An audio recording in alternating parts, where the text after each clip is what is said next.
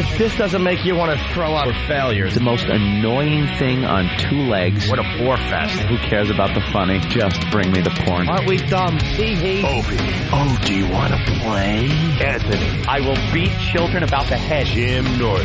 I'm dancing. I'm a naked whore. It's indescribable. I'm trying. It's like a rape that's covered by insurance. Some of the comments they make are uncalled for. Why are you crying? The virus finally hit him. Well, with Jimmy, you never know. It could be AIDS. No. Yes. It's the Opie and Anthony Show. The virus that spreads from town to town across the U.S. of A.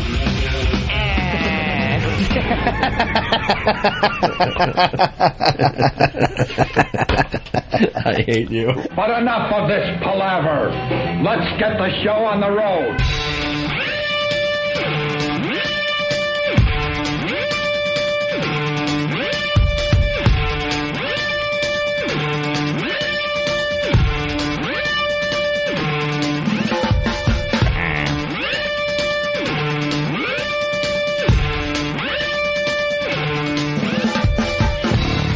Good morning. Obviously, something very important is about to happen. Of course. Has to be. Are we a bunch of asses or what? This dramatic music, sirens. Oh, get out of the way. Oh, very important something's program. happening. No, it's just us. With our stupid opinions. Good morning. Good morning. Yeah, presenting them like they're fact. Just because there's a mic in front of us. Well, yeah. That's what everyone else does. That's what the news does. I was just all annoyed inside. Just annoyed. Why? At Mike Woods, the weather guy, and because I drive in every day and I listen to the news for preparation to this fine radio program. Listen to the news, and I jockey back and forth between two of the news stations here in New York. Try to catch any national and local stories going on. And I must have heard about, between the two stations, 6 weather forecasts. You know how they do everything on like 5 or 2 minute intervals. They get every story in within 2 minutes and then back to traffic and weather and stuff. And I got a pretty accurate line on what the weather's going to be in New York City over the next few days. A basic winter forecast. It's going to be cold. And cloudy. Then it's going to be cloudy and some like drizzly, maybe wet flakes coming down kind of thing. Well, Mike Woods gets on and goes, and I'll be talking about the snow coming to our area, to the city this weekend. Stay tuned. And you're like, you lying sack. Know why? Because snow equals watch longer. Right. Snow equals you're going to tune. Oh, snow? Snow? I got to run and get some bread and milk from the grocery store. Not snow in January. Watch the weather, because he said snow. And then he gets on and talks about how, like, a wet flake or two is going to fall in the city.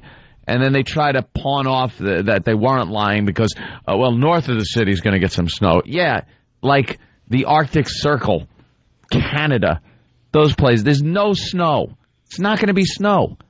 That's why they sensationalize everything like that, and it pisses me off.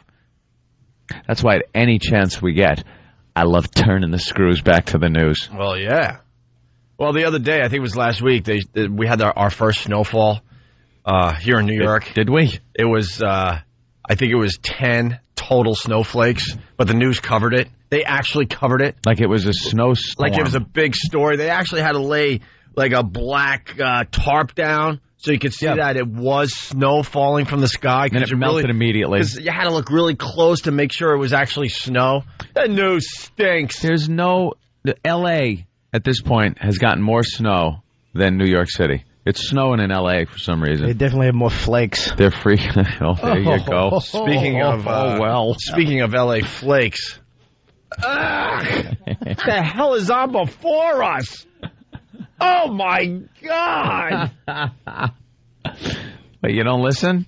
Oh, well, you know the gag. I mean, it's on in the bathroom. Yeah. And look, we're on in a lot of cities, so don't be insulted. We're not talking about the show before us in your fine city. We're talking about the show before us here in New York City. Oh, God, do they stink. I'll tell you why. Maybe someone out there likes it. And I'm sorry, John. I'm probably insulting John Manelli. He thought, he thinks they're terrific. I heard a garbage truck driver this morning that enjoyed the program. Said he liked it, but also suggested the two gentlemen that hosted were gay.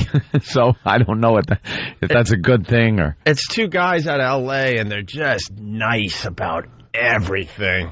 I mean, everything. Overly nice and making sure they don't offend anyone. Very apologetic for everything too. If this is the direction radio's going, we are doomed. Like one guy apologizes for the other. Like one guy will say something, and then the other guy's like, "Oh, well, you shouldn't say that. Be nice. That's not. I want to. I'm sorry to anybody that was offended by the what." Like they played a sound clip this morning that was supposed to mean one thing, but could have been interpreted as goofing on the garbage truck driver that said he enjoyed the show. And they immediately went like, "Sir, we just want you to know that wasn't directed at you. That was, we're trying to show this other." It's like, what? Just tell the garbage truck driver to shut up, stick his head under that big blade that crushes the garbage, and die. We're just a little different. We're just a little different than the... I guess it's variety, Opie. Yeah, it's what they call the spice of life. I get it. I'd like to apologize. I'm sure there's a bunch of people that listen to that show that hate us. Whatever. I want to apologize to... John and Jeff. John and Jeff for Opie's little outrage here. Opie, you shouldn't be so mean. Every morning I got to do what I got to do in that bathroom behind you, Bob Kelly, and... And I have to, preface it with everybody in the office, oh, no, it's time to go listen to John and Jeff, because that's the only place that I will listen to them, and that's because I don't know how to turn the speaker off. I don't know how to turn the speaker off in the bathroom, so I dread it every morning. Does it help you with your business? Sometimes I'm back so fast, you guys are like, what? Yeah, he leaves the office, he comes back within a minute, and just throws, the newspaper on the desk and goes, ugh. Today, I didn't even put my pants back together. I just walked in with my belt off and my pants halfway down still. I don't even want to, get myself together in the bathroom. I want to get out of that bathroom as soon as possible. Oh, God. What do they sound like?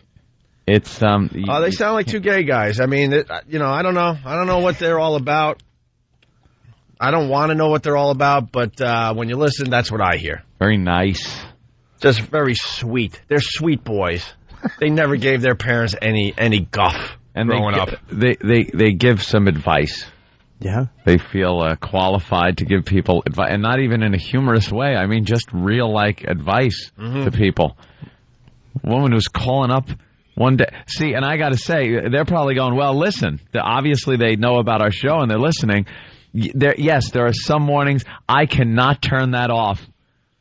It is like, how could you walk away from flaming plane wreckage?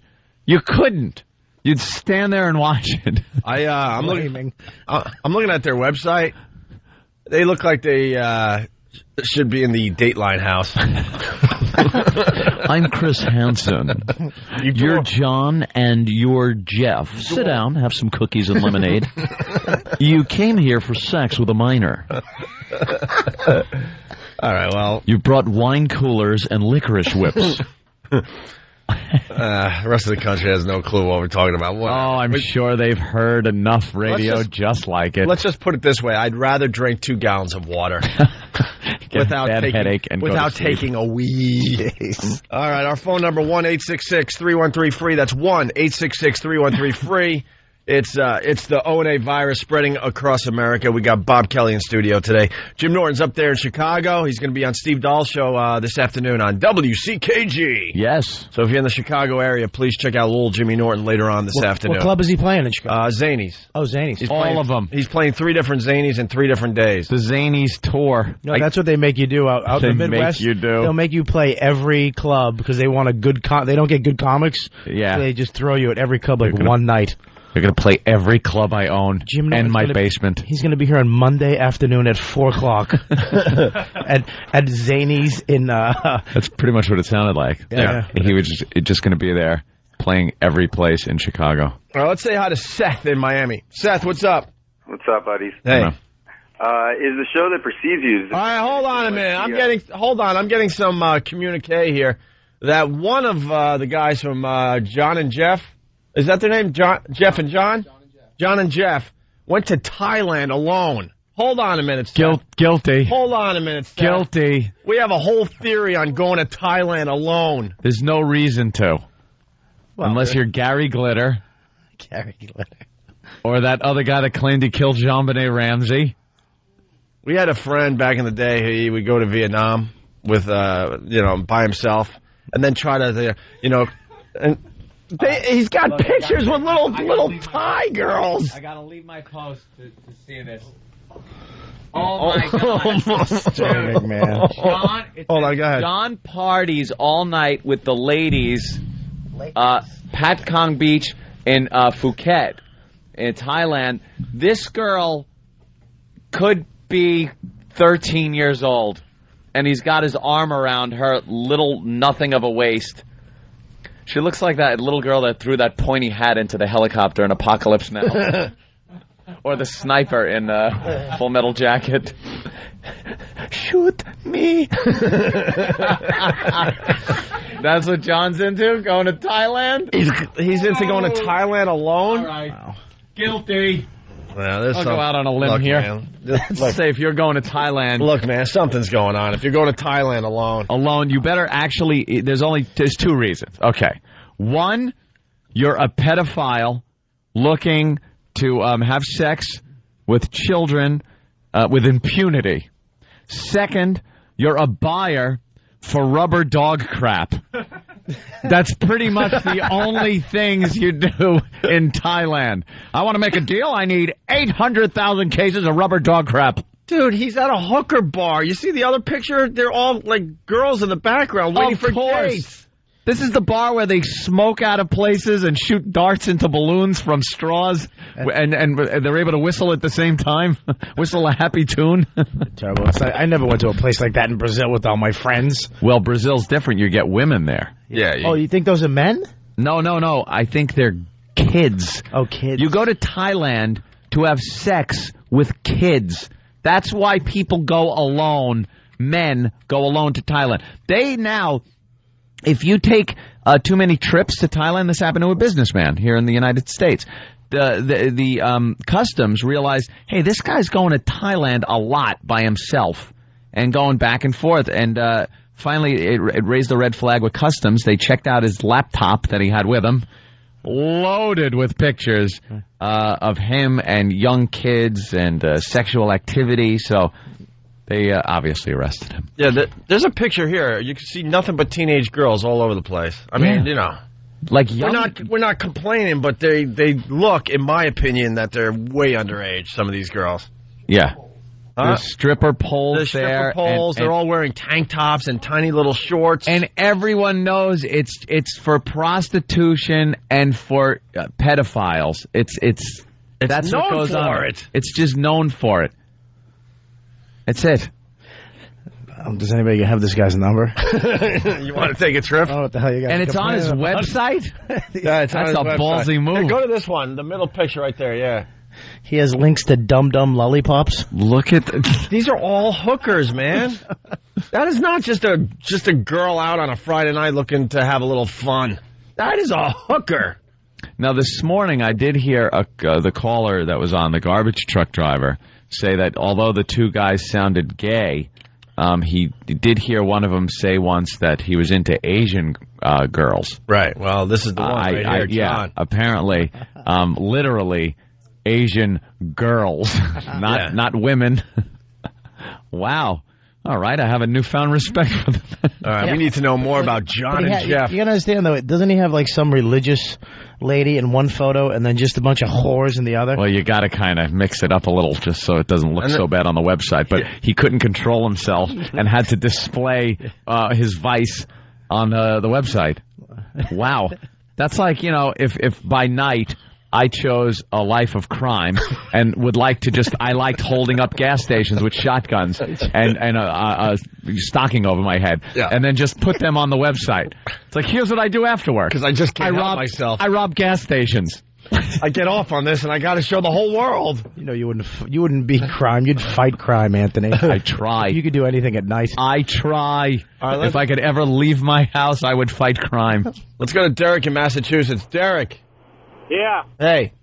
Hey, if you think they're gay, listen on the radio. I've happened to catch them for the intro, and it's even worse. They're like, we're two guys that believe that if you're old enough to vote, you should drink.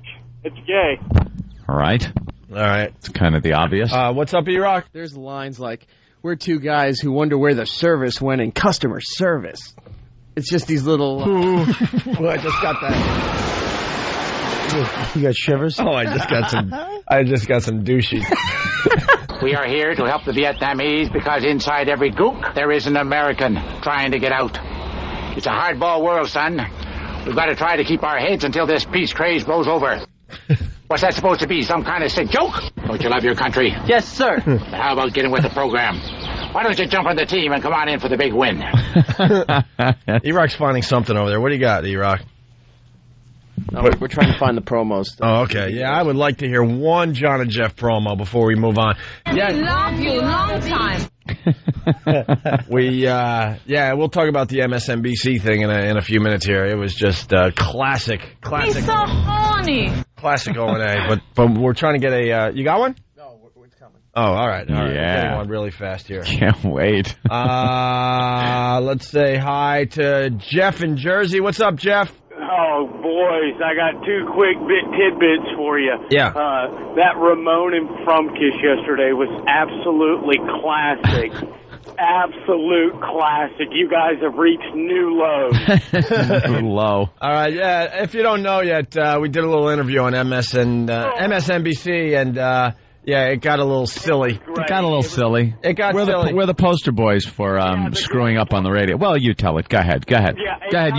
You tell it. The great part was... Shut up. I want to apologize to that man who was leaving for Thailand early today. I just want to leave with good vibes. Let's say hi to John in Connecticut. John, what's up? Hey, how you doing over there? Hey, John. Hey, man. That show you're talking about is absolutely horrible. They tell you that you shouldn't get married until you're 30. There's 50 rules you should have before you marry the girl. It's awful. I'll tell you something, though. People seem to know what they're talking about. Yeah. See, this is one of those situations where it could be one of those shows. Look, let me just tell you something. Where you gotta listen because it's so bad. It's not my cup of tea. No. All right? No. It's not my cup of tea. It's the furthest from what we do on the radio. Yeah. Very safe discussions about everything. Yeah. They actually talked about the hold your wee for a wee thing like we did yesterday and made it boring. How do you make death audio boring? I know. How do you make death audio boring? Kills a listener, and I don't know, it just didn't really hold my interest.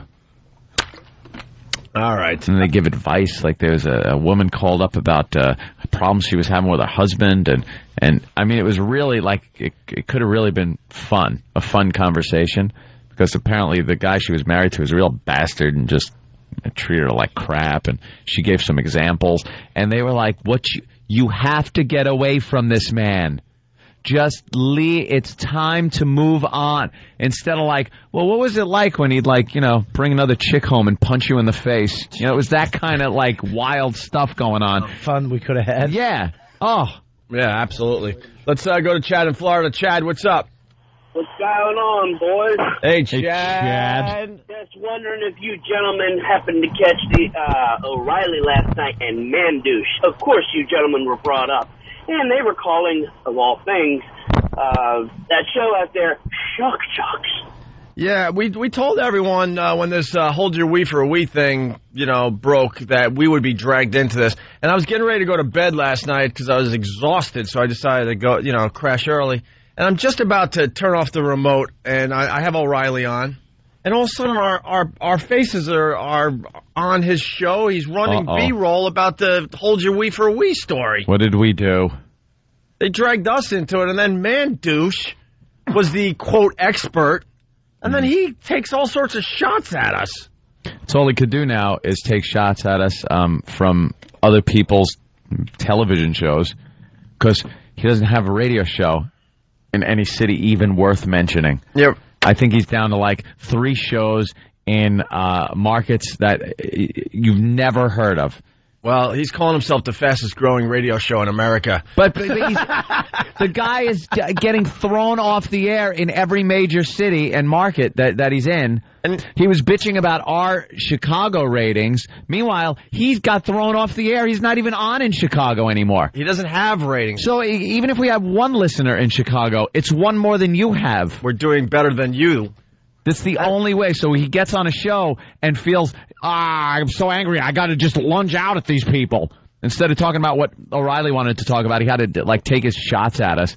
It's pathetic. He's turned into a do-gooder. He used to do shock radio. Yeah. But now he wants everyone to forget that he actually did really, really lame shock jock stuff over the years. He thinks he's a political commentary show. So now he's going to be the do-gooder and talk about other shock jocks and how awful they are? You were in the genre, you ass. He's such a Hannity wannabe, and he couldn't wipe Hannity.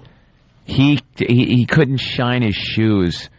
The guy is just a hack. He's an old shock jock who just couldn't adapt to a changing world. So he decided he was going to try to overnight change his image. What happened to your sidekick Turd? Sending him out on wacky stunts. Ugh, just that hack shock stuff, too. Not even just natural. Things that run its natural course. We're gonna give you a suit with a lot of blood on it. We want you to go to a Chinese laundromat, make believe you were in the middle of it. You were in a murder, and you got to clean your clothes fast because the authorities are onto you. Set up fake stuff with actors and just phoniness. And meanwhile, call us what you want if you want to call us shock jocks or anything, but a lot of everything we did that was this shocking stuff, it was just things that we put in place that kind of took their natural course and were dubbed shocking. You know, we didn't expect a lot of the stuff to happen when we rolled out some shocking bit. It just took its natural course. It wasn't this scripted phoniness that this jackass man douche did all the time.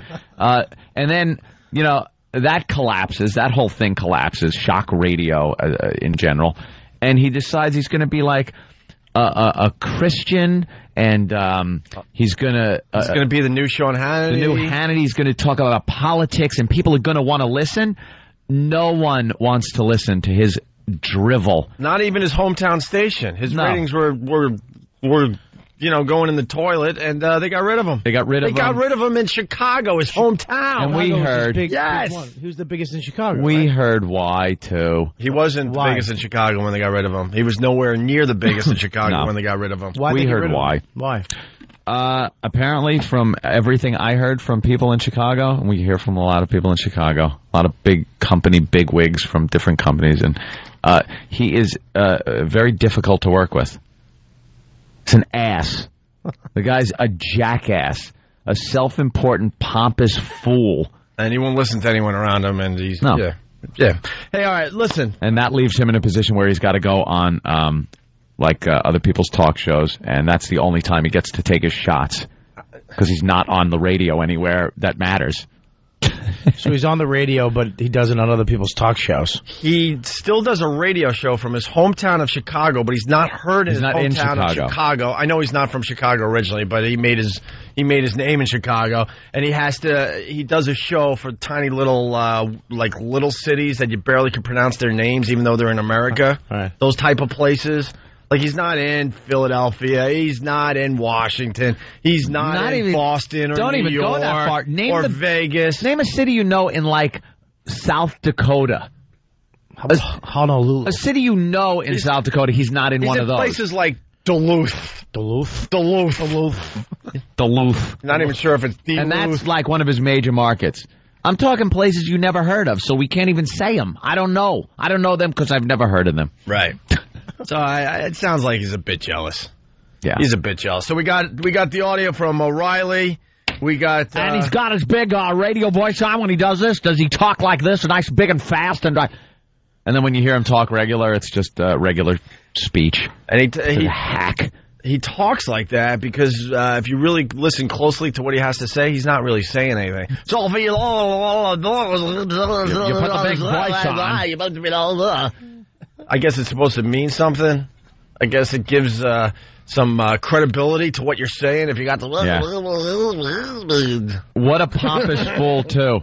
On one of his websites, I guess, there's a big map of the United States to try to find where he is. Mm-hmm. And if you scroll over it, nothing comes up. And like it's pick and choose a state, and then you hit a state like, Wyoming, and it'll light up, and it'll give a market in that state. So you can't even... There you go. He's in This is exactly what I'm telling you. He's in markets you don't really know how to pronounce the town names. Missoula. Not Missouri. It's Missoula. He's in Missoula.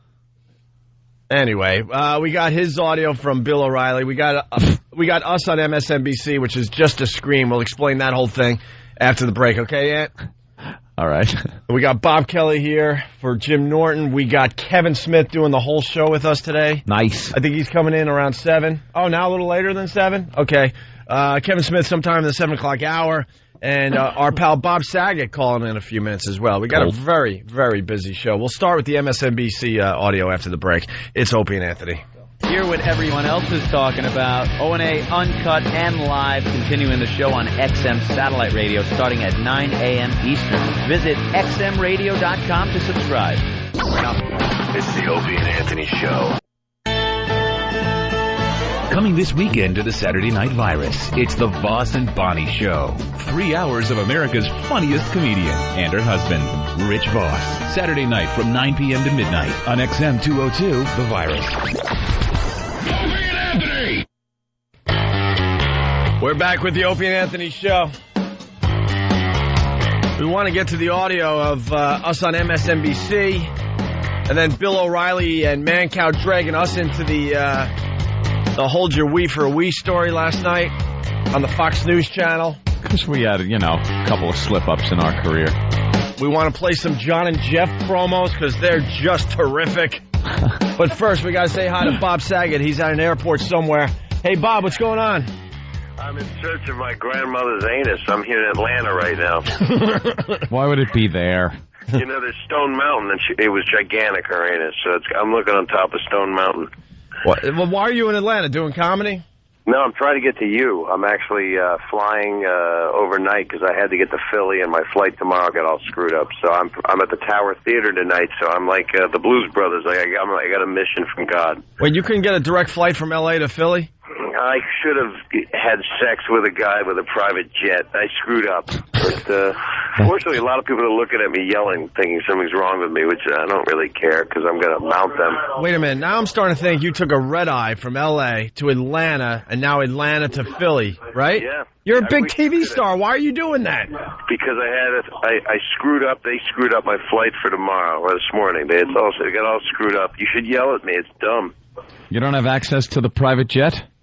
I could have bought one last night. I didn't. Yeah, why didn't you just buy one, really? I should have literally just Bob Saget could go to the Gulfstream store. I'm thinking at this point... Can I have one of those? I'm thinking at this point Bob Saget doesn't have to fly commercial. And just got the real Hooters girls. Sorry, my slip up. Yeah, really. Oops. Yeah, the Hooter hoops, and gone through their hoops and just put them into the plane and drank bloodies right out of them.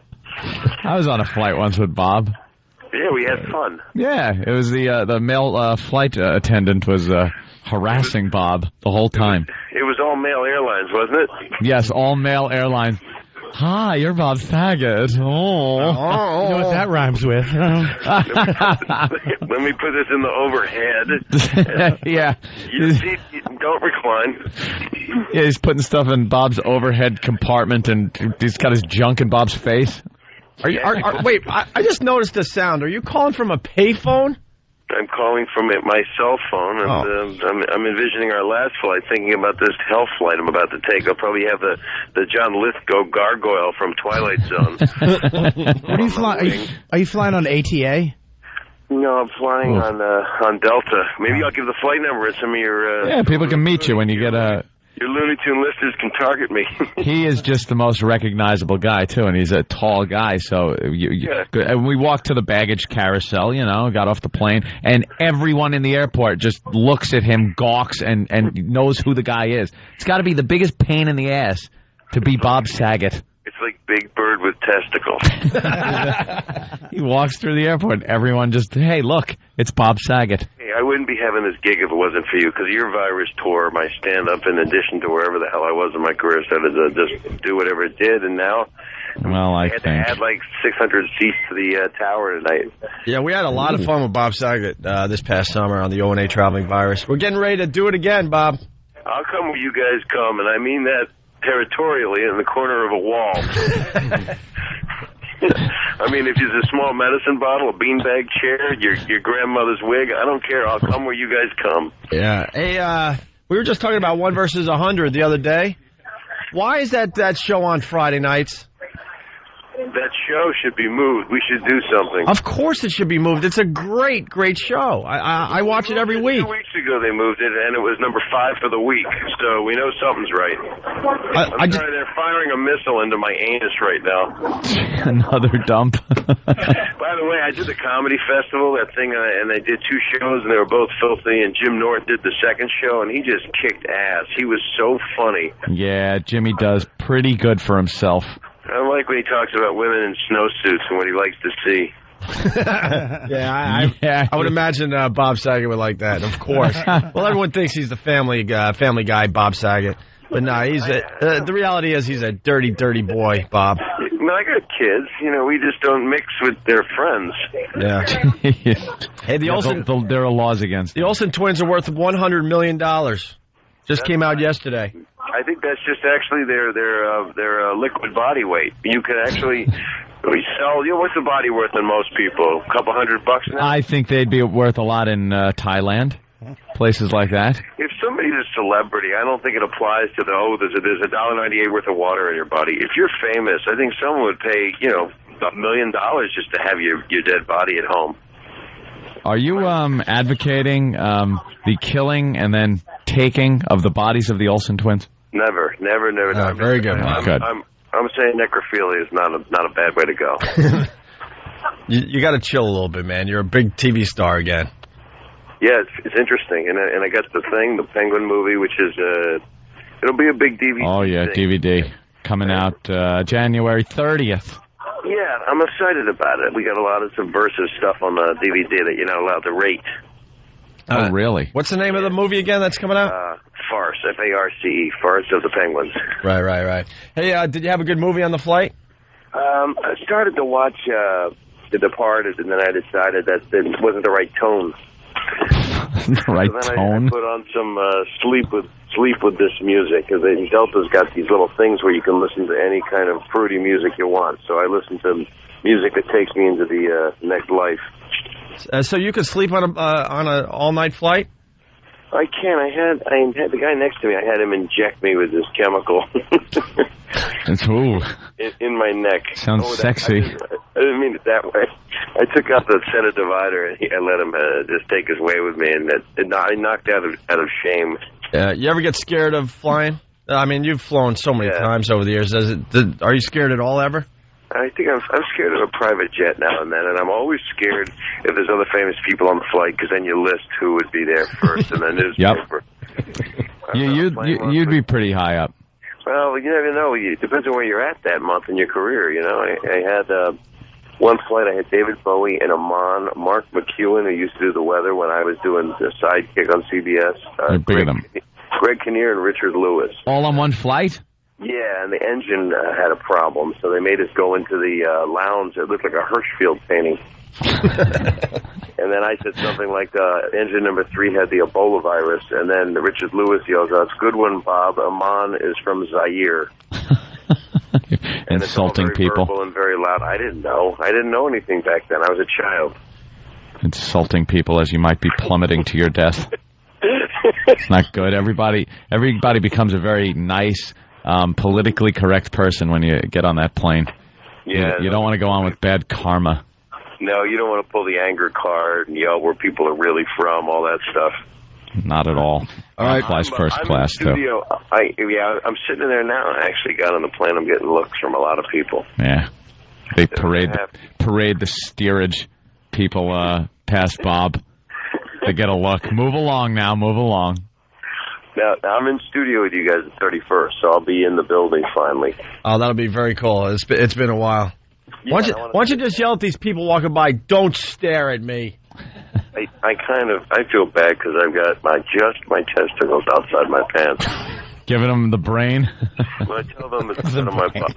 It has to air. It's like freebie. What is it? What is it? Stop thinking in the brain. It's going to be cell phone pictures of Bob's brain. All right, Bob. Fruit hanging out. Yeah. Hey, Bob, for Philly, the big plug. Let's go. It's Tower Theater at night. I think it's almost sold out. They put in like an extra 600 seats. I don't know. I hope there's a stage. Oh, that's very cool. Yeah, it's really cool. I really thank you guys. You guys are always supportive, and you're always honest, too, which I like. Well, thank WYSP, too, man. They're big supporters of the show, and Bob Saget. Yeah, you're oh, boy, there's the announcements. She's hot, man.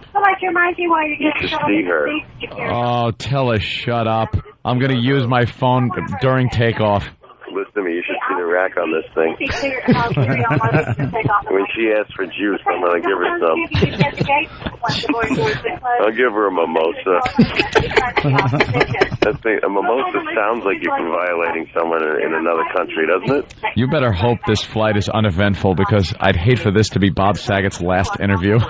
Imagine the news has to carry and bleep it about sex. You know what I want you to do for me as a favor, you guys? Yeah. As friends, I want you to put it on YouTube with flash animation of everything I said to you. Yeah, that'll be your tribute. Hey, Bob. We'll show my set, my brain hanging out. It'll be great. Bob, we need your expert opinion. Yeah. Single guy going to Thailand. Why is he going to Thailand? And we need more than one answer. He loves Bangkok. Mm-hmm. He loves the food. Are you going there for the sights? Okay. Are you going there for the kids, if you know what I mean? Are you going there for a happy ending? Some people will fly anywhere. Yeah. That's what. Obviously, maybe. It's Thailand. There's nothing else going on there. Wicker. They got Wicker. Wicker. You want to buy Wicker. You're a Wicker salesman for a Pier 1 Imports, and you have to go check out what's new in Wicker. That's fun. Or you want to have sex with young children. You want to make a ceramic elephant with its brain hanging out. All right, Bob. I like you more. Don't interrupt the flight. Have a safe one. Guys. And we'll see you the 31st, I guess. Yeah, 31st in studio, but tonight at the Tower Theater in Philly, right? Thanks, guys. I'll talk to you soon. All right. And 1 versus 100 tonight on NBC. Thanks a lot. I really appreciate it. All right, cool. Now go talk to your fans. I'm going to go take a dump. He's got to fake like he's on the phone now so no one interrupts him and bothers him. He's done it so many times. Talked into just a blank phone. Battery's been dead for weeks. This is so embarrassing. I'm on a cart like Hannibal Lecter with a golf ball in my mouth. My kids love you. And shut up, lady. Take your seat in row 22. Let me pull this hatchet out of your chest. Oh, wait, I just put it there. Oh, darn. Run it backwards. All right, we'll see you soon, Bob. Thanks, guys. I'll talk to you later. All right, very cool. Man. Bob Saget, everyone. Once again, Tower Theater tonight in Philadelphia. You will not be disappointed. There's still some people out there that think they're going to get the nice Bob Saget on that stage. Unless you go to see that, then you'll be very disappointed. Yeah. Those are the people that walk by him on the plane. All the old ladies. I saw it that day. He was sitting right in front of me. And everyone just stops. My children adore you and your program. It's wonderful. And he's like, oh, thank you. Big smile. And then she passes by and he turns around and looks at me and drops the C-bomb. Woman has no clue. Bob Saget just called her the C. Bob Saget's a dirty boy on that stage. Yeah. All right. Hey, you got some John Jeff promos? Can't get enough of the John Jeff today. Thank God. If you're just tuning in, these are the guys that are on us before us here in New York City, and they're a little too nice for my taste. Yeah, That's hilarious. But there's one thing about, being nice and another about avoiding entertainment if it comes across your transom. Like, they don't want any controversy. They had a conversation about a woman who was still living with her ex-husband in the same house.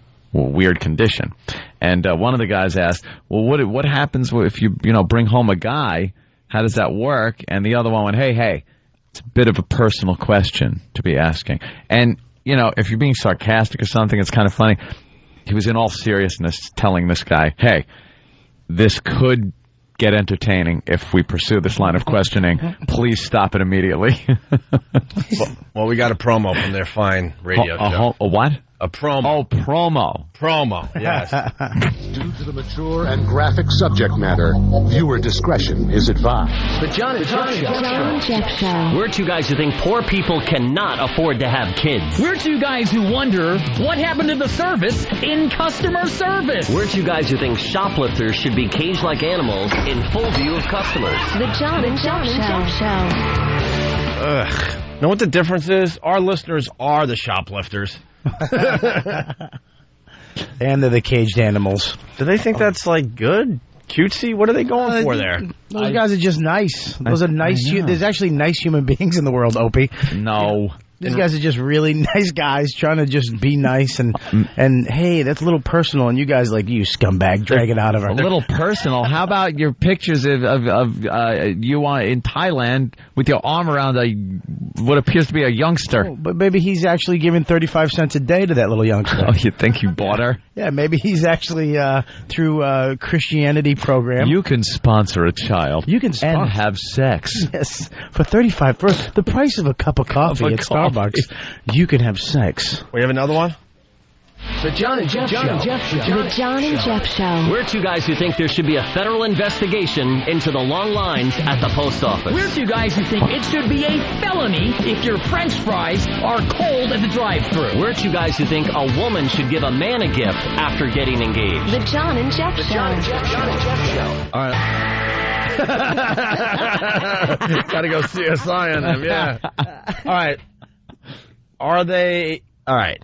It's all true. Are they being serious or are they goofing? I would love to say, because if they were goofing, this would be a great, yeah, because if you twist act, it a little bit, that could be a nice goof promo. But they're serious, right? Yeah. You think they sit around and go, we're two guys.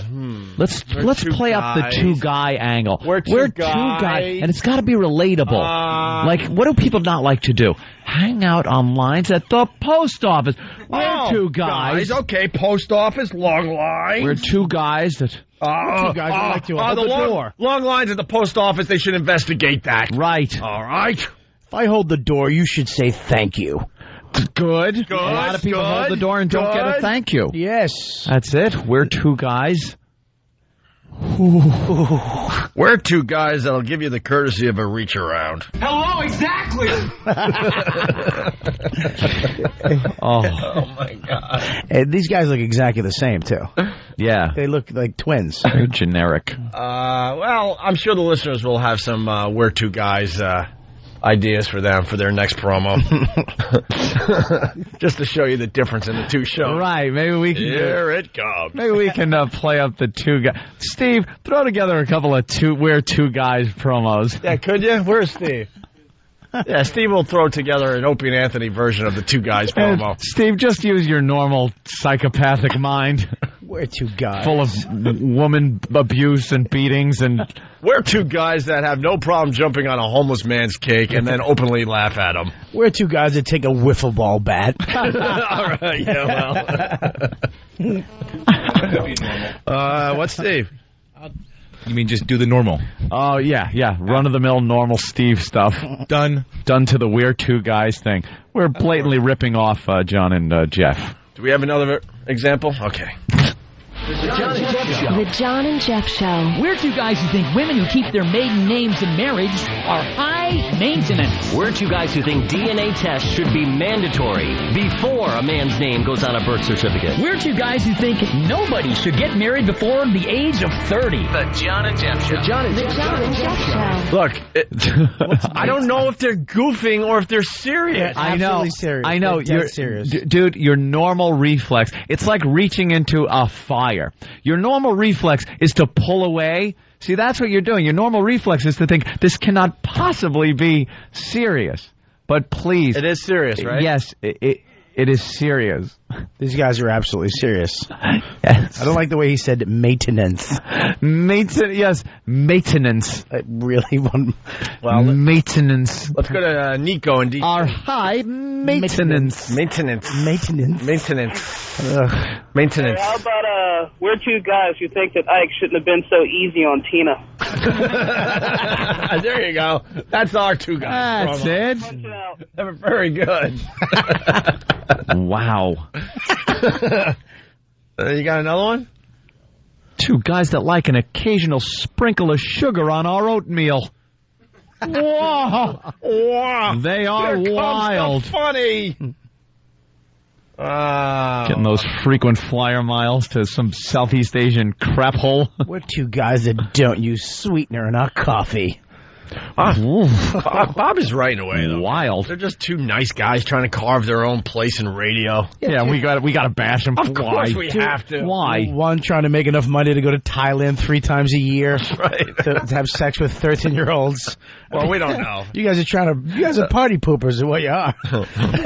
I know, listen to us. You know how much money it costs to go to Thailand? I mean, granted, the women are cheap. Yeah, once you get there. You can go there and get a woman for a box of Uncle Ben's. Officially, we have no idea why he goes to Thailand. Right, Bob Kelly? Yeah.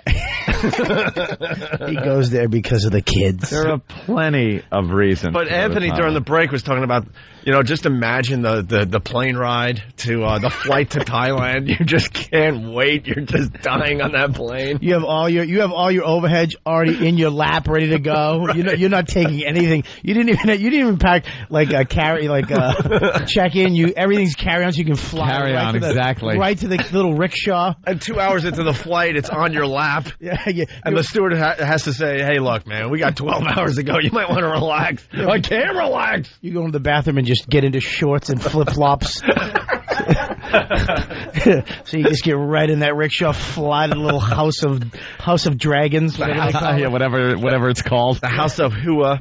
I actually went to one in San Francisco, like a little tiny geisha place like that. And there's a big wooden dragon door. Of course there is. You knock on it, and you hear all these little women giggling. They open it, and it's like gong.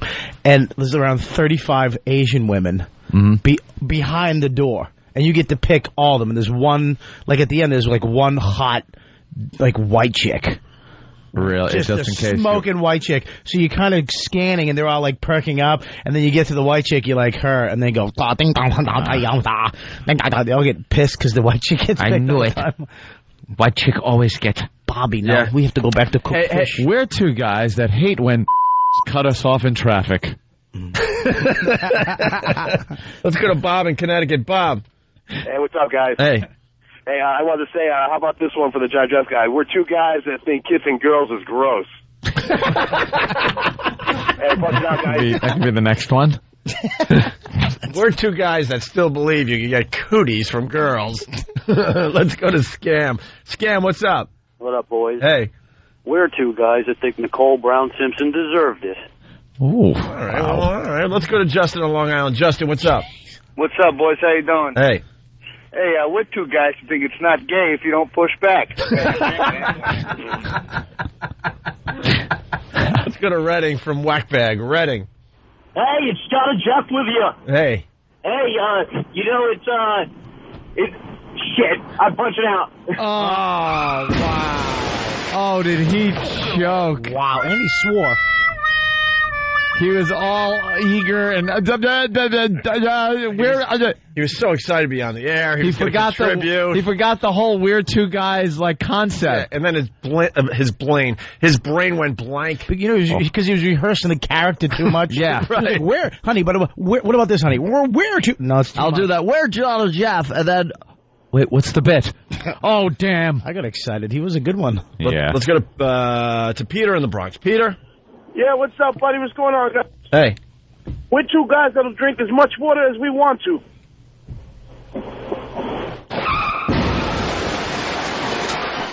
We need one good one before we go to break. Jeff in Florida. Jeff. Hey, you can come through and say, we're actually a couple of guys that thought Hitler had some good ideas. All right, well, yeah.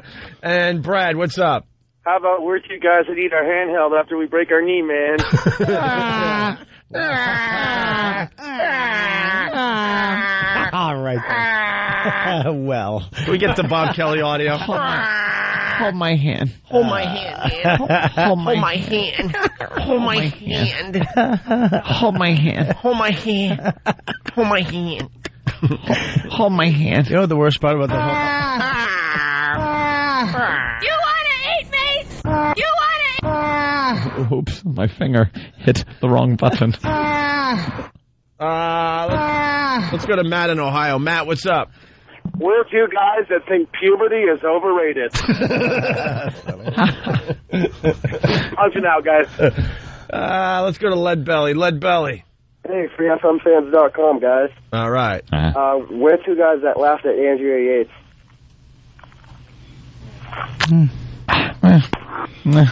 I'm not going to crash him or laugh or nothing. I guess we'll have to take a break now.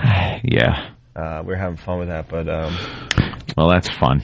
Oh well, that was fun. The two guys concept. Could have done it all morning until that last call. I'll tell you though, none are better than the actual ones. Regroup and do something else after the break. What? None better than the real ones. Yeah, you got one more real one? All right, here's Z-Rock. Rocking your radio live all night long, party people, it is the John and Jeff Show, third shift, free fall. And we're two guys who aren't afraid to read our emails live on the air. And if you have an email for the John and Jeff Show, go to our website. It's johnjeff.com. JOHN.com. Well, hey, they said it. That's all I can say. Will be now. They said it, not me. Oh boy. You have to change that promo. I am definitely too scared to read my email. I know. On the air. You dummies. We're afraid, and supposedly these people like us. Let's go to Chad in Indiana. Chad, what's up? We're two guys who like to bomb frat houses with marshmallows. All right. A little callback to Opie's fraternity hazing days. You know, this isn't fun anymore. Kevin Smith joining the program in a little bit. Steve writing some kind of note. It's got to be important. Oh, okay. No. When we get back, the MSNBC audio from yesterday, we'll have to explain to the new listeners why. I think we might have to actually explain why this is so funny to some people out there. All right. Because it's a lot of inside stuff. Yeah, inside jokes. And then we'll get into Bill O'Reilly dragging us into that dumb hold your wee for a wee story. We knew it would happen, and it happened officially last night. Stupid Bill O'Reilly. And then stupid Man Cow deciding to take shots at us out of nowhere, even though the story's not about us. It's because he doesn't have a radio show in any city to take shots at us from, so he's got to do it from other people's shows. Okay, we're going to definitely do this next, which means don't answer the celebrity phone. Lock the door so Tom doesn't have to come in with some... It's the Opie and Anthony Show. Hey, good morning. You're listening to the Opie and Anthony Show. On this TGIF. Oh, that's right. All right. So MSNBC called us at the end of our XM show yesterday. They wanted some comments. They wanted to ask us some questions and get some answers from us about this incident that happened in Sacramento. We for a we. Everyone knows the story by now, right? Yeah, of course. We played the death audio yesterday, and I was creeped out. Yeah, it was a little creepy. The girl, you know, we had audio of her just having a good time with some kind of morning zoo type radio show, just trying to win a wee for her kids. And it was kind of fun to listen to the audio. She was having a good time with it. The hosts were being, like, morning zoo-ish. Wacky. Never thought that it would just turn horrific for them. Yeah. And then later on, we played the audio of her having some obvious problems. Yeah, she had pain in her head. Yeah, then it's creepy, and it's also creepy to know that a mere hours later, she was dead. She died from drinking too much water. 2 gallons of water without taking a leak. And she didn't even win the Wii. No. Came in second place. She won Justin Timberlake tickets. And as Opie commented yesterday, there were just 2 conspicuously empty seats at the Justin Timberlake concert. But Opie goes, yeah, but she didn't even win the contest. She died for naught. For nothing. Kids. So MSNBC calls us and says, hey, could you come on with Allison Stewart? She's doing a whole thing on this Hold Your Wee for a Wee, and you guys are experts in the shock jock genre. In the field of shock jockery. So we need to talk to you dopes. So then Ant and I got together. As far as shock jockification goes, can I think of another word for it, please? Anthony and I got together and decided we're going to just freaking try to get as many ridiculous inside show references on the show as possible, because let's face it, MSNBC, not the most viewed channel on your cable or satellite platform. So I didn't really care about getting my point across as far as this issue goes on a channel and probably a program that doesn't have that many viewers. I'm just being honest, not trying to be mean. It's MSNBC at noon. But the girl's actually from MTV. Yeah. She's actually she's really a nice cool. enough girl. We've had a relationship with her over the years, so she's all right. Allison Stewart. She does a pretty good job with her gig at MSNBC. But she was very excited to have us. It was a big, I guess in her world, it was a big get. Oh, Jesus. You guys are statistically, for what people have been kicked off the air for, I think you guys are at the top of the list. We kind of fit as the guest. St. Pat's and then dying from water. Well, I think we're in second. I mean, we haven't killed anybody. Got to kill the listeners. We've had a lot of people arrested and blah, blah, blah, but we've never killed anyone Allison that we Stewart, know of. Nice enough girl and everything like that. But to tell you the truth, we do a show where we have to kind of be up to date on the news and news programming and things like that. And I hadn't heard of the program. So it kind of, I know a lot of news programs.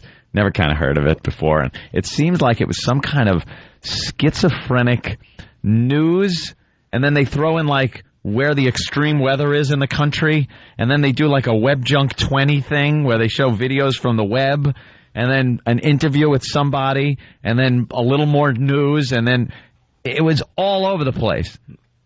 It was really short attention span, bam, bam, bam kind of thing. So, we decided, hey, let's just have some fun with it and throw in as many inside references to this program as possible. Right. Really fast, we got to say hi to Ron in Astoria. Thought we were in lockdown. Oh, yeah. What happened? Really How did he get in? Big speech, Opie. We were in lockdown. I couldn't help myself. Ron, what's up? Yeah, this is Nick from Whitestone. Tell your screener I got through. You guys suck. Howard Stern rules. All right. Anything else, Ron? That's it. Okay. Opie or Anthony. What? No, you know exactly it's who. both of us. You know exactly who's who there, buddy. So why are you listening to us instead of listening to him? Tell your screener I got through. He sucks. Why? Howard Stern rules. But, Bye. But why are you listening to us instead of him? Doghouse. Wait, no. Why are you listening to us instead of Howard? That's a very good question. To you. Huh? Instead of just like blurting stuff out, which is cool, fine. You're a fan of whatever show. Why don't you just talk and answer this? Why are you listening to us? I am talking. Suck it easy. See, they don't have anything. They don't have anything past the old plug. If I was to make a call like that, I would engage the guy in conversation to try to make him look silly, trip him up or something. But then you stop and actually say, all right, look, the show is yours. Go ahead, say something. Go ahead. Howard Stern rules. All right. Tell your screener he stinks. All right, by the way, we know our screeners stink. We get these calls. We get these calls every Friday, but we're not getting them as much as we used to. Yeah, and that's because Howie doesn't work on Friday's Fridays. Day off day. Doesn't work on Fridays and takes about, I think it's up to 12 weeks a year off. Yeah. All right, he still rules in your eyes. Terrific. No one's talking about him though. So we did the show references. Yeah. So Allison Stewart, she's doing the story. I decide to give the blah, blah, blah, who cares answers. And then Anthony just shined. And I was trying to fit in as many show references as possible. Yeah. And they made no sense to anybody who didn't know the show. So I came off sounding like a complete lunatic.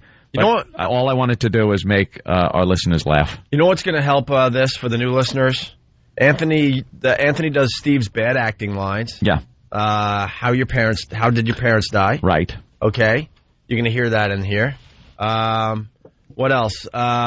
Did you talk to your doctor? Yeah, that one was the one that confused a lot of people. That's an old school reference.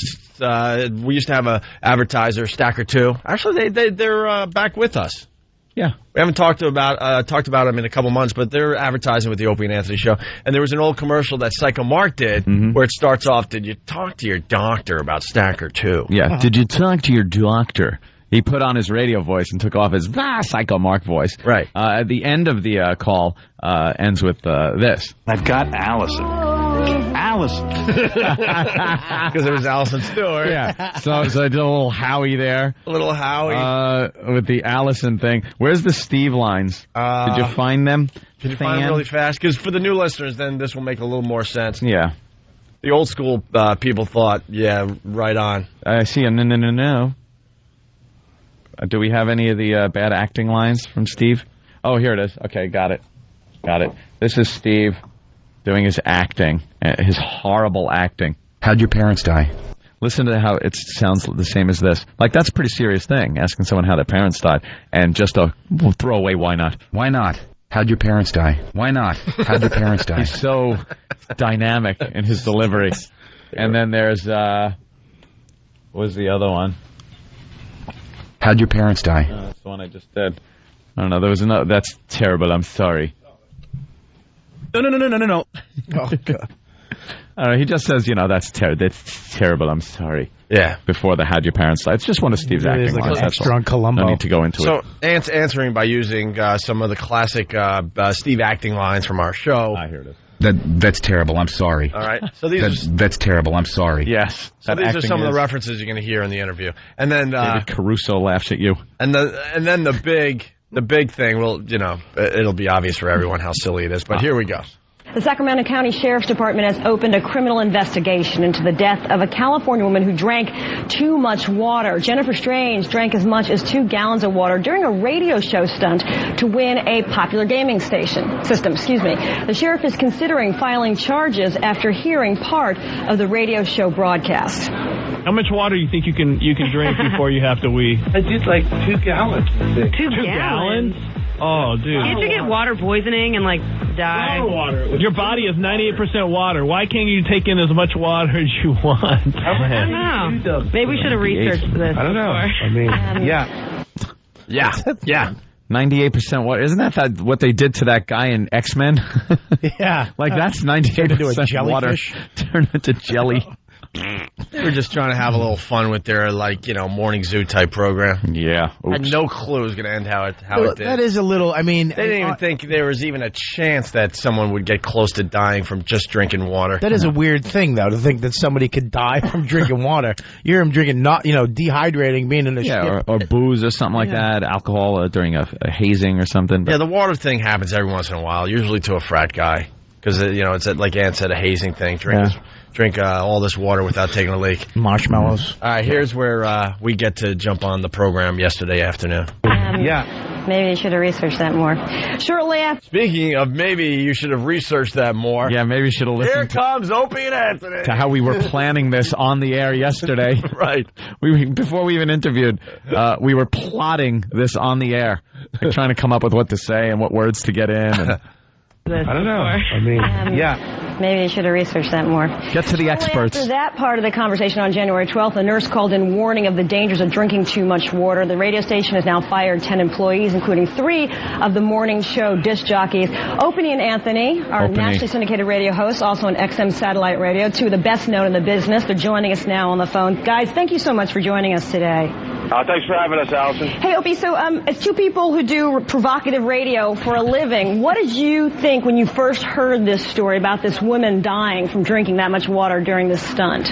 Well, obviously I feel bad for Jennifer and her family, but I also feel bad for the show because they're just kind of a wacky morning show. They're not really shock jocks or edgy. They were just kind of trying to have a little fun, and it blew up kind of face, honestly. That's terrible. I'm sorry. I feel bad. Anthony, what did you think when you first heard this? It was awful. These poor kids of the mother are going to be asked for the rest of their life. How did your parents die? And or your parent die, and they're going to have to come up with this ridiculous story of a radio stunt. So, Opie, what at this point in the story, if anything, points to the radio host's responsibility for this woman's death, or absolves them from it? That's a good question. It's going to be tough to get out of this one. You really don't sign up to kill a listener when you do a radio show. So I'd say they're pretty screwed. Yeah, I was listening to you guys this morning, and you played a clip from this show, and one of the guys was like, "Hey, she signed a release." Does that she signed a release excuse hold in your opinion? No, I think legally it might hold, but so they don't get arrested. But I think a civil case will be brought up, and it reminds me, it was a case years ago, back in '83. A couple of disc jockeys, I think it was Ramon and Francis in the morning. They had a staff member shove marshmallows in his mouth, and he choked wearing a bunny suit. It was awful, tragic. The Nagel families never recovered from that, and I remember they were taken right off the air. The Nagel family.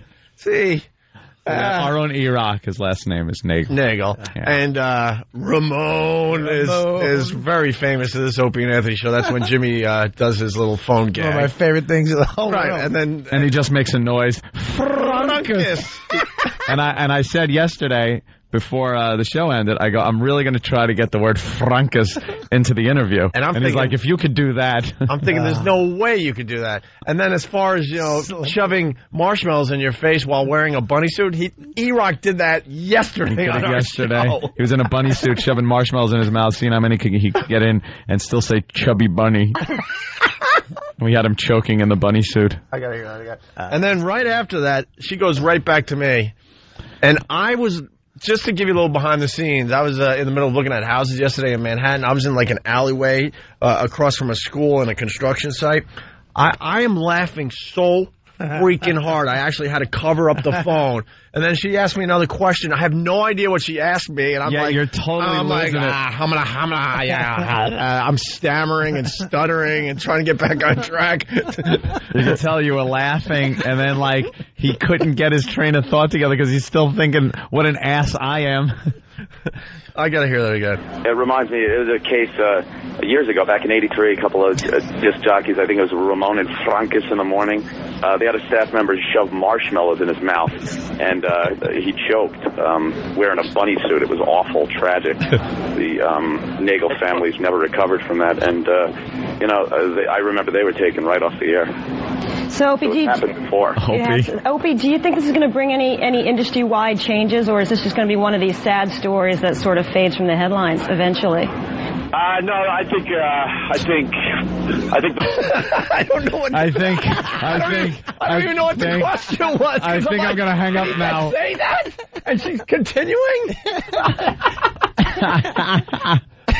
Because I thought that was the showstopper. I thought, well, thanks, guys, and quickly get us off the phone. She's asking, she's going back to you, though. Yeah. Oh, because everything out of my mouth is just a show reference that makes no sense. She's like, what? Opie. What? Opie, please. Opie, answer this. Please help me. We're live. That retard answer anything else. He's not making any sense. Frankus. Is this going to bring any industry-wide changes, or is this just going to be one of these sad stories that sort of fades from the headlines eventually? No, I think the boss is gonna, pretty much wreck it for everybody else. I mean, the bosses in radio in general are beyond scared as it is, and now that we officially have killed the listener out there, I think you're gonna hear a lot of really, really boring radio. No one's gonna really try to go to the edge or do anything edgy. Well, Anthony, didn't a management maybe say, hey, did you talk to a doctor about this or something, and maybe get some confirmation if this is dangerous or not? So, Anthony, you're throwing it up the food chain a little bit. That management maybe should get involved or maybe should be held accountable. Yeah, maybe you say, did you talk to a doctor about this or something? Maybe management should have looked into this and seen if it was a little more dangerous than they thought. Opie and Anthony, we really thank you for taking the time to be with us today. Thank you, Allison. Thank you. Allison. She sounded defeated by the end of it. She's like, thank you. God. This was my big coup interview of the day, and they're just goofing on me. You guys really have no respect for her. It was nothing personal against her, really. I like the girl. She's nice and everything like that. But, we said yesterday that we were going to try to do this and shove as many stupid show references in.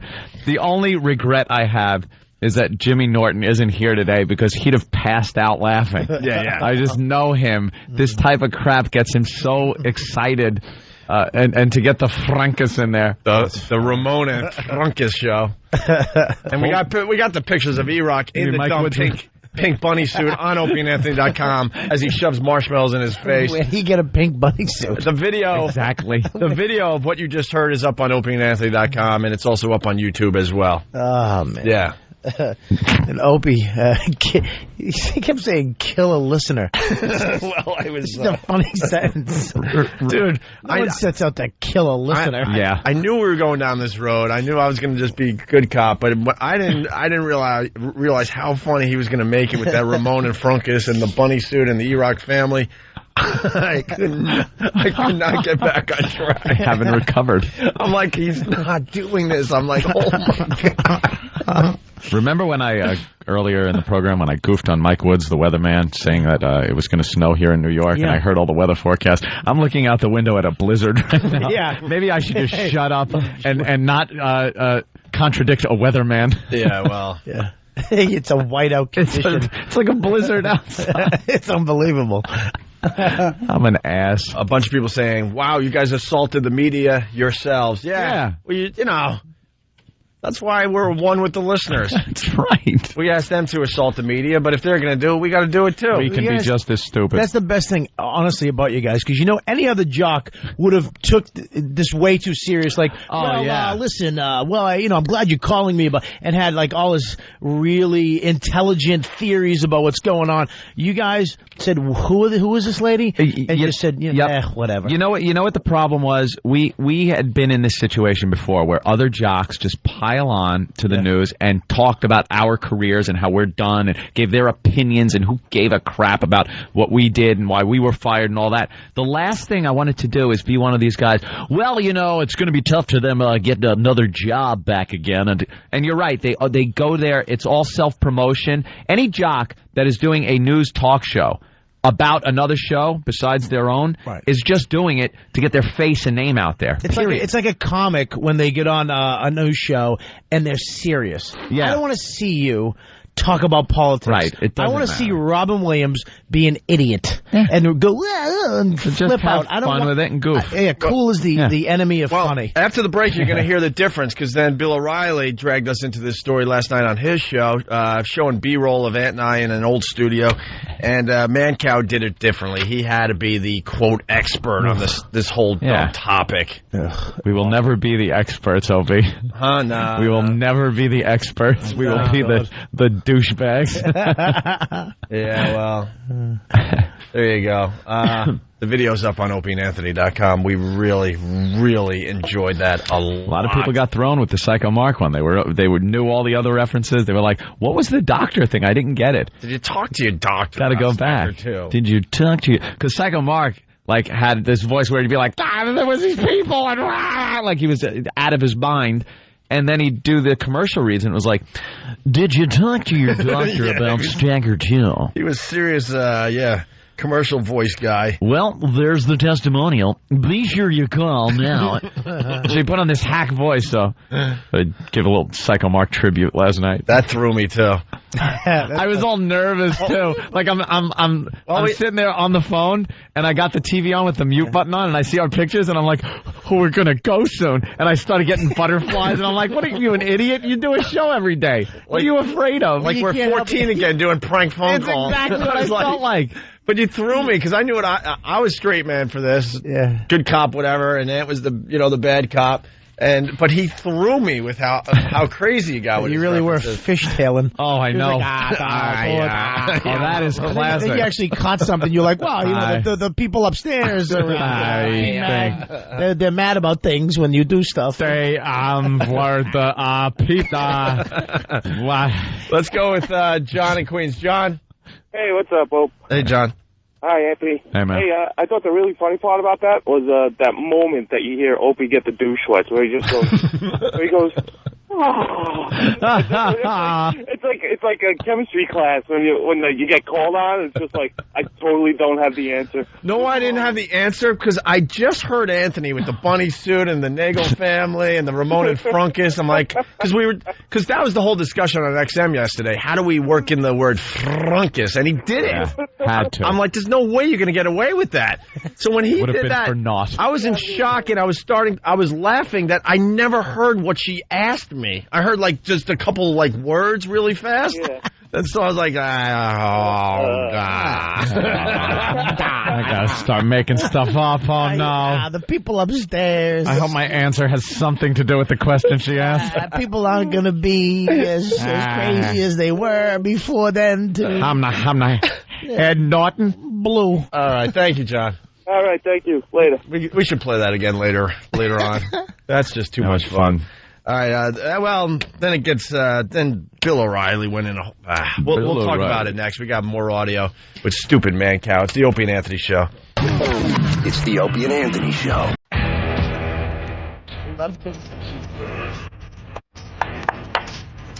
We're back with the Opie and Anthony Show.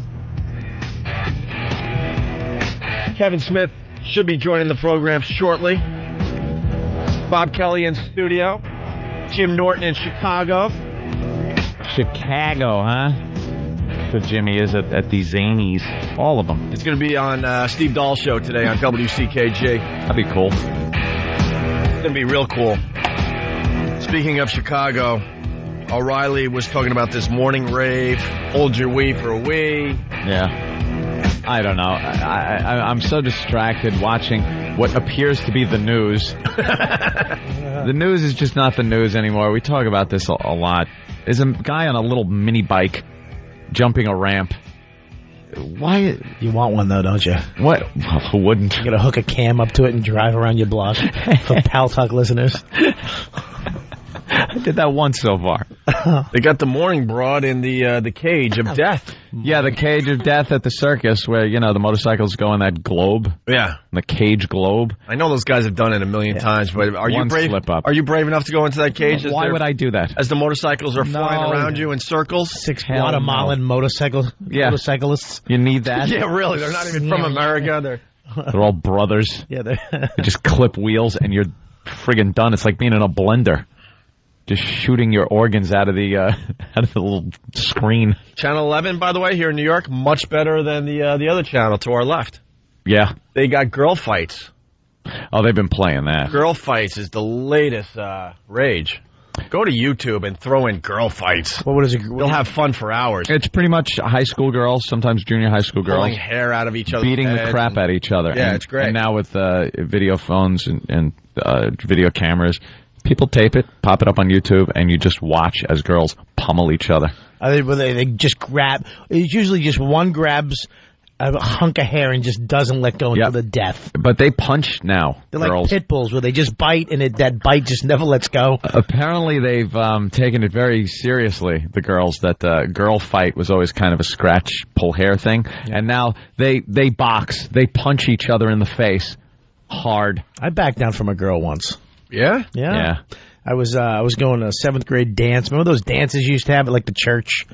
Not the church. School dances there were, but... Well, they had mine in a church, like a gymnasium, but it was everybody get to go. All the junior highs met up at this church thing, and we'd all go. That sounds safe. But you had to be a certain age. I was in 6th grade. You had to be in 7th. And I was trying to lie to the priest, but I couldn't because, he's how old are you? And I'm like, lying. She goes, hurry up. And I told her to shut up. And she happened to be just one of these girls. And she went, what? And she snapped. And she goes, I'll beat the crap. Just snapped and just was literally grabbed me by the neck. And I just backed down. What are you going to do? Take a beating from a girl. It wasn't happening. You're in a no-win situation. Because if you hit back, people look at you like, oh, my God. Even if I hit her back. What's wrong with this guy? But then if you hit her back and you lose the fight, it's even worse. Yeah, I was definitely going to lose this one. This girl. That's a no-win situation. I think you did the right thing. I hit a girl once. Yeah? Yeah, when I was probably 4th grade. I thought you were going to say 42. Yeah, 40. No. Didn't you hear the 4? Yeah. 4, and I was 42 at the food emporium. Right. She punched her right in the face. She took the last block of cheese. I had to. My father gave me some great advice, but didn't give me enough detail. He said, if anybody gives you any problems, he goes, and they're bigger than you. Yeah. So it's a nice fatherly advice after a few scotches, and I'm talking about me, not him. My father, a few scotches, and he goes, here's what you do. You grab the biggest stick you could find and just hit him with it. I'm like, okay, sound advice. Thanks, Pop. So I go outside, and in our little development was this big girl, and she was kind of a bully, but she was a girl. She was a couple of years older and very tall. Dykey big? Yeah, like Dykey big. And she was always pushing us kids around when we were playing. So she came up to me. She was giving me some crap, and she pushed me, and I, fell down. So I got up. I walked into the wooded area across the street, got this big piece of log that was laying on the ground, walked up behind her. I didn't even face her, and hit her in the back, right between the shoulder blades with a log. She fell down crying her eyes. It was the first time anyone ever saw this bitch cry. She was laying down, trying to hold her back, get her arms behind her back, crying, rolling around on the ground. And I threw the log down and did that thing with my hands, clean them off, and just walked back home. And I told my father what I did, and he smacked me in the face for hitting a girl. Did he really? This is so confusing, Dad. Well, relax, Paul Bunyan. You can't. Well, he should have told me. You don't go out to the woods. You went to the woods and grabbed. I went right for a log. The branch off. And just came back, and you're a serial killer. When he said find the biggest stick you can find, I assumed you get a log from the woods and just pound her across the back with it, and that's what I did. I didn't even, face-to-face do it. I just snuck up behind her like a VC and hit her right in the shoulder blades, right between the shoulder blades. Her air just went, she was down and out. And then my father told me, no, you jackass, not girls. You don't hit girls no matter what. You just went to the woods and got a nice big tree branch and cracked her in the... First and last time, big branch. It was big, long, a lot of leverage, a lot of swing. Pop's never had a problem throwing plates of food at the wall, but as far as hitting women... No, he didn't throw it at Mom's head. No. I smacked a girl. I smacked a girl one time in my life. Yeah, that was the first and last time I ever, hit a girl. I had all my friends behind me. She cheated on me with another guy, and I had her, and I was, trying to impress my friends. But my friends were all psychopaths, literal. Why wouldn't they be? Of course, psychopaths. So I had her by the collar, and I was like, "You cheated on me," and they go, "Hit her, hit her," and I'm nice. I'm holding my arm up right in front of her, and I'm looking at it like, "You hit her, or we're gonna beat the crap out of you." And I just went crack. A little peer pressure. I hit her right in the face. I still feel bad about it to this day. Let's call her. I swear to God, I wish I could. All I know is that she had a big Horseshack afro and a huge nose. She actually might have been a dude. I might not even be in the wrong. I remember she was probably one of the ugliest girls I've ever... I remember her and her brother looked exactly the same. Yeah? Yeah. I mean, she was probably one of the ugliest women I've ever been with in my life. And she cheated on me. I'll show you some restraint after that. Years later, I believe I was in the 6th grade. I thought you were going to say years later I was in a courtroom with Dominic Barbara. No, we all know that story. I was in 6th grade, and this big, again, another big, overbuilt girl. It was 6th grade. She had a set of onions, huge. She came back from 5th grade, 6th grade, boom. She was all fully developed, had curves, nice ass, but a big girl, too, tall. Her name was Jerry. I don't remember her last name, but just Jerry. And one day she decided, I don't know why, just to kick me right in the groin. That means they like you. For no reason, whether it meant she liked me or she heard. I think this was something like I did with the stick. She had heard, hey, if some guy hassles you, kick him in the groin. And then decided to just give it a test run to see what it looks like and if it works. And I just right on the ground. And she walked away laughing. And if I ever had the reason again to pick up a big stick and whack a big girl between the shoulder blades, it was then. But, I thought, I'll just let it go. Just let it be. You probably just weren't near trees. Yeah. And I was in no position in a to parking lot. grab anything but my... I was in pain. I remember that pain. I'm so distracted. E-Rock is playing girl fight videos like crazy. Oh. There are close to 12,000 girl fight videos on YouTube alone. Oh, my God. Mike in Paramus, what's up? Hey there, Mike. What's going on, guys? What's up? Well, I got Anthony's story beat about the time I hit a girl. Yeah. I'm in 8th grade, and I'm really heavy back then. And this cheerleader and her boyfriend, football quarterback, are over there making fun of me. And she just called me a fat piece of whatever. I moved him out of the way and I just clocked her. Nice. Are we actually talking about beating up women? Well, no, it's like your first experience with hitting a girl. Yeah. It was so empowering until the rest of the football team beat me down. It was so empowering. You felt great. You really do, because they go down so easy. Is it the what's the opening sequence? Was it Way of the Gun? Can't remember the movie. What's that one with? I have no idea. Anyone remember? I'm not even going to try to make believe on this one. Sarah Silverman. I have no idea. Sarah Silverman. Okay. Just gets clocked right in the face. Yeah. Yeah, Way of the Gun. It's a great actually scene. hit me and my chick got into a fight. This is a true story. I was, you get in a fight with your girl and you get so mad, whatever. You'll smash a cup, you'll punch a wall. But I had raw chicken in my hand and I swear to God, I was cooking the chicken.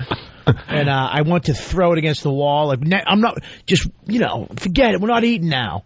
But the chicken slipped out of my hand and slapped her. It slammed her right in the face. Wild pitch with the chicken. It was, but I went, when you laugh. You're just trying to give her a little chin music with the. I hit her in the face and it slapped, but it stuck to her cheek.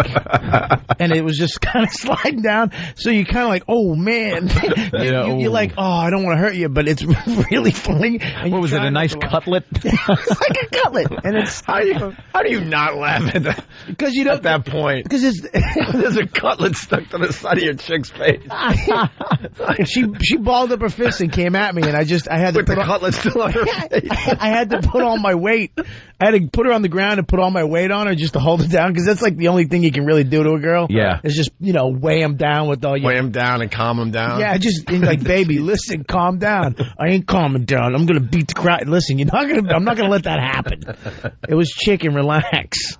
All right, I did accidentally. Oh, here we go. All right, and this is the X. Yeah, this is the X. Oh boy, this was when things were going down. Okay, I don't know why she decided to get so upset that I would bring my girlfriend to a gig. One of my band was playing, and why would she get so upset with that? I told her not to show up. It was over at that point. She decided she was going to show up. Had a few, and started making a scene. So my ex hated the C word.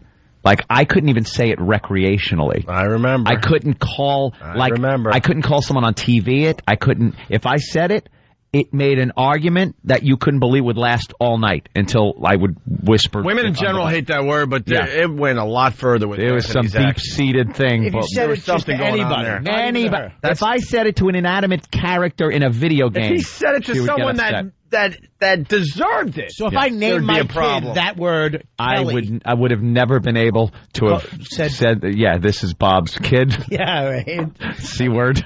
But she hated it.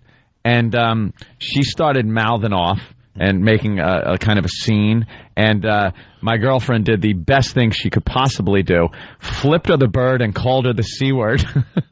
So my ex now lunges at her. So I step in. Right.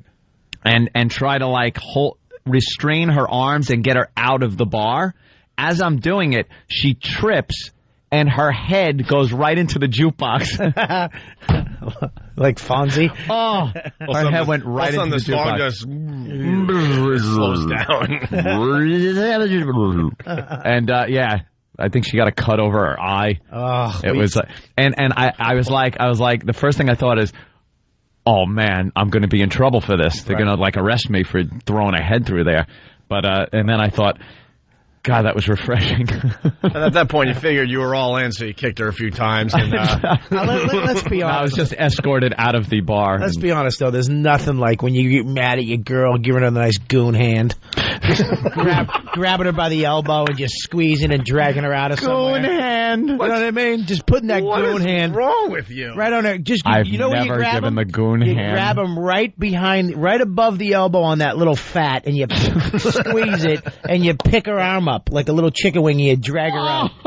Come here, I want to talk to you. But you're calm, like to everybody around you, but you're pinching that fat, and you give her you come here, I want to talk to you for a second, and you're smiling as you're walking out. So that's very Italian. People around are seeing you smile. I saw him walk out, they were smiling.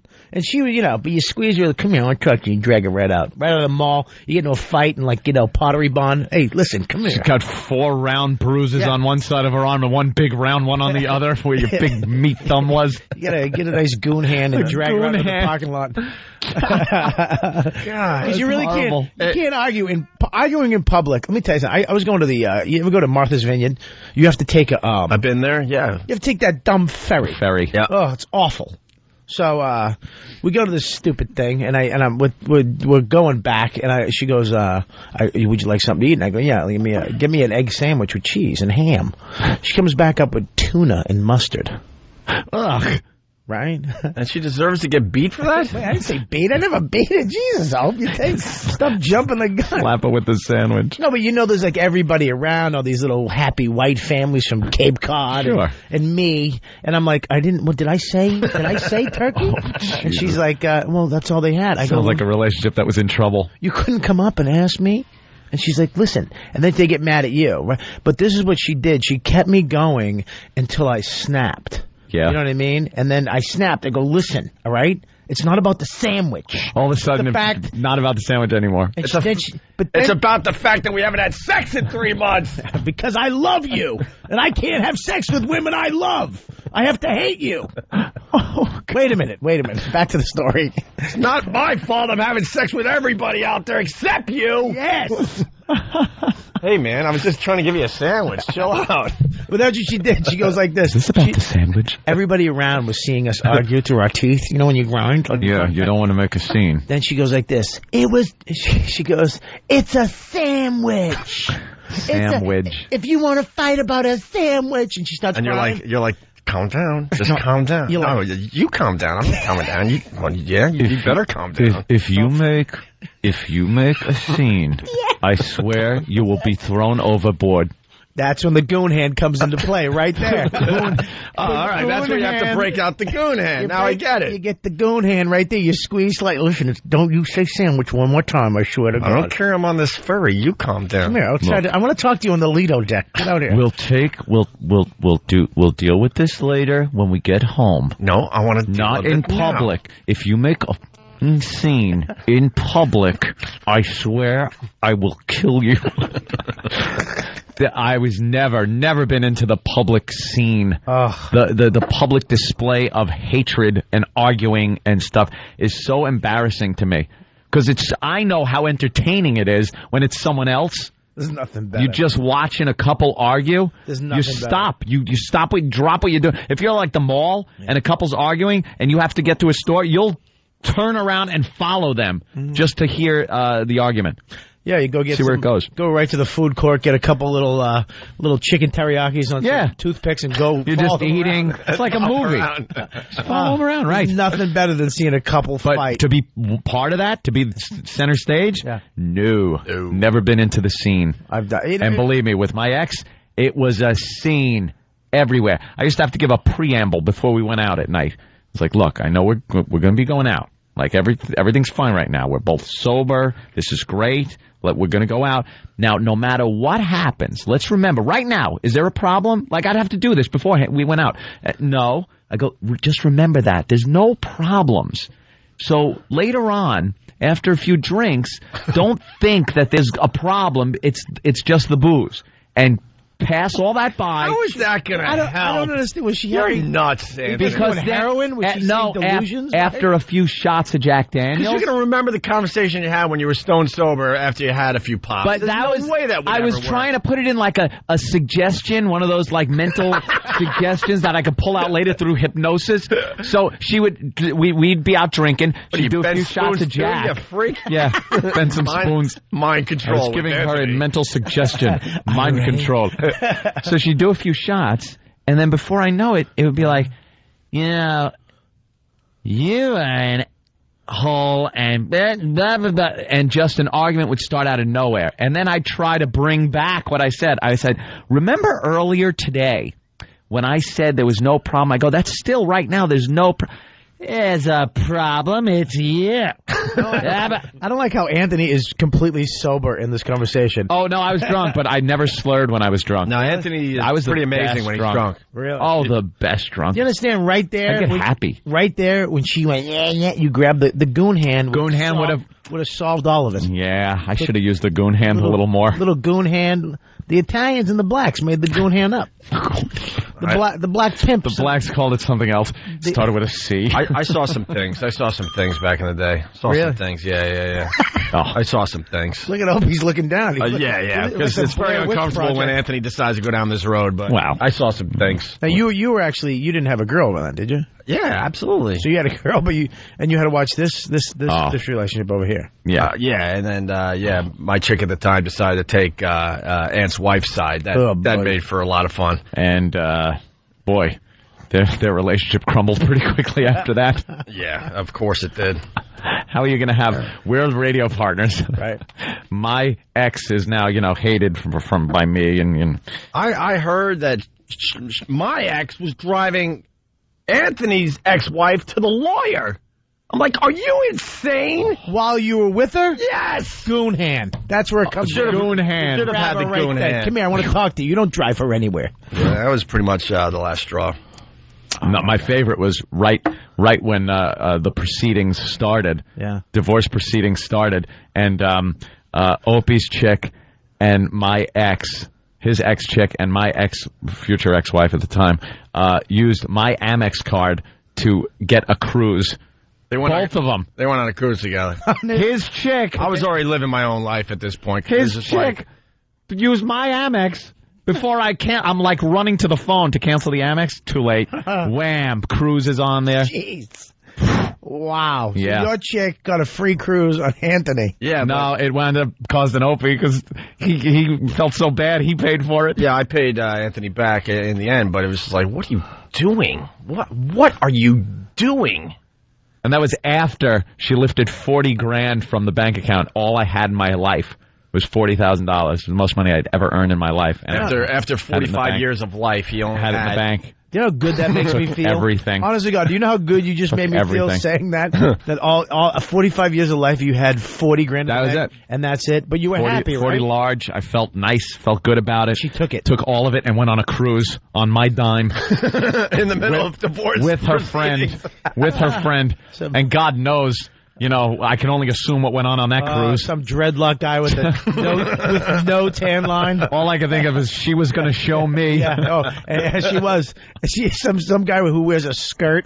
That's how manly he is. All right, listen. Hey, lady. Our listeners are the greatest. We try to talk about Obama and how he might be the first black president. There's like no one calling. They're like, whatever, dude. Who gives a crap? But here we the talk lines about are packed. hitting women, and look at these phones. The lines from are all packed. over the world. Yeah, there's so many guys. A bunch of guys from Philly. Dude, I do the goon hand. The goon. I invented the goon hand. Right. We invented steak and cheese in the goon hand. They bring in Philly when they're being married. He goon hands her up the aisle. Right. That's like part of the wedding ceremony. Listenership in Philly is way up right now. It's not. They can't get enough of this. Goon hand her up the aisle. Come here. This is the guy you met. Go get him. The father goon hands his daughter down. Just here. Ow. All right, we got to regroup. We were supposed to play the Bill O'Reilly audio. Yes, thought we were in lockdown. Yeah, we were in lockdown until you let that guy from Howard Stern call it. Oh, yeah. What did he say to get in? That's what I want to know. Yeah, really. And then he brags like, "Oh, I got past the screener." You know how easy it is to get past our screener? Yeah. Just talk about what we're talking about. You don't really need incredible acting skills to get past a phone screener for a talk show. And he's bragging about that, like, "Oh wow, I can't believe it." Got past your screener. Yeah. Can't believe it. We had voice recognition and everything. Yeah, like he's it is like he's crossing the border into like East Berlin. Right, it's like, wow, and he's bragging about that. I made it. Oh my God, we actually used that fingerprint technology. As a spy, I made it in. Holy crap. Like we have to have a huge meeting now in the back office to make sure that never happens again. Like our system is broke. How did you pass the DNA test we did? We do DNA tests on all our listeners. Our boy Travis here answers probably well over 100 to 200 phone calls every hour. Yeah. Wow, you got past him. Oof. He has probably a half a second to make a decision if you're legit or not. New system has to be put in place. Right. You got past the Oracle. Right. The Oracle. Right. You jackass. You're an idiot. It's a thin dude with a beard that doesn't even want to be in a box right now. Right. Hello? Yeah, go ahead. He's bragging about. God, that's that he got funny. through the screener. He's just waiting for his girl from Canada to call. Wants to make sure she's not doing anything. Oh God, it's 8 o'clock. She hasn't called yet. He's checking Pal Talk, making sure she's not on with me or Jim. Fucking. Look at you cursing. Ooh, sorry. Where'd you think we were? Sorry. Who's the guy that gets mad at cursing? All right, listen. I'm sorry about that. You cursed? Here's what's going to happen. Did you get that, Al? I'm What's sorry. the matter, message board people? You getting a little bored with this bit? Okay, Pookie. Jackasses. All right, well, we got to stay on track. When we get back, Bill O'Reilly dragging us into this whole hold your wee for a wee. Mm-hmm. And then the latest, nurse at clinic told friend to call and warn show of the dangers. Story is so sad, tragic, and of course ends with a check of the weather. We got that audio. Love the segue. More with Bob Kelly as well. It's the Opie and Anthony Show. Hear what everyone else is talking about. O&A Uncut and Live, continuing the show on XM Satellite Radio starting at 9 a.m. Eastern. Visit xmradio.com to subscribe. It's the Opie and Anthony Show. All right, we're back with the Opie and Anthony Show. Let's get right into the next topic, I guess. Kind of goofing off. Got kind of a Friday mentality today, I think. Having a lot of fun. Hope you're enjoying the broadcast. Our phone number, 1-866-313-FREE. Want to hear one more John and Jeff promo, though? The show that's on before us. Yeah. Out of L.A., and they're just two really, really, really nice guys. They want to do safe stuff, and they don't want to like hurt anyone's feelings, and they don't want to get edgy or controversial. Yeah, they're nice. They're just nice. They just go to one of them goes to Thailand to, violate children. God knows. We don't know why he goes to Thailand. I keep telling you that, Bob Kelly. Yeah, you're right. All right, here's another promo from John and Jeff, the show on before us here in New York, and in a few other cities, by the way. I think Chicago also picks them up. The John and Jeff Show. The John and Jeff Show. We're two guys who don't understand why realtors show pictures of themselves. We're two guys who think it's cheaper to have an affair than getting a divorce. We're two guys who think homeschooling is a brainwashing cult. The John and Jeff Show. The John and Jeff Show.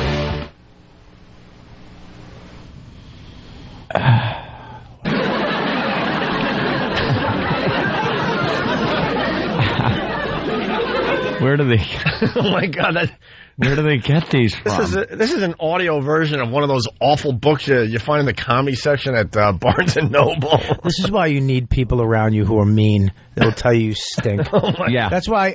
Even though my friends Colin, Norton, Patrice, sometimes I hate them because they're mean and just vicious. I'm so glad that they'll tell me, because these people have people. Hey, what do you think about this? Someone went, oh, that's great. It's a great idea. It's great. Do more. All right, here we go. So, Bill O'Reilly last night, everyone's talking about the morning rave, the hold your wee for we. And early on, we said, hey, we'll be dragged into this. You watch. And it happened last night with Bill O'Reilly. Factor Outrage of the Week segment tonight. 28-year-old Jennifer Strange, mother of 3, wanted to win a Nintendo game for her kids, so she participated in a radio shock jock stunt in Sacramento. She drank 2 gallons of water and didn't go to the bathroom. The person who held out the longest won the prize. Later that day, Jennifer was found dead from water intoxication. 10 people have been fired at KDND Radio, and lawsuits are expected to fly. Joining us now from Chicago, syndicated radio host Mancal Muller. You're not surprised. You're not. Mancal. Yeah. Who's not on in Chicago? He's not on in Chicago anymore. He can't wait to get on TV to show his stupid face.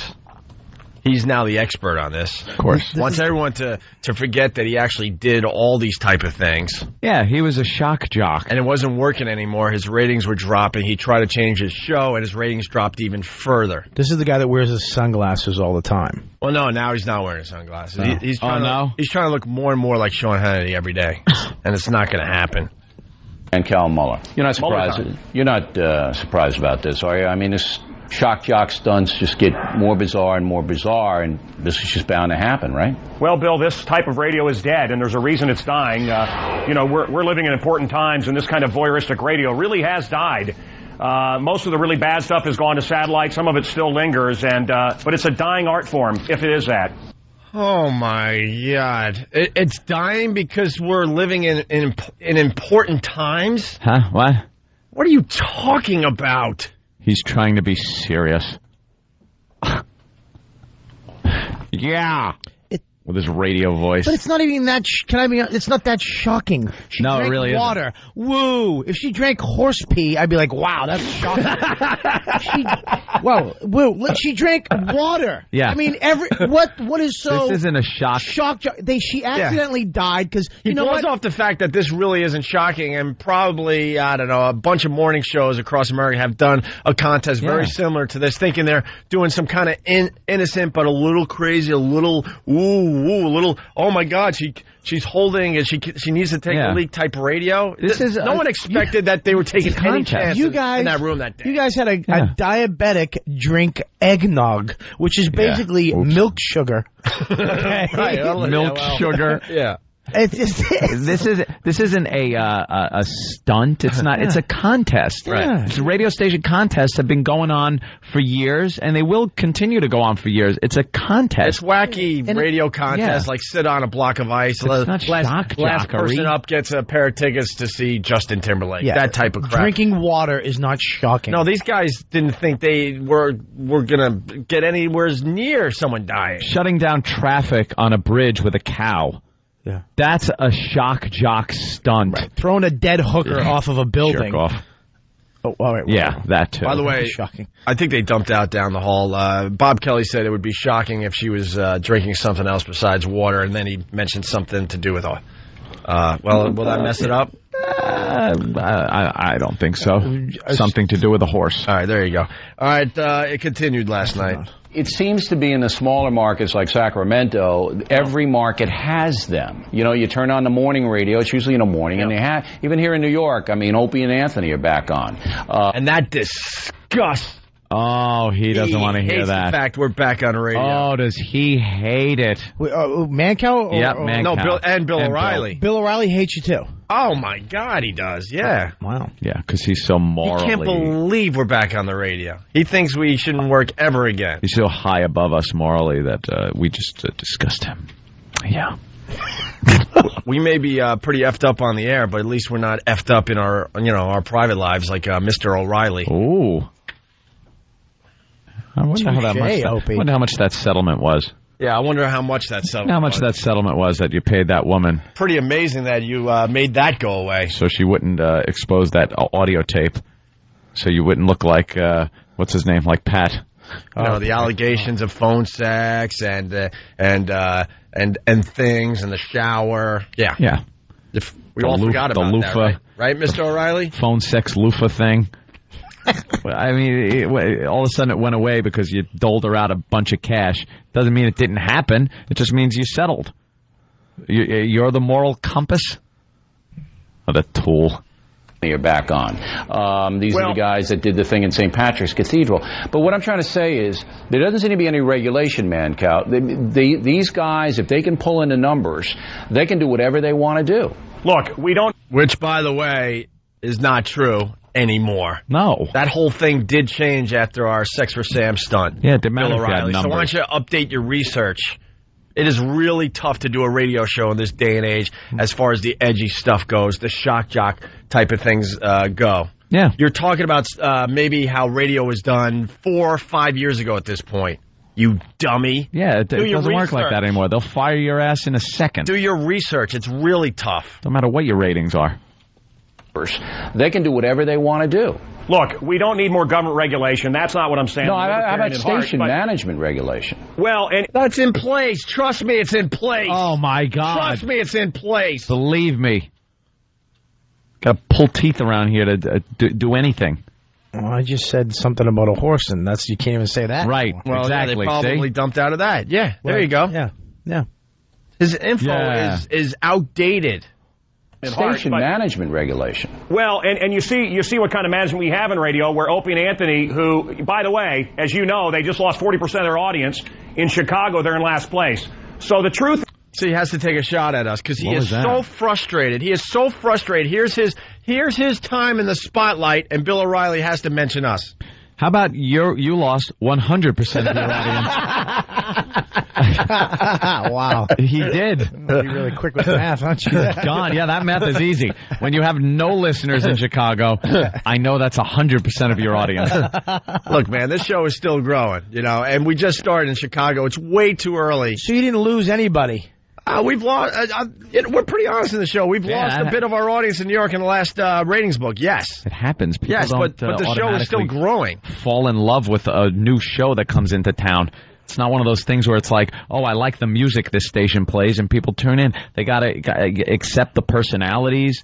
Listen for a little while. It just happens. Talk radio takes a while to catch on. It's still early in the game. Market. We just got major support from our big bosses yesterday.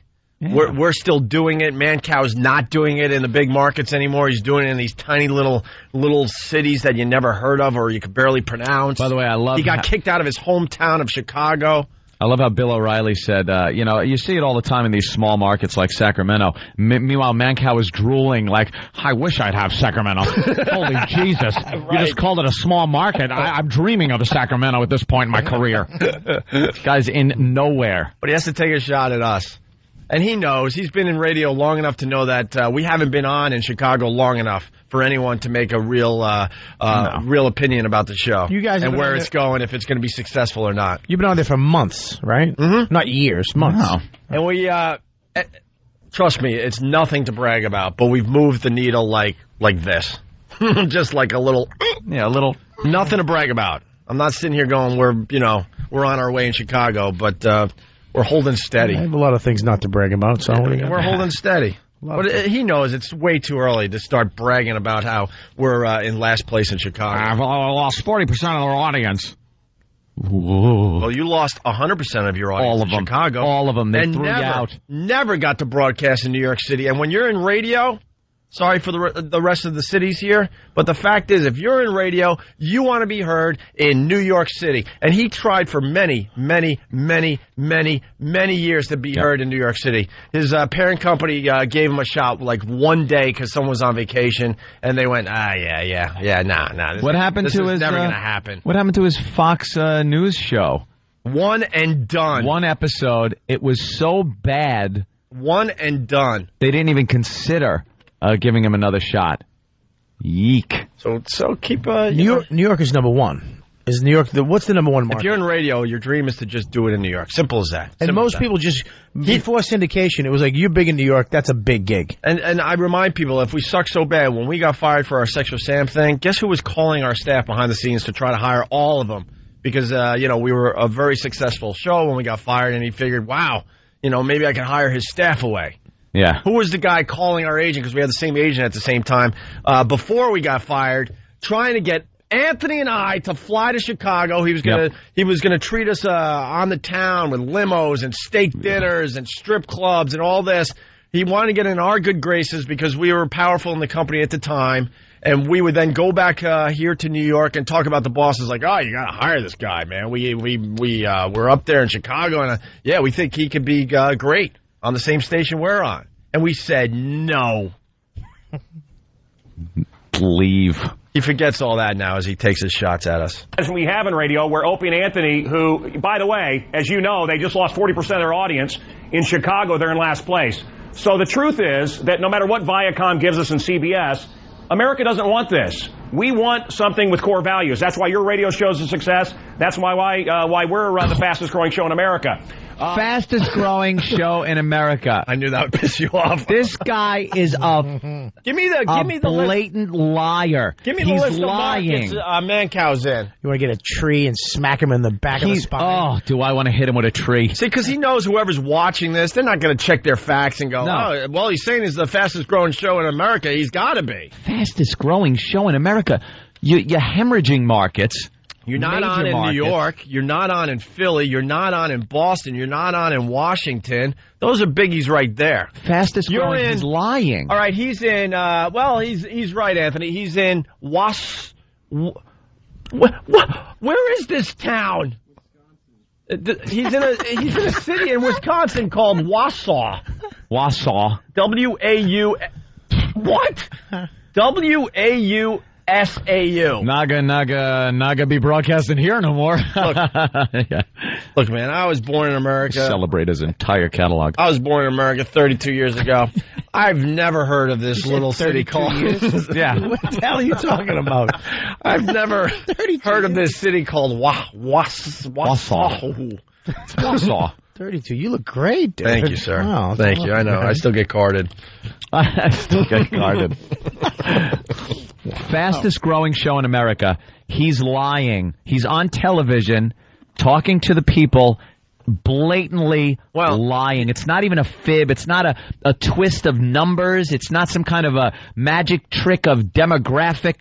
It is a lie. Mancow is a liar. He is lying when he says he's the fastest growing show in America. Hey, he's in Rapid City, so...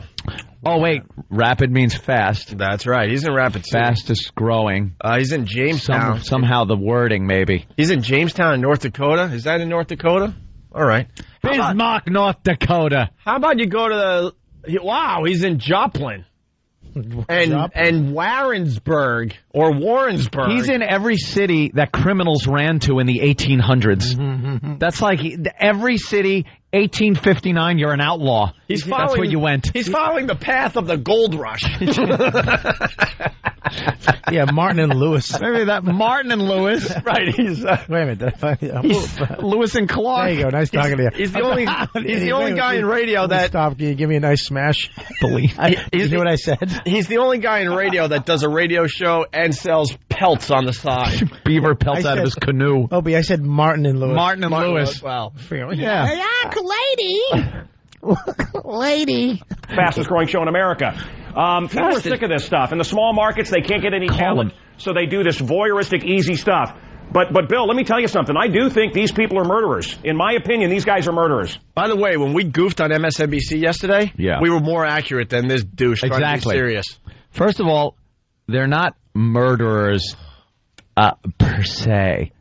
They're not murderers. They're clueless. You can't put these guys in the same category as somebody who is going over to kill somebody because maybe they're cheating or rob somebody and then you kill them in the robbery and they're a murderer. It doesn't fit in that category. They're wacky radio show that had a horrible thing go wrong with one of their contests. Mancow calls them murderer, huh? Not murderers. You can't be murderers. It's so stupid. You're not murderers. That's an insult to murderers everywhere. Anthony, I owe him an apology. He's heard in Cape May. Cape May? What the hell's Cape May? All the way Cape May? Where is Cape May? This idiot goes on and says he's the Is fastest it growing Jersey? radio show, and Bill O'Reilly doesn't even call him out on it? He's on a Cape. Bill O'Reilly's a fraud. Yeah, why didn't O'Reilly say, Somewhere- oh, you I are? don't know. Can you explain that? Yeah. Why didn't he say that? He could have just turned around and said, oh, really? Really? Explain how you're the fastest growing show in America. All right, I'm sorry. He's in, this is a biggie. He's on a AM in Stockton. Ah. Stockton is in the state of Rhode Island? Georgia? No, it's Stockbridge. Sweden. Sweden? Where is that? I don't know. Mancow. Where's Stockton? California. Stockton. You know how many great radio markets there are in California? And guess what? Stockton doesn't come to my list. Where is Stockton? San Francisco, L.A., San Diego. Barstow? Sacramento. Fresno? Sacramento, of course, yes. The lawsuit is going to be unbelievable, not only against the shock jocks who did it, but against the station and against who owns They're They're not not shock jocks. God damn, they are a zoo type, like, chatty, two guys and the girl. They're not shock jocks. Look at their stupid website. It shows them, they do interviews. They get guests like friggin' real actresses will come on their show. Shock jock shows don't get that. If it was a shock jock, they'd spit in the water. You have to drink it. Water that I just hucked a Louis in. Right. Put your head over the edge of the garbage pail and let someone vomit on you. Yeah, something like that. They're in the category of silly radio, and it went horribly wrong. Yeah. They do like advice show day, and the girl will be like, "Oh, guys." They're not shock jocks. You know what? You could have every morning show in America today do that exact same contest. I would bet whatever that no one would die. And nothing would happen. That's how rare that thing was. Yeah. Oh, God. I want to blame the mother and for it's not, tragic not and all staying that. in school and getting a good job so you can buy your kid a goddamn nice plate. Wii system. Wii, station whatever it and is. against who owns the station, because, as I said, there doesn't seem to be any regulation in radio. See, here's the difference, Mancow, and you do Fox and Friends, so you know television business. Yeah. I am held responsible Does he? for what I do out here. You know, I have management. But you're not held responsible for what you do when you're not on the air, huh, Bill? When you're home on the phone. Lucky Bill, who has enough money to pay people off. Yeah. Pay a settlement so a woman maybe doesn't put out a tape that exists of phone calls that went back and forth. Maybe you pay off a woman if she's got legitimate sexual harassment complaints. How'd you spin that one with your wife, Bill? What was the no spin zone there? How'd you spin that lovely little tale with the good old wife while you're no out to spin dinner? Zone. The guy should broadcast from the teacup ride at Disney. No spin zone, my ass. Bill O'Reilly's a douche. Everyone knows it. You know, I have management that if I had a contest like this, they would say, you can't do that, O'Reilly. You can't do it. You're not going to do it. And there's quality control across the board, not only at Fox News, but in every area of television news. Is there? Isn't any quality control on radio. Why? Well, when you're dealing with these smaller markets, these guys are pretty much left alone to try to figure out their way through a very tough business. And, you know, this is a powerful tool, and you have to be careful with it. You have to be careful how you use it. And, look, I've had some hard lessons along the way. You know, look at Amos and Jeff Somalian's company there in New York, where they had black women hitting each other for prizes. Yeah. And this guy just threw up his hands and went, hey, that's what they do. It's a great bit. You know, these No one people got do hurt. need to be held accountable. I don't know if we need more government. Certainly this woman that drank all the water, some personal responsibility. She should have stopped. You know, she didn't know. I mean, this poor woman just wants to get the game for her kids, and she's doing this stunt. Yeah. I think water's going to hurt her. Yeah. She's dead. But you know what I think it is? I think it's the bucks. I think the radio, the competition for the radio dollar is so intense that these radio stations say, if you can pull in the numbers, no matter what you do, I'm going to put up with it, and go ahead. And that's why it happens. I'll give you the last word. Well, Bill, the last word is these guys are in real estate now. The creative people have been pushed out. Consolidation makes it so corporations own everything. These aren't creative people, and they don't know what to do, so they're doing stupid stuff like this, and they don't care about the listeners. They don't. They want to make a buck, and that's why we get wacky zoo, stupid morning shows, and it's all fun until someone dies. All right, man. So when you were doing all the wacky, stupid stuff, that was proving that you weren't creative either? Yeah, that was stupid. What? Oh, God. If there's one person, if I had to pick one person in radio that I absolutely cannot stand, it is him. Really? Over Stern. And Really? Stern personally, threw roadblocks into our career. Personally went behind the scenes to bosses and directly affected us through his own insecurities and everything. Went to Mel Karmazin, screwed with our career directly. Mancow just mouths off, but I swear I hate this guy more than I do Stern. Why is that? Because he's such a lying douchebag. Of crap. He has no real identity. He changes his identity with the times. You got to give the Howard. fact is, he did a lot of shock jock type of stuff, and that's all he knew how to do. And when the shock jock genre started going away, you have to adjust. And we're watching careers end because they couldn't adjust and start doing something else on the radio. And his thing is, well, I'll do a political thing. No one gave a crap. He started talking about family values on his dumb show in Chicago, and people were like, ugh, we don't want to hear this when we're driving in the morning, so they got rid of him. But the radio isn't like music, like you guys aren't like glam bands, and go and you're going to have to wait for your turn again to come around. I mean, radio, it doesn't go away like music. You know what I mean? Yeah, it's talk radio. Types of music. We were very successful with the shock jock thing, absolutely. But we also were funny back in the day when we were doing the shock jock stuff, and very clever. You got to adapt. So we're adapting. And we're doing just fine. We got a big thumbs up from the bosses yesterday. Right. And Mancow isn't doing just fine. He made such a left turn. He tried to a right turn. He tried to go from shock jockery to a serious political show like Hannity. He wants to be legit. And after you've done porno, you can't really be legit. He's done porn? No, I'm figuratively speaking. Yeah. It's like the actress that wants to be a legitimate actress, but, won a porn award for a DP or something, and that's not director of photography. Hey, E-Rock, go get some Mancow CDs. We'll show you how hacky he was when he was doing the shock jock stuff that he wants everyone to forget about. I just saw really the fast. House. Hold on, really fast, and don't start another thought because we are so late. Tom's going to lockdown. Tom's going to slap us like one of Anthony's old girlfriends in a minute here. You're on lockdown. I didn't really Never slapped a girlfriend? No, it didn't make sense. I was trying to go somewhere. Hit it with I failed miserably. No, that was a bitch down the street. Our listeners are great at doing research. Someone from their cell phone, Wausau, W-A-U-S-A-U. Yeah. Is the 10th biggest city in Wisconsin. Oh. So he is doing pretty good. That's he is the fastest growing radio show. But he said America. There you go.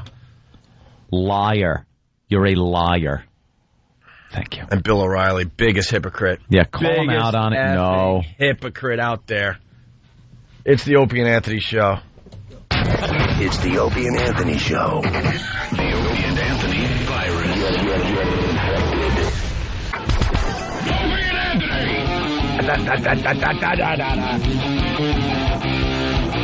Hey, thanks for the support. We greatly appreciate it. It's the Opie and Anthony Show.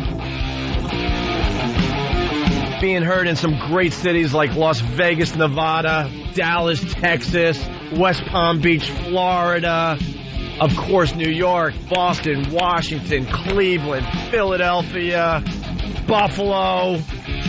Do we have to go on, Mancow? No. Do we have to go on? Being heard in Chicago. You're not being heard in Chicago. You douche. Yeah, he's off.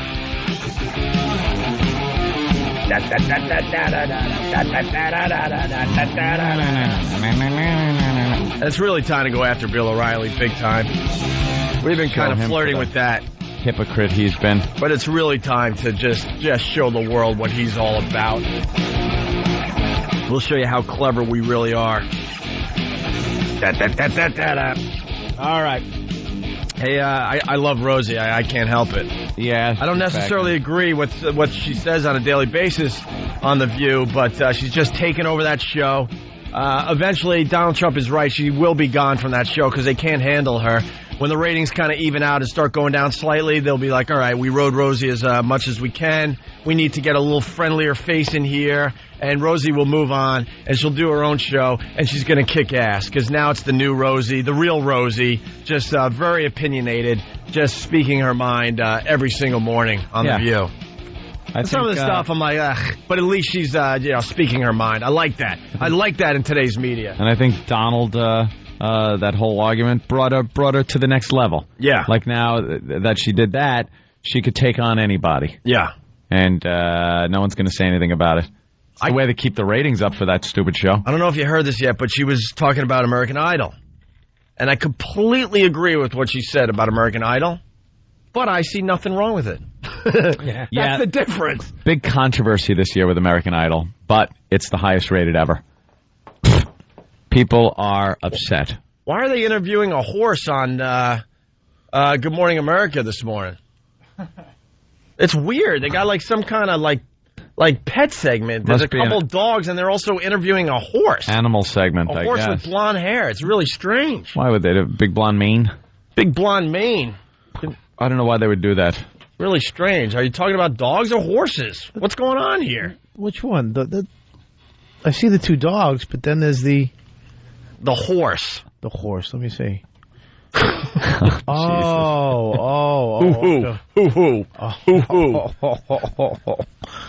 I'm on TV because hoo-hoo.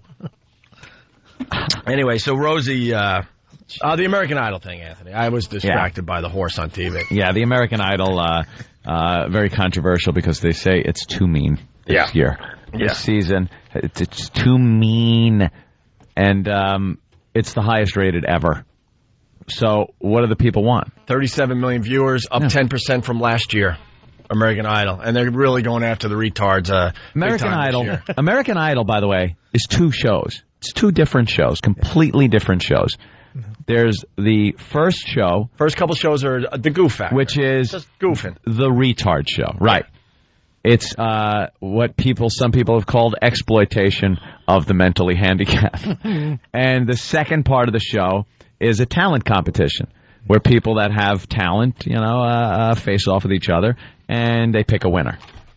But it's the first half that people have a problem with. Yeah. But why, if out of 10,000 people that show up, you want to pick the most interesting people, the people that people are going to tune into, and that happens to be retarded people. Yeah. With their mothers. With their mothers, with their retarded friends. Oh, my God. The one with the hair. Teeth. And the boobs that sag down to her knees. The water balloons. And God. Halloween teeth. They brought the mother in. I was eating dinner, and I actually started gagging. They both had cotton candy in. Yeah. Oh. Just wanted to twirl a little. Can't get enough of it in there. Around there. It's. There you go, kid. And there you go, kid. Enjoy yourself. And it's really simple. The PC police, as they like to be called, whatever. Yeah. They're trying to shut all this down. The reality is, as a human being, you like a freak show. Yep. Yeah. You like a freak show. They shut down the freak shows at the circus, so then we threw it on TV, and now they're trying to shut that down. So then you still do a freak show, but you make believe you're really helping people. You're separated from it enough because it's television. If it was right in front of, well, we do it on this show. Okay, I can't use that. I'm talking about the average person. Yeah. You would be a little more uncomfortable if it was right in front of you, but it's on TV. We got to edit it ourselves because we're running out of show. That's why I'm talking this is fast. This is what Rosie had to say about American Idol yesterday. And it was apparently not about the music anymore. We have a clip of it, and then you can decide. Her voice got high. You look a little odd. Your dancing is terrible. The singing was horrendous. She was good at, and you look like one of those creatures that live in the jungle with those massive eyes. What are they called? Bush baby. You are sick. Simon, you crazy. Simon. He's not ready. He's it's crazy. okay. No, but I'm just It's okay. It's okay. Simon, you're going to say what you're going to say. But you know what? Yep. That's your opinion. You're entitled to But it. it's a pretty good opinion. It's a great opinion. I think you're pretty awesome. It's a nut. See you later. Thanks so much for coming down. Peace, baby. You too. What are they called? The bush babies. What are you doing?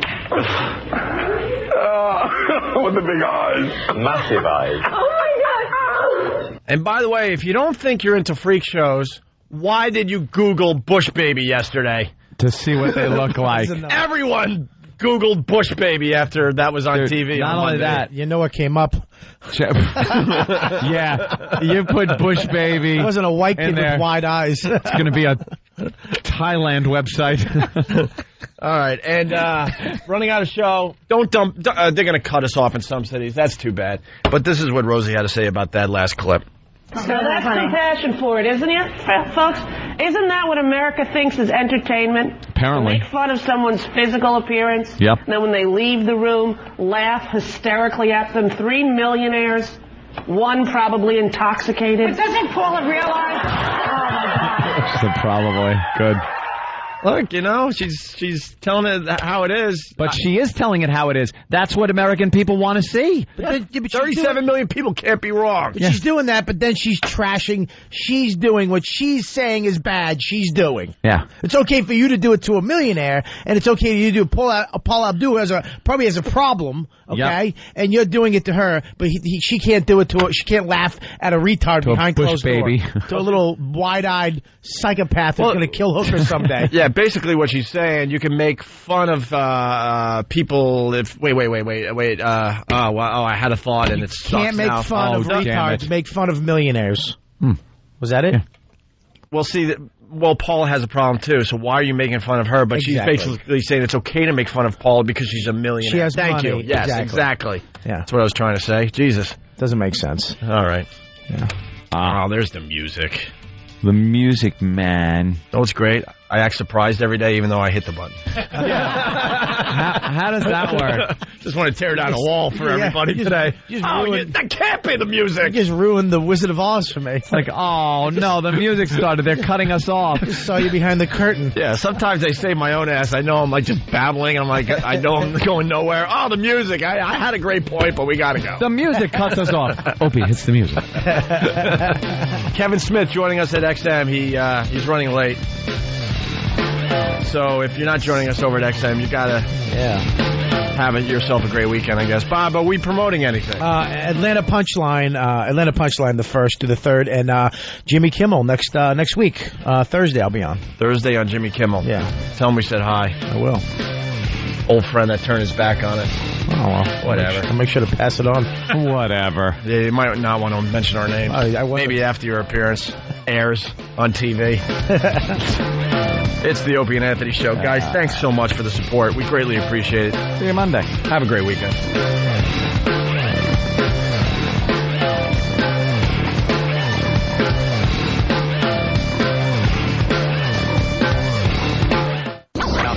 It's the Opie and Anthony Show.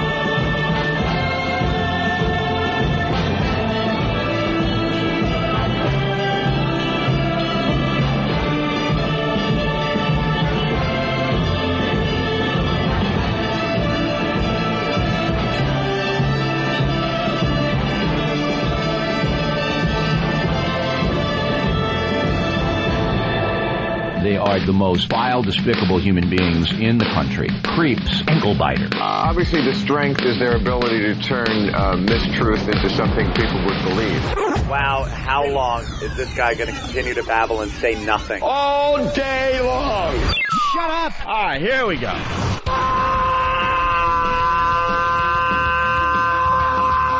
Welcome to the Opie and Anthony Show. It's worse than I imagined. That's terrible. I'm sorry. We are a bunch of dopes. I think we're lewd. We're probably pushing 20 arrests because of this radio show. Out of touch cornballs. 3 retards. We have the effect of Tylenol PM.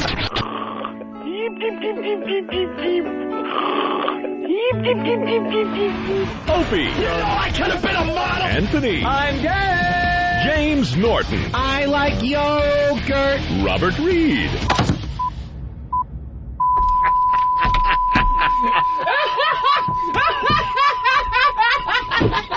But enough of this palaver. Let's get the show on the road. All right, here we are at XM. Let's introduce the players. Bob Kelly sitting in for Jim Norton. Jim's going to be on Steve Dahl's show in Chicago this afternoon on WCKG. Support the commercial radio stations, please. Our own Jimmy. I beg you, please. Please. And then we got, of course, Kevin Smith, who couldn't get up, slept in. Lucky bastard. I'm not getting paid like you guys, so why get up? Good point, good point. If I wasn't getting paid, you're right. I wouldn't be up at that ungodly hour. It's nighttime. It's still nighttime. It stays dark here. Yeah. We played poker the other night till like 8 in the morning, and it only got light at about 7:30. It turned that little blue color, and you look outside and went, uh-oh. Yeah, oh shit. It's happening. We've been doing this a while. Yeah. I was just in Vegas, and I was at a card table. I was playing poker from 7:30 at night until 8:30 the next morning. Just you just don't leave. You beat me by an hour, so I went from 8 to 8. Yeah, you just... But at least you probably have free drinks where you were. Yeah, well, it's a casino. We were in our comic book store. Yeah, well... So you got a real sausage party, no booze, bring nothing your to own. look at but a couple issues, fucking Green Lantern. That's it. No, like Borgata babes or anything There like was that? none of that walking around, sir. And if we wanted to see some cheesecake, you had to open up an old issue of Gen 13. Oh, my God. Things of that nature. Gen 13. Yeah. Do you know Kevin Smith, Bob? No, I don't. How you doing, Kev? Rob, Sir, nice how to are meet you? you, man. That's great. So you put this on yourself at your place, and what do you have, like a buy-in or something like that? No, buy-in would be illegal, sir. To run a poker game with a rake. We I don't like do that kind of thing. This is all for fun and games. Yeah. No profit, just the pride of winning. Because I tried to do that at my house with Norton, Quinn, Keith, and Voss, and just, they come over, and then as soon as they come over, it's like, yeah, this game stinks. Let's play Queen, follow the Queen, and there's always somebody trying to change the game to make it go quicker. And that sounds like a gay thing to me. You just got to play Chase the Queen? Yeah. Chase the Queen. I caught that right at the end. Does anyone know, is it illegal to have a poker game? I see billboards in L.A., like the campaign in Los Angeles is like, bring your home game to our casino because it's legal, and they kind of paint it like it's illegal. Yeah, I think, and I'm not 100% sure on this, but I believe if you have a home game and the house is not making money in any way, then it's fine. If you're running a poker joint in your house and you're taking a part of the rake or, there's some kind of entry fee for the game, then there's a problem. Then there could be problems. If it's just a bunch of buddies playing some cards, trading money with each other, there's not a problem with that. Where do you think the line is? Like, if I gamble with you, if I'm like, I'll bet you $100 you won't let me drop a Roman face mask on you. All right. And they you'd lose that bet, Meister. All right, and I lose that bet, and money exchanges hands. Can the government go after us? I don't think so. No, I don't think so. God bless America. You know what? Just introduce you to Bob Kelly. He might go for that, actually. Yeah. What, a Roman face mask? Yeah, just for the goof. Why would you give me $100? It was free, right? They're starting to shut down all the online gaming that's been going on. There's only a couple left. I know one I still play on that I'm able to deposit money into. And can you say which one it is? I gotta have a big show. I'd rather just sign not. language it to me. Yeah. Two in the pink, one in the stink. I'm not quite sure what that was. That's how fingers moving around. It's let's see. Let's call it empty, straight, standing up poker. There it is, right on. Gotcha, I follow. What a code! I should have run codes. Like that's something that you could get in trouble for. Like you're not going out, you're not doing something bad to other people. If anything, you're doing something bad to yourself. I'm laying in bed. I'm in a little, $30 buy-in room. There's 9 other people there, 8 other people, just playing some poker, maybe winning your own fucking business. $100 if playing poker in your bed or jerking off, and they're going to take the poker away. The poker and next part up is the jerking off. Jerking off if we don't watch out and What's protect that our old poker. axiom? Like I said nothing when they came for my friend. Yeah. But then they came for the jerking off. Right. And I realized there was no one left to protect me. All right, let's get right into this. We got Jerry in Texas. Jerry, what's up? Hey, guys, what's up? Hey. Bob Kelly, love you, but I got a question for Kevin Smith. What's up, buddy? When you called in a few months ago and they were asking you about the Kramer thing and the N-word in movies, how come you never said anything about Clerks 2? I think we did, didn't we? I think so, yeah. I'm pretty sure we referenced it. Yeah, because that's the greatest racial thing I've ever heard. Great in the way of like, yay, down with blacks, or just funny? He said yay. I'm still trying to figure out what the hell a nignog is. Nignog? Yeah, that was, I mean, you grow up in Jersey, you hear all sorts of racial epithets like that. Never employ them personally. Love Torgasm, too. When's Bob coming? Unless you're in traffic. Well, we got a councilman in New York. They want to ban the word. Altogether? Yeah, they want to ban the N-word. Saying the word already has its consequences.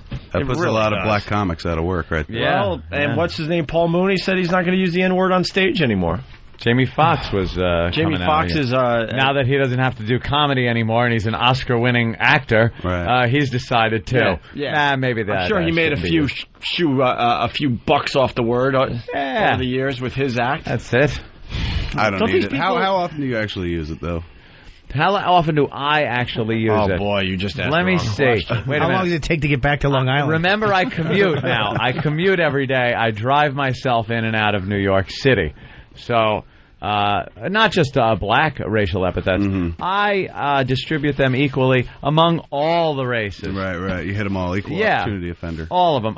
There are some vans that will be in the left lane. Some kind of Asian gang sign writing covering the entire van with spray paint. This poor bastard's just trying to deliver something, and his van is getting spray painted. He's in the left lane, maybe 45 miles an hour. And then I got to catch up to him, look, so I can go, oh, that figures. Give kind of a thing, because Asians are known to be bad driver kind of thing. Cab drivers, to me, I just refer to now as savages. Right. I can't. They have no regard for anyone else on the road. None. And I don't even mean within city limits. Out on the Long Island Expressway. Again, left lane, 35, 40 miles an hour sometimes. They're on the phone. The best is when the dome light's on at night and they're doing paperwork. They're filling out paperwork as they're driving 2 tons of steel down the street. And in the wrong lane. Multitasking. Yeah, exactly. His balls, for heaven's sake. I have no problem. Right lane is for multitasking. Left lane is complete concentration on driving. I'm like a NASCAR driver. I am 10 steps ahead, 10 moves ahead of what I got to do. Right. And if someone screws me up, I get very angry. And sometimes you don't know these people personally. I don't know what he, does at home. I can't goof on him and go, hey, your lawn is too long. Just look at the bags under his eyes and you just have to say something. You just kind of blurt out. The easiest cut him to the quick. He can't even hear you. He don't care. He's doing his paperwork. Well, you can't start banning words in America. That's what I'm getting at. I hear you. These people are so stupid. Don't. That's a scary road to go down. We have the DD audio? I was just looking for that. Yes. All right, we'll get to that because it involves Bob Kelly. How? Me? What'd I do? We'll get into it a little later, but we do weekend shows here on 202, Kevin, and last week... Oh, some of the best programming ever is on the weekends here on 202. It's like listening to really bad blogs. I was saying some of the best. Kevin had one. Big Kev had one. Geek stuff? Actually, in all fairness, I did not hear Big Kev's. I heard the first 15 minutes, and he had it together. He was focused. It was just not my cup of tea because I'm not organized. I'm not a uber geek. I listen to his podcast, which the radio show is based on. It's true. Yeah, it's good. I have a radio show. Moved that mic in front of him and then just moved it away. I've said this before. I have a radio show, but I want to do podcasts. I do a podcast. Isn't that ridiculous? I got the. You just can't get enough airtime. I want to be on the air all the time. In love with the sound of your own voice. Because there's no pressure. Whether I'm getting paid or not, me. I got to hear somebody I agree with. There's no pressure in a podcast. That's why he wants to do it. I have just completely just go on, whatever. This is what I want to say, and I don't care if anyone likes the it. podcast I use. I do it from my phone. You just call a number and just talk as long as you want, and hit pound, and it sends it to your MySpace. You shitting me? Sends it right to your MySpace. Wow. That's it. So you do it from anywhere. High quality. How about you do one right now for everybody? Okay, I just go to a little podcast. Do a little podcast. We'll all be on your podcast on MySpace. I do podcast. Here I call. I'm not going to be on your podcast. I can't. Yeah, you got to be compensated. Here it is. Yeah, you don't know what's on there. Who knows? Create your own podcast using nothing but a telephone. Get your voice heard and reach all your friends and She sounds hot. using gcast.com. Please enter your 4-digit password or PIN. Uh-oh. This is free, too. What's the password? Let us all know. Free. Someone's going to get it just by listening to like those 69, sounds. 69 to me. Welcome. Now you Should can have learned record that. a new audio. No, you should have learned that from We'll give you a chance to discard your recording and start over. War Begin Games. recording Yeah. after the tone. When you're done, press pound. There we go. Ready, That's it. set, go. Hey, how you doing? It's Robert Kelly. We're doing a podcast. Hey, it's Bob Kelly's podcast. Yeah. Bob Kelly on the Opie and Anthony show. Wouldn't that then be a rodcast, sir? Please send as many dick pictures as you can to Bob Kelly's MySpace account. The MySpace site you're on right now. In case you didn't hear that, please send to Robert at Robert Kelly Live. You know, there's no. What are we going to say? I have a We're going to fiance. shake him up. I have a fiance. I need something to get me hard. Oh, fuck it. And make sure the uncut, that cut stuff really turns me off. Fuck you and your podcast. I love. Well, you sitting here fucking like you. I'm kind of amazed by the technology, to tell you the truth. And that's it. And then you hit the pound. I don't like that you're wearing your coat right now. It's making me feel. I'm cold. It's cold in here. Let's take say it off hi to in a John minute. in New York. John, what's up? Hey, good morning, gentlemen. Good morning, John. Last weekend, Dee Dee agreed to lick Bob Kelly's asshole for a second show on XM Satellite Radio. Yeah, that's what I was getting at with Kevin Smith. On the weekends, we have some specialty programs. Last Saturday was Dee Dee. She did a show. It was average at best. Dee Dee's a girl from D.C., the D.C. offices of XM. I want to work for you guys in a big bad way. Yeah? You tell Kev you're like, it was adequate. I'm just not a geek. Dee Dee's show, not bad. Not bad. True support here from you dudes, man. It's just we give nothing. Take me back for a second. So wait, do you have a fiance? Yeah, I got a dude or a girl? A woman. A woman, but you love cock. Is that No, what I I'm don't. getting at? It's the joke, Yeah, the it's a running joke. Yeah, well, no, not a running joke. I We did don't- see you looking at cock in Look, the Kevin, elevator. That was just. Look Kevin right in the eye. Today. Hold For on. the fun, for shits and Hold on, giggles. Bob. Look Kevin right in the eye and say you don't like cock. Check it out. I love your cock. I mean, wait a second. Let's try that again. So yes or no? No, I don't like All cock. right. And you know You got this. you got a bear thing going on. That's why I asked. A bear thing. A bear? Yeah. bear. I got a friend of mine, this dude Malcolm. I'm not really. Dude, big dude, looks like me, bigger than me. You know what I'm talking about. Big dude, right? Fucking, he couldn't get laid, you know, in a $3 whorehouse with $400 bills. This dude he fucking went gay. This dude gets so much cock, it's insane. And the dudes he gets, you would just be shocked by. Dudes, I would fuck these dudes. They're like cover boys, good looking, like, you know, Joe College material and shit. Like he's a bear, and there are some dudes out there that's what they're into, like That's big fat amazing dudes. that should be an option. I'm not a bear though. For a guy, you know, You're you totally a bear. can't get. You're laid. not an active bear, No, but you because would be a bear. I don't have hair. Doesn't matter. You just have to also be kind of chubby. I have I'm like a half a Just bear. because you wax your chest doesn't mean you're. I don't wax. That's it. You just can't grow. I it? wax my ass. My girl waxed my ass once. Right up the hole instead. No, just the cheeks. I wish she did the hole. Why not the Because ring piece? my stink wrinkle is awful. Right. It really is. It looks like Got to pull the hair off that starfish. It looks like there. Clint Eastwood back in the good, the bad, and the ugly. Yeah, it's awful. As much as it shoots people. Arlen Steve is a bear. Yeah, is he? That's a bear. Steve's been called a bear by Is he people active? in He's the gay? porn industry. Well, we don't know. Right. But if he was, let's say if he was, dudes, we sent him out to the porn awards out there in Vegas a few days back, and the guys love him. He's a bear. He's got his facial hair is perfect for that. Right. Where's Steve? Here he comes. Look, see? Nah, The guys love him. Yeah, he looks like a muscle queen to me more than Muscle anything queen? If you had to label it. How do you know? I love that you know all the terms. Yeah, Size queen, my muscle brother's queen. gay. I work in movies, dude. I'm surrounded by gay people. Gay people all over the place. I'm one six-pack away from a cock in the mouth myself. Gay guys have the best terminology for what they are. They do, A man. size queen. How great is that? Yeah. Power bottom. Yeah, I that's like my favorite. I like sloppy bottom myself. Sloppy party bottom. So that means you go. Sloppy party bottom is like you're the dude that likes to take, and you like to take from multiple people in an evening. So your diet is built around not having it be too messy back there. And then you go to a party, and you are just the receiver for many. Sloppy Sloppy party bottom. He's talking, And I didn't understand that term, and I asked my friend. I was just like, sloppy party bottom. So it's kind of like scat job. They're into shit, and they're like, no, they like it clean. And that was the thing that I was fascinated by, because my friend was telling me, like, no, and I keep saying my friend. There's no, like, shit's not an option, not a factor.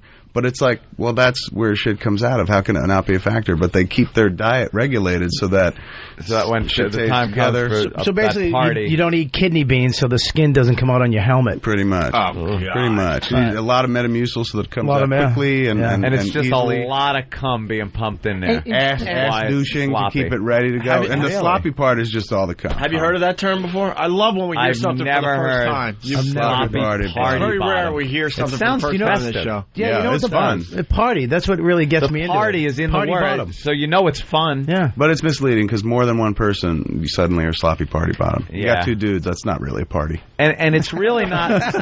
Yeah, that's a get together. Yeah, you're watching a game and shit, and two dudes like, I want to drop it in your ass, nut, you know, and Yeah. you're like, all right, it's a party. I'm a sloppy party bottom. Isn't it odd that the first guy really isn't getting the sloppy party bottom experience? Totally, that dude's getting screwed. He's like, well, just- somebody's got to go first. Yeah. He's like John Glenn on the moon. He's Yeah. like, all right, one small step. You go first. One small step. A huge one. And the party gets better and better. This is why Steve would be a bear, because, and don't get mad at me, Steve, because I know you get a little angry.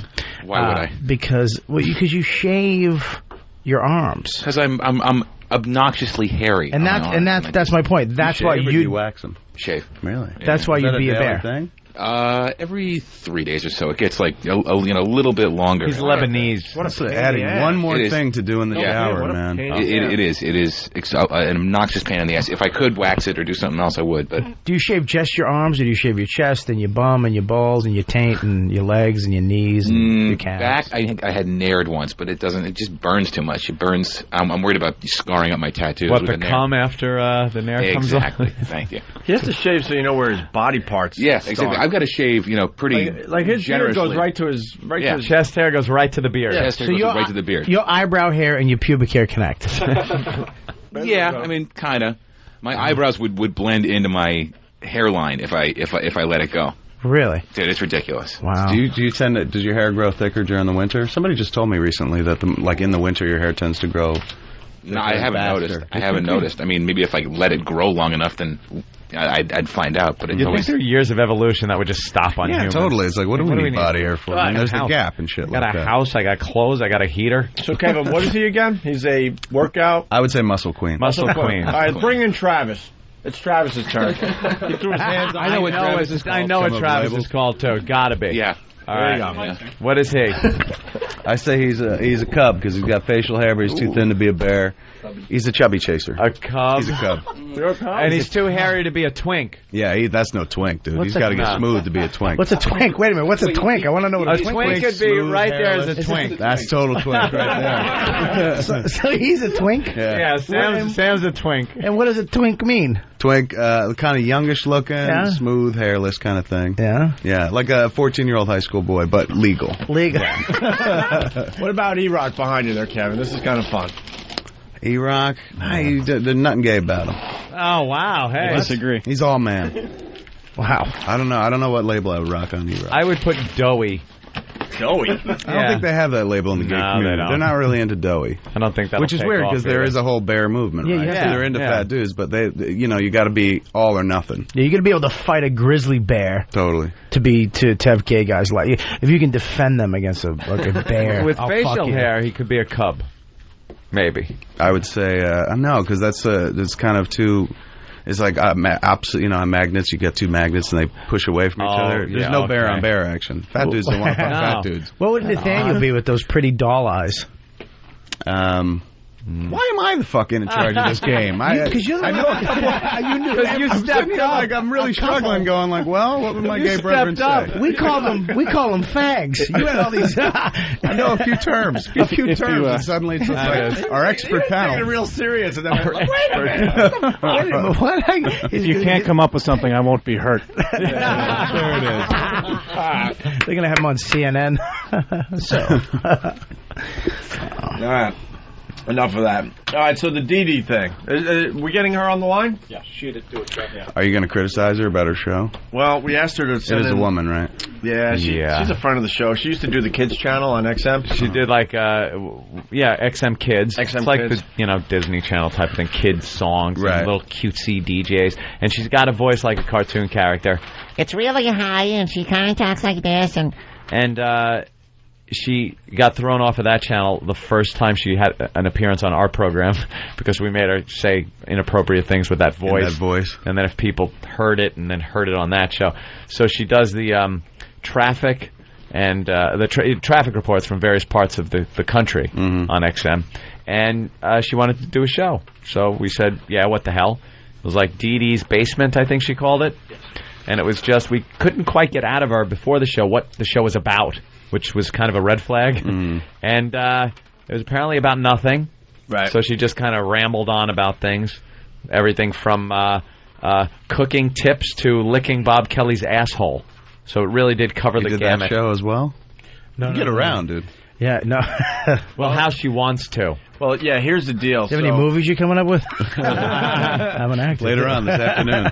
So here's the deal. Dee Dee wants to do a second show, and we basically said, look, if you lick Bob Kelly's asshole, we'll give you another show. Which I don't think, can I please, honestly, I don't think it's, look. Are you allowed to do it in your relationship? I would, first of all, no. I don't think my girl would let me have another girl lick my asshole. Not even for shits and giggles? But it's not even that. Literally? It's not even that, more so is that my asshole at 36 is so beaten up from watching football and itching it. But that's not your problem. That's her problem. Yeah, I know, but dude, it's almost like one of those. You ever see a little Shih Tzu with that little runny eye?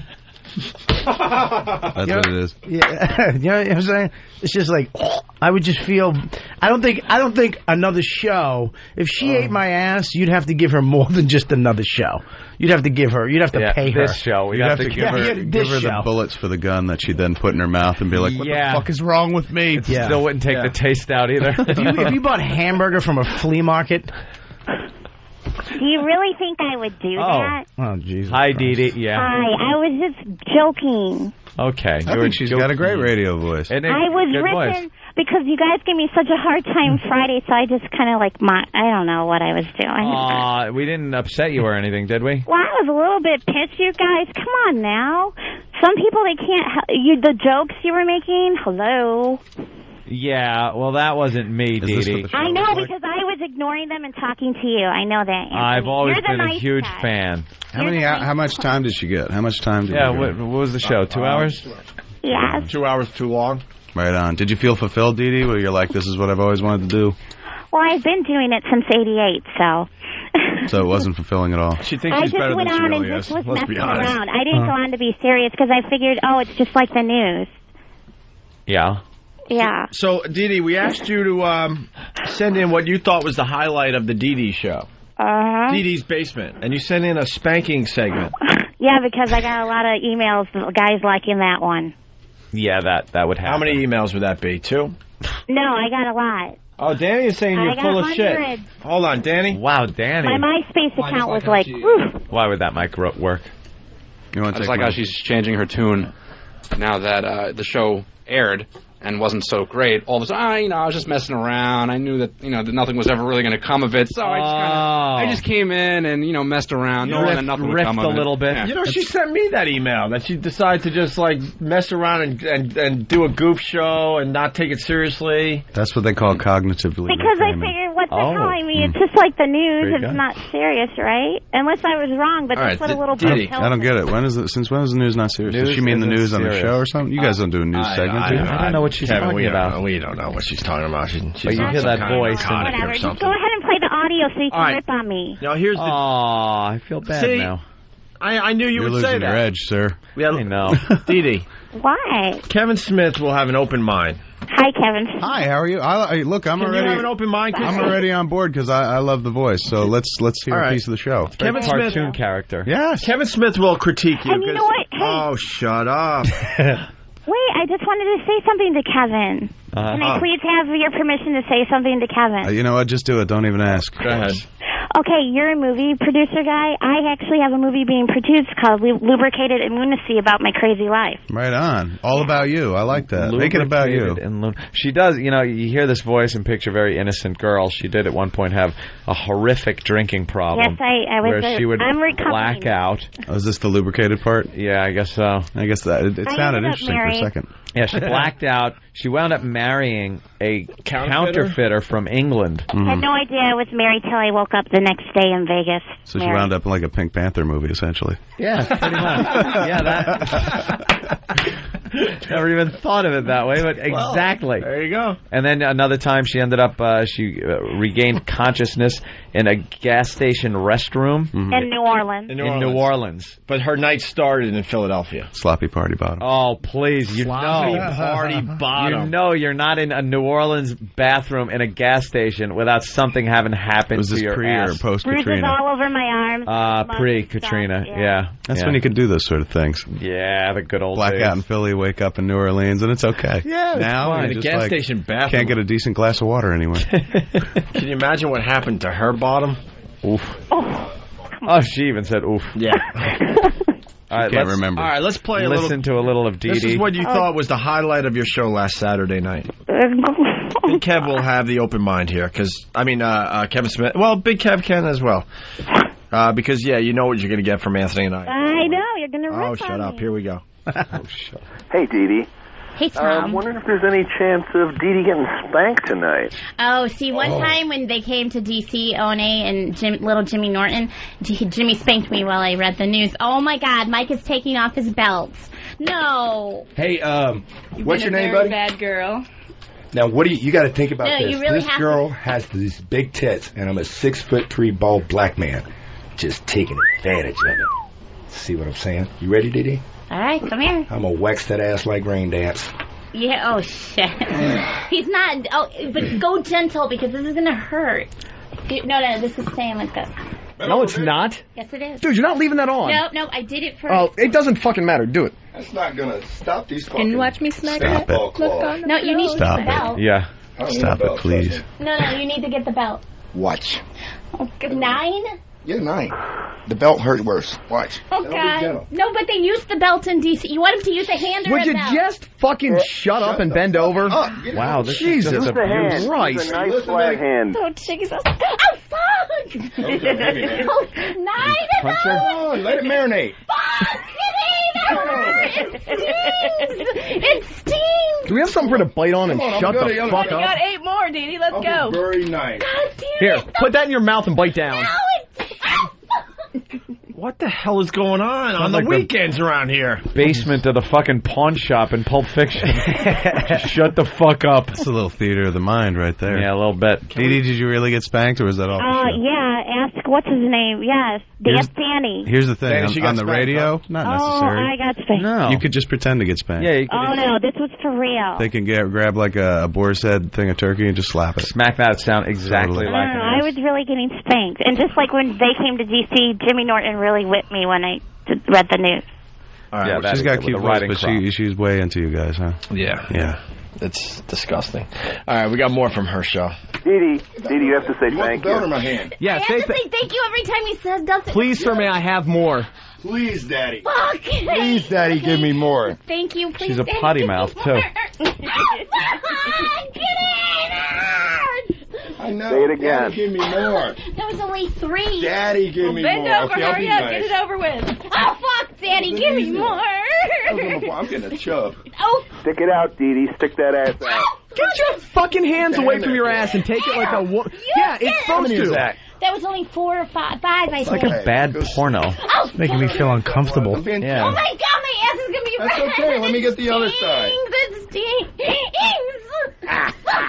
I think she's got a catchphrase. Yeah. It stings. It stings. Dee, for your safety, we're never allowing you to do another show on this channel. That's okay, because I'm doing another show somewhere else. Oh, snap, sir. Oh, snap. Excuse me. You are stepping stone. Where are you doing another show? I can't discuss that yet, but you'll know when you go to my MySpace. Serious? So. No, I'm not serious. JFK? I can't say. JFK, duh. I'm not saying yes, I'm not saying no. I can't say is what I'm saying. JFK. How? They had her on one other time, right, Dee? Yeah, I was on for a whole week.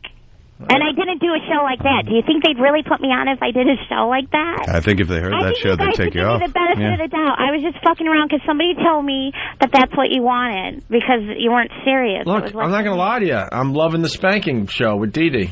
What? It's a little scary, but... I'd be really sore. It's a little scary, but it is different. Like, you could do a whole show, like, different things to spank you with. And they said to pair me up with one of your pets. I'm getting a lot of comments. We want you back with one of the pets. What do you mean pair up? Like pair up, like do a show with a pet. Oh, I thought you meant for some kind of... No. Let's go back to the audio here. No. Yeah, that's right. Get up here, bitch. I have to take a breath. Come on, I'm going to the other side. We got a show to do. Stick your ass out. Bend over. Two more. Bend over. Bend over. No, that Get your hands off your ass. One more, baby. Are you ready? Come on. One more. Oh, Other cheek. Yo. Hey, wait, whoa. Before you do it, cuff it to get a better sound. Okay. Diddy, I need sound. Move your hands so I can get some sound. It's the last one. Hear it, Dee. Or we got to start over. What? I'm going to the other side. No, it's you gotta do the left side because the Okay, right's I'm really going to the hurting. left side. Let me get this chair. Fuck, it stings.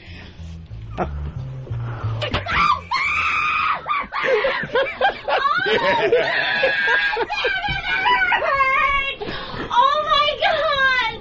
Oh, yeah. Oh. That's one of my black brothers. That hurt. Can I have my belt back? Oh god. I told you I was heavy-handed. That hurt. I'll say thank you, Dee. Okay, thank you. Great timing. Okay, bye. Thank you, Tom. Bye. Oh god. Now sit down. I can't. Bullshit, sit down. Yeah, It let it hurts. marinate. No, it hurts. Enjoy it. It really Who's hurts. the guy that's being really like the dudes are scaring over the hell out of me. obnoxious? Who is Overly who's obnoxious. yelling? The one that said, fuck you and just do it? Yes. Yeah. That would be Young Mike. Who's that? Who's Young Mike? He's a coworker in Traffic and Weather. Has he been convicted of rape? Yeah, he's a little too over the top, like Yeah, he's like fucking scary. fucking do it. Those weather people were always to be avoided. Yeah. You know, they read that traffic and weather so well, but deep inside they're just like, fucking take it. Statistically, though, most weather guys are gay. That's a fact. Was that it? Sam Champion? We go, Oh. Is there a name for that? Now, every time Clever name for a gay weatherman? Wasn't he like a weatherman? It's called Light Cloud. on ABC or something? Yeah. He always seemed a little gay. I just thought his look might have a clever. Every weatherman now you see now. It's called is Warm every day. Front. Oh, yes. Warm Front. Oh, Warm Front, right.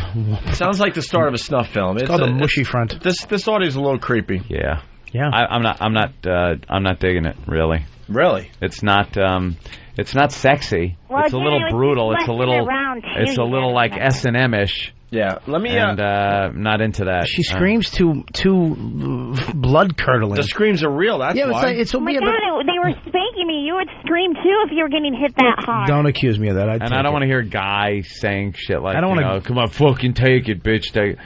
It's angry. Yeah. It's a little It's too angry. Yeah, it's a little angry. Let's go to Martin in Minnesota. Martin? Hey, what's up, guys? What's up? We're on with Dee Dee. I hear ya. Dee, we got to put on your next show. Here's what you got to do. You got to tell us what you've put in your pussy, like Francine. Another show we've done, Kevin. We're really setting the radio world on fire. You want me to tell you bar what is I high. put in my pussy? Yeah. Yeah, well, Francine did that. Oh, God. Okay. How about you? What have you had in your pussy? Let's start here. Obviously a dick. All right, a dick. Very good. Let's see how high you can go here. There's one. We want to try to get to 10, and don't lie. So far we got a dick. What else has been in your pussy? Sorry I'm using your bio, Kevin. Two chicks and a dick. A what? What'd she say? Never mind. So far, just dick? A finger, definitely finger. Obviously, tongue. yeah, finger, yeah. A tongue. A tongue. Vibrator. Human tongue. Wait. So far, what we got? Dick, tongue, finger, or did he say doll finger? I didn't say doll finger. I said finger. Okay. What else? I said a finger. Oh, finger. All right. What about vibrator? Did you get that? What kind of vibrator? There's many kinds. You know. A rabbit, one of those iVibes. Oh yeah, the rabbit. Did you ever use a glass dildo? Oh, the rabbit. You never use a glass dildo? I don't understand No, I never those used a things. glass. What was the Because name? they don't have pores. What was the name of your dildo? So what is that? How's that beneficial? Somebody already said it. I have the Disease and stuff. Oh, the rabbit. Disease. And it works very well. They get cleaned very well. The other ones, the juice and all the gut gets in them. And You could punch him when it's Well, I mean, inside, how- make it if you- crack in bacteria. 1,000 If you're the only pieces. person, yeah, that seems frightening to me. If you're the only person using your vibrator, where's all the disease coming if from? you have a vibrator, you're probably not the only person using this. What are you out of your fucking mind? You have a vibrator, it means you're like instantly a whore. Wow, apparently I went to Brazil with a guy who had a bag full of vibrators, and he stuck them in a lot of people. Glass dildos. Yeah, Dr. Dildo, we called him. He brought a Travels with. Kevin, he brought a briefcase of glass dildos. No, it wasn't a briefcase. It was actually a duffel. It was a duffel bag. Well, he brought it when in we here. went. A duffel bag, and you could hear him go cling, cling, cling. As He he's came in walking here through with the a briefcase, and it was all laid out. Yeah. All glass weapons of the dildos? trade. Yeah, Like a all hitman. Yeah, like a hitman. Butt plugs, But whatever all- he needed for all a certain different situation. So if the dude has multiple dildos and whatnot, why does he bother having more than? Why this doesn't sound like the kind of dude that's like, well, I don't want these chicks to catch diseases. Like, why Yeah. does he suddenly consider it? He's like, I'll carry more than one glass dildo. Thanks, dude. I don't know. I think it's just to have the one girl, like, he'll work him with one of the glass dildos, and then I think it's exciting for him to, like, all right, let me switch it up now to this one, because I know this one really kind of... He's like an artist, you know? They don't just have one brush. Spinning a lot of plates, like being on the old Sullivan show. Some brushes make the background. Some you want little fine detail. I guess that's true, shading. Then you have he had the vibrators from actually Sharper Image, which it was just that big thing with the ball. Oh, that the eats. massager. And just Oh yeah, the massage. you'd hear it like I had one. Like you were standing up and as it got to the bone, it would go, and then he'd pull it out.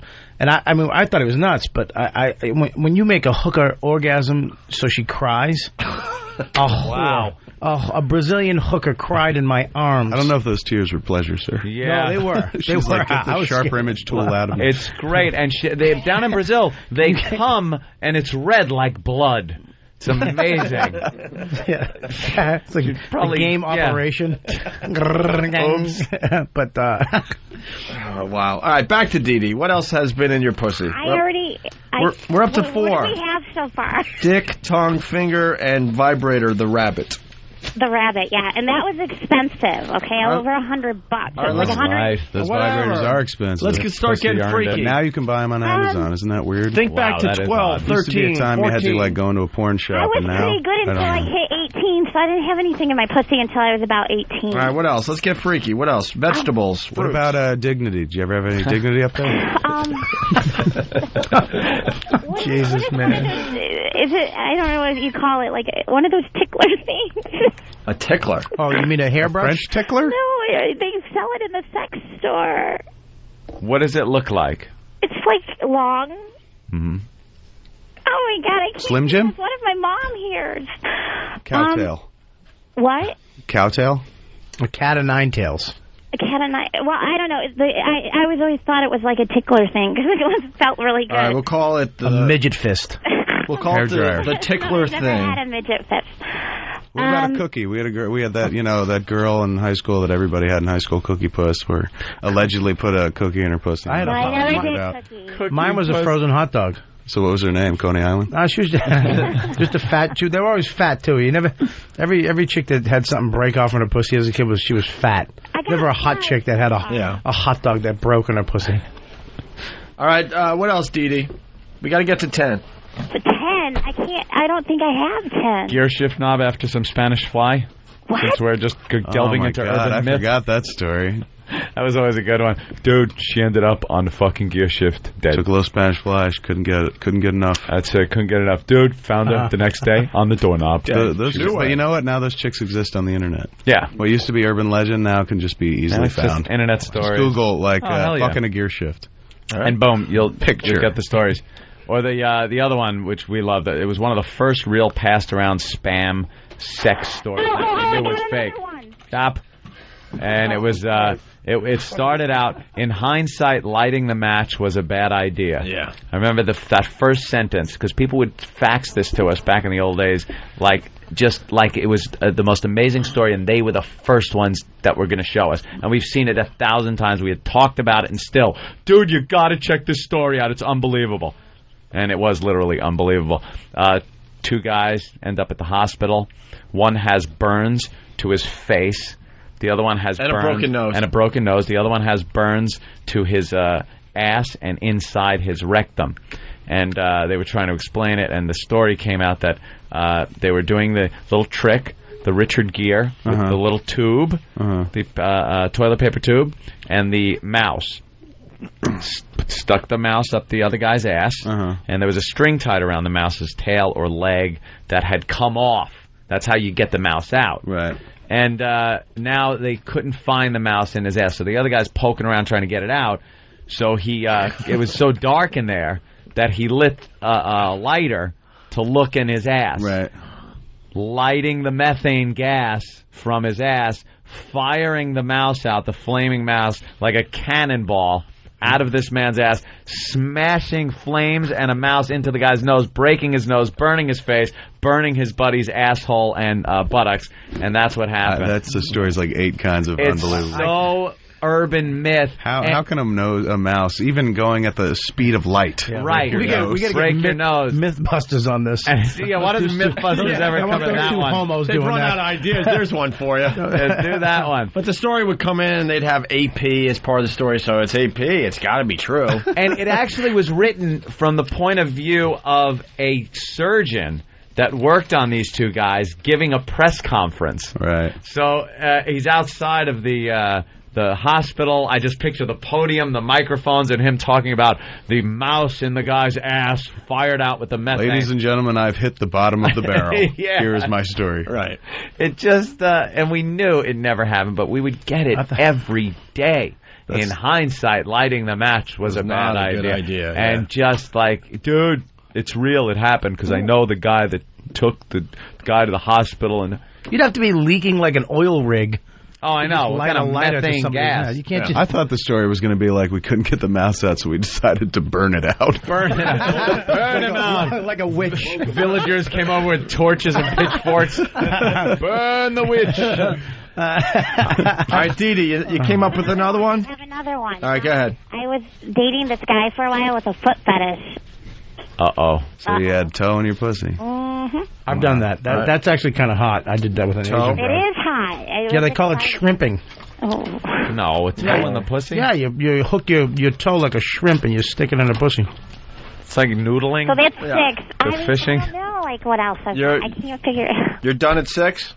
I think about 6 things. You got to have some real well-clipped toenails. What about a Maybe vase? Toes up there. Like one of Mom's vases? A vase? No. Anything in your younger days? Maybe remember Tickle deodorant? The old Tickle bottle when it first came out, and you went, There was something laying around. Remember the Breck shampoo bottle that was shaped like a cock? I've never done it with a shampoo bottle. No?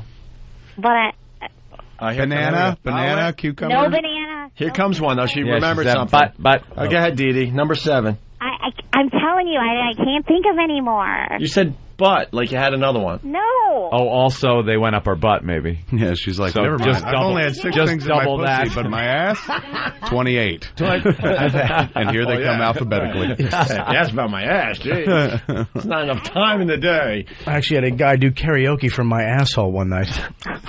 Bobby. Did you do any of the ass play, Dee Dee? Ever?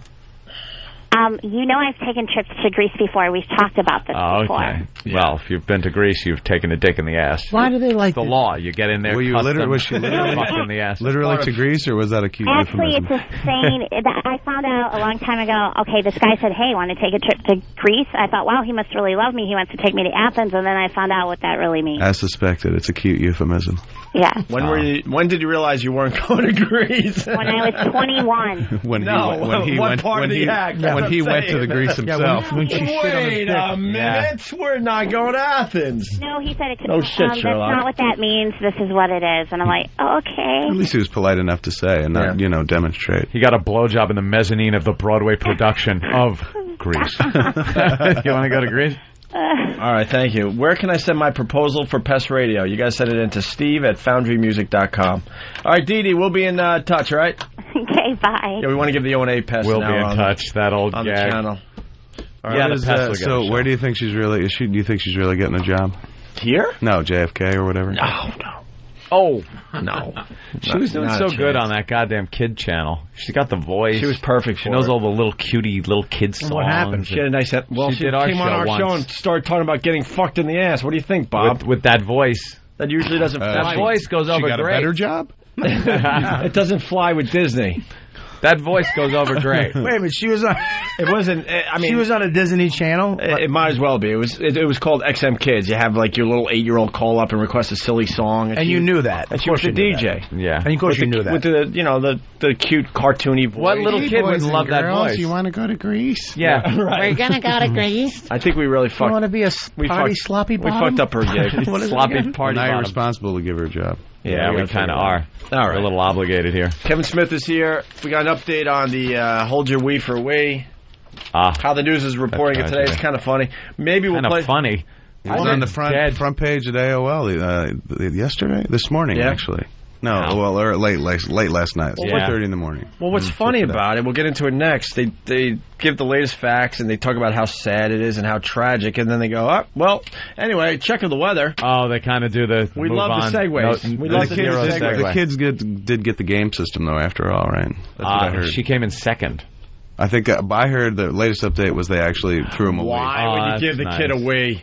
At that point, It's just going to remind every that game point, you even the play kid on it. doesn't You're just want it going to anymore. remember, your mom died trying to win it. Who knew that you could die from not pissing? The woman that called in and warned them not to do the contest. Get out of here. The nurse. Yeah, we got even the jocks had talked about it. Yeah. That's kind of. I think everyone knew. Those triathletes. How long was it? You got to debrief me on the whole She thing. was in there for about 3 hours, I think. Yeah. I've not pissed for 3 hours and not died. Yeah. Kevin, Did you I should drink say. Yes, sir. 2 gallons of water? Here's the clip. Eva. Eva? Yes. What do you want to say? I want to say that that those people that are drinking all that water can get sick and possibly die from water intoxication. Yeah, we're aware of that. They sign releases, so we're not responsible. It's okay. And if they get to the point where they have to throw up, then they're going to throw up and they're out of the contest before they die. So that's good, right? Oh, that's mean. Dr. I DJ. suppose so. Yeah. All right. How come you guys didn't do it? out, though. We don't want to die. Oh, okay. Let me ask Carter if anybody's dying. We ain't dying. Hey, Carter, is anybody dying in there? We got a guy that's just about to die. Oh, good. Make sure you tell us that we laugh at that. Oh, my God. Oh, in hindsight, I'm sure they don't. What's the like matter listening to this. with jocks anymore, man? Can't they just send people to fucking St. Patch, fucking the cathedral? Why does it have to be Just let 'em this? fuck. Why do they have to lower the bar? Why Did they go kill see the Greece and listeners? St. Pat's? That's not good radio right there. Kevin, No. this is the safe. This is the safe radio too. That's what. That's terrestrial. This is morning zoo crap. They do. This stuff all the time. They're not shock jocks. They're not shock jocks. They're They're just wacky. They go into So, the. like, after this, they went to Mr. Leonard for a traffic report? Exactly, yeah. There's one of those shows. They go into these bits. They don't think there's going to be any real problem. Right. It's just silly radio. 10 people got Well, I mean, fired. like, seriously, though, you have somebody call up and say, even if someone says someone can get sick off that, you're like, it's water. Let me tell you Relax. something also. What we do whenever there's any risk of anything, we have EMTs that come in and stay for the entire show. We had them with the eggnog drinking contest. Granted, they're drunk, but whatever. Of course, yeah. Aren't they all? Did this girl But go home? At least they're there. Did she go home? Or She went home, laid down in a bed, where she was found a few hours later. So she's in studio, and where they forced them to drink a lot of water or something? Yeah, they had to drink a lot of water. It was she had 2 gallons in her, and not pee. She started talking about how her head was hurting and she didn't feel good. They commented on how bad she looked. Fuck it, let's play the audio again. Yeah, I know. Yeah. You want to hear Kevin? This is creepy. So They talk to Jennifer. They try to get her to drop out because it gets the contest going on too long, and they got to get to their trap. Not out of concern, yeah, believe me, not out of concern for her. They got their battle of the sexes Time or something. constraint. They're Looney Tune they got to play that day. If she would have only taken Justin Timberlake tickets, she might still be alive. So that was the second prize, the runner-up?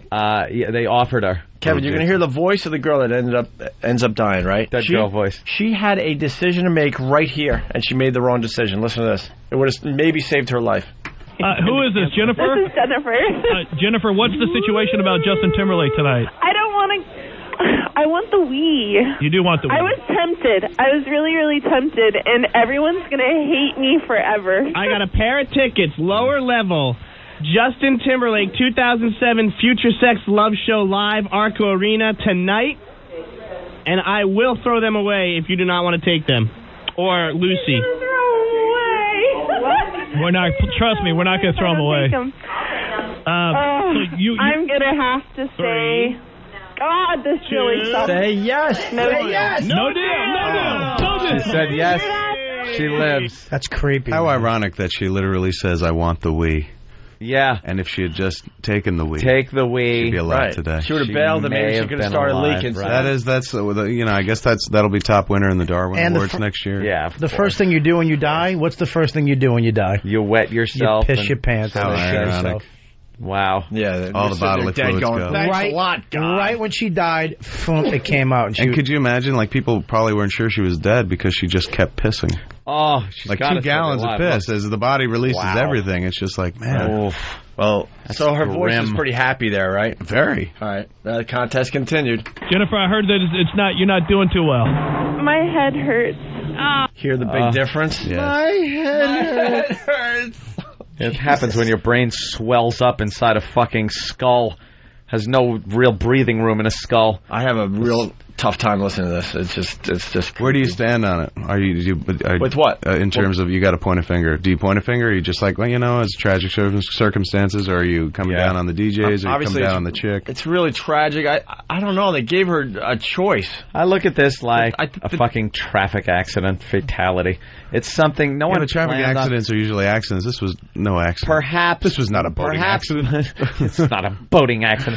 Perhaps the one driver was driving a bit erratically, and it caused the accident, but didn't intend to cause an accident. Just was trying to get home a little quick, or was on the cell phone. The insidious part, though, is it's all in retrospect, right? Yeah. Hindsight's 20/20. Listening to those dudes go, they sign releases, so yeah, we don't care. We don't care. It's actually more of a. Are we legally safe? All right, fuck her. All right. That's pretty much. There's not one person in that room thinking that this person could actually die. But again, though, if she was drinking oil, from out of a car, that would be like, this could be bad. Right. She's drinking water, so nobody's thinking that. Even when that person said, yeah, whatever. How can you get sick of water? Yeah, it was a total accident. I can't stress enough. They do these type of things on morning zoos all the time. Yeah. Sit on a block of ice. The last person up wins a dump ticket. She's a small girl. And like I said, it'll come out, in the autopsy. Was she fasting to try to fit more water all night? Did she eat breakfast and get like those chemicals that the water kind of dilutes that you Kobayashi? need? Yeah, doing a Kobayashi. Just like stretch your stomach out and then not eat for the day. Is that a Kobayashi? Well, that's the winner of the Coney Island hot dog contest, eating every year. Kobayashi. A little thin Asian. What's the exercise? He will months in advance start slowly stretching his stomach out. So he goes into these sushi places and just eats stacks. Plates will be stacked up, 10 stacks, like 5 feet high. You know what else they do, though? They eat grapes. Because they'll just bowl of grapes and just pop them, boom, boom, boom, boom, boom, boom, like this, and it stretches your stomach out. And then he stretches, and then right before the competition, he'll fast a bit, and he'll have this big stretched out stomach, and he can just shove fucking hot dogs. I don't understand. Isn't stretching your stomach getting fat? Isn't that the whole? No, he's very thin.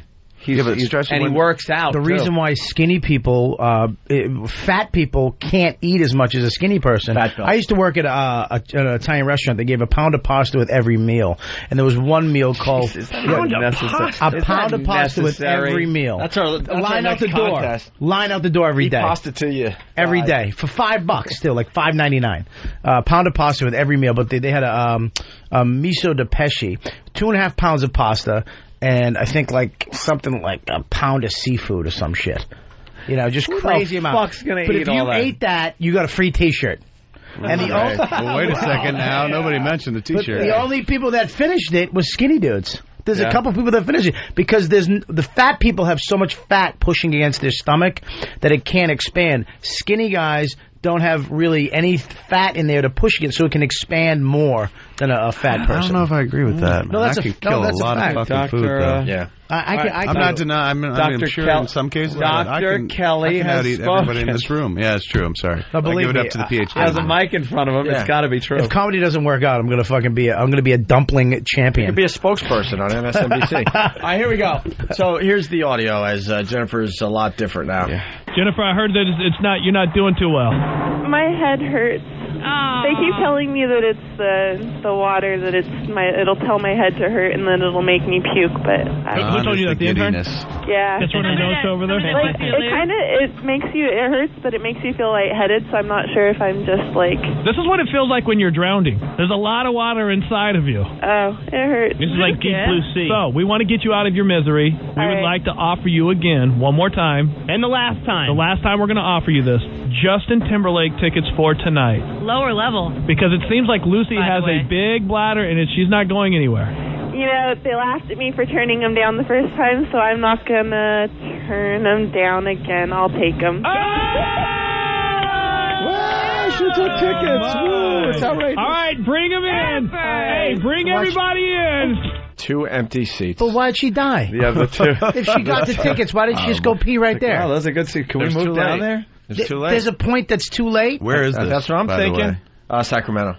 So even she must have went and pissed right after that. Yeah, it doesn't matter. Too much water was absorbed into her system already. So you're just done. There's a point of no return. Who fucking knew that water could kill you unless you're drowning in it? That's Isn't it really it's amazing? the fundamental building block of all life, isn't it? Apparently, though, there's a few other chemicals thrown in that if you dilute too much, you will die. Your blood turns to water. Right. We were talking about. No, it doesn't. We were talking about this. Great, didn't it sound awesome? I bought it because I was buying the fat guy thing. Can I just say though, you guys all bought it for a half a second. We were talking about this the other day, and it turned into this whole thing on life and God and all this other crap because you're like, how the fuck do these piles of goop that we're just fucking goop, walk and talk and communicate and build things and do things when it's just this chemical is surrounding a brain cell, and it's got like sodium in there and electrolytes and everything it needs to keep the cell alive. Just bobbing along. And it's bobbing away, and that's what keeps it alive. It's a cell. It's holding a little memory of fucking of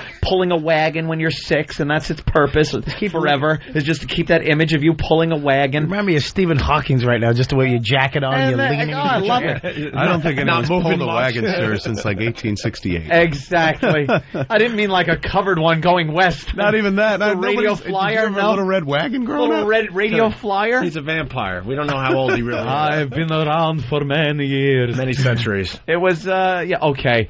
Your first car. Buying your first car. There it is. But if you drink too much water. Yeah, it's a Model T, you fuck. I had a Gran Torino, and you had to get in the passenger side door. See? And when you turned the lights on, it started. That's in a brain cell somewhere. I'm not kidding. That's somewhere in a brain cell. I used to have, in the wintertime, I used to have any girl I was on a date with, she'd have to connect 2 wires to turn the heat on. There were nipples.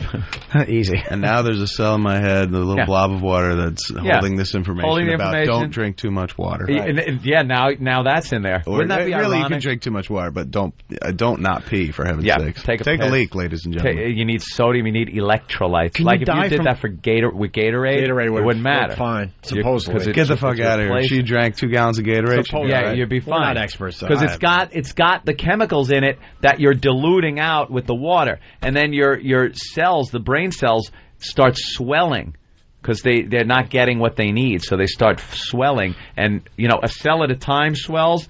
Doesn't seem like that much. You pack them all together into a brain, into that fucking bread pan skull without the top to fucking expand. Ooh. The water does. I'm saying this because the only channels I watch is Discovery and A&E. Yeah. It does something to your blood too. It does. It turns it into water. You're still campaigning for the whole. You are really fucking going for this. All right, listen. Can I jump back? I am something of a medical expert, and I saw on A&E. I just want to let you know that between episodes of City Confidential that water. Dr. Kelly, Dr. Kelly, Crossing Jordan. That one more piece of audio to play. The host comment on how sick Jennifer looks, and the whole time she's there in studio.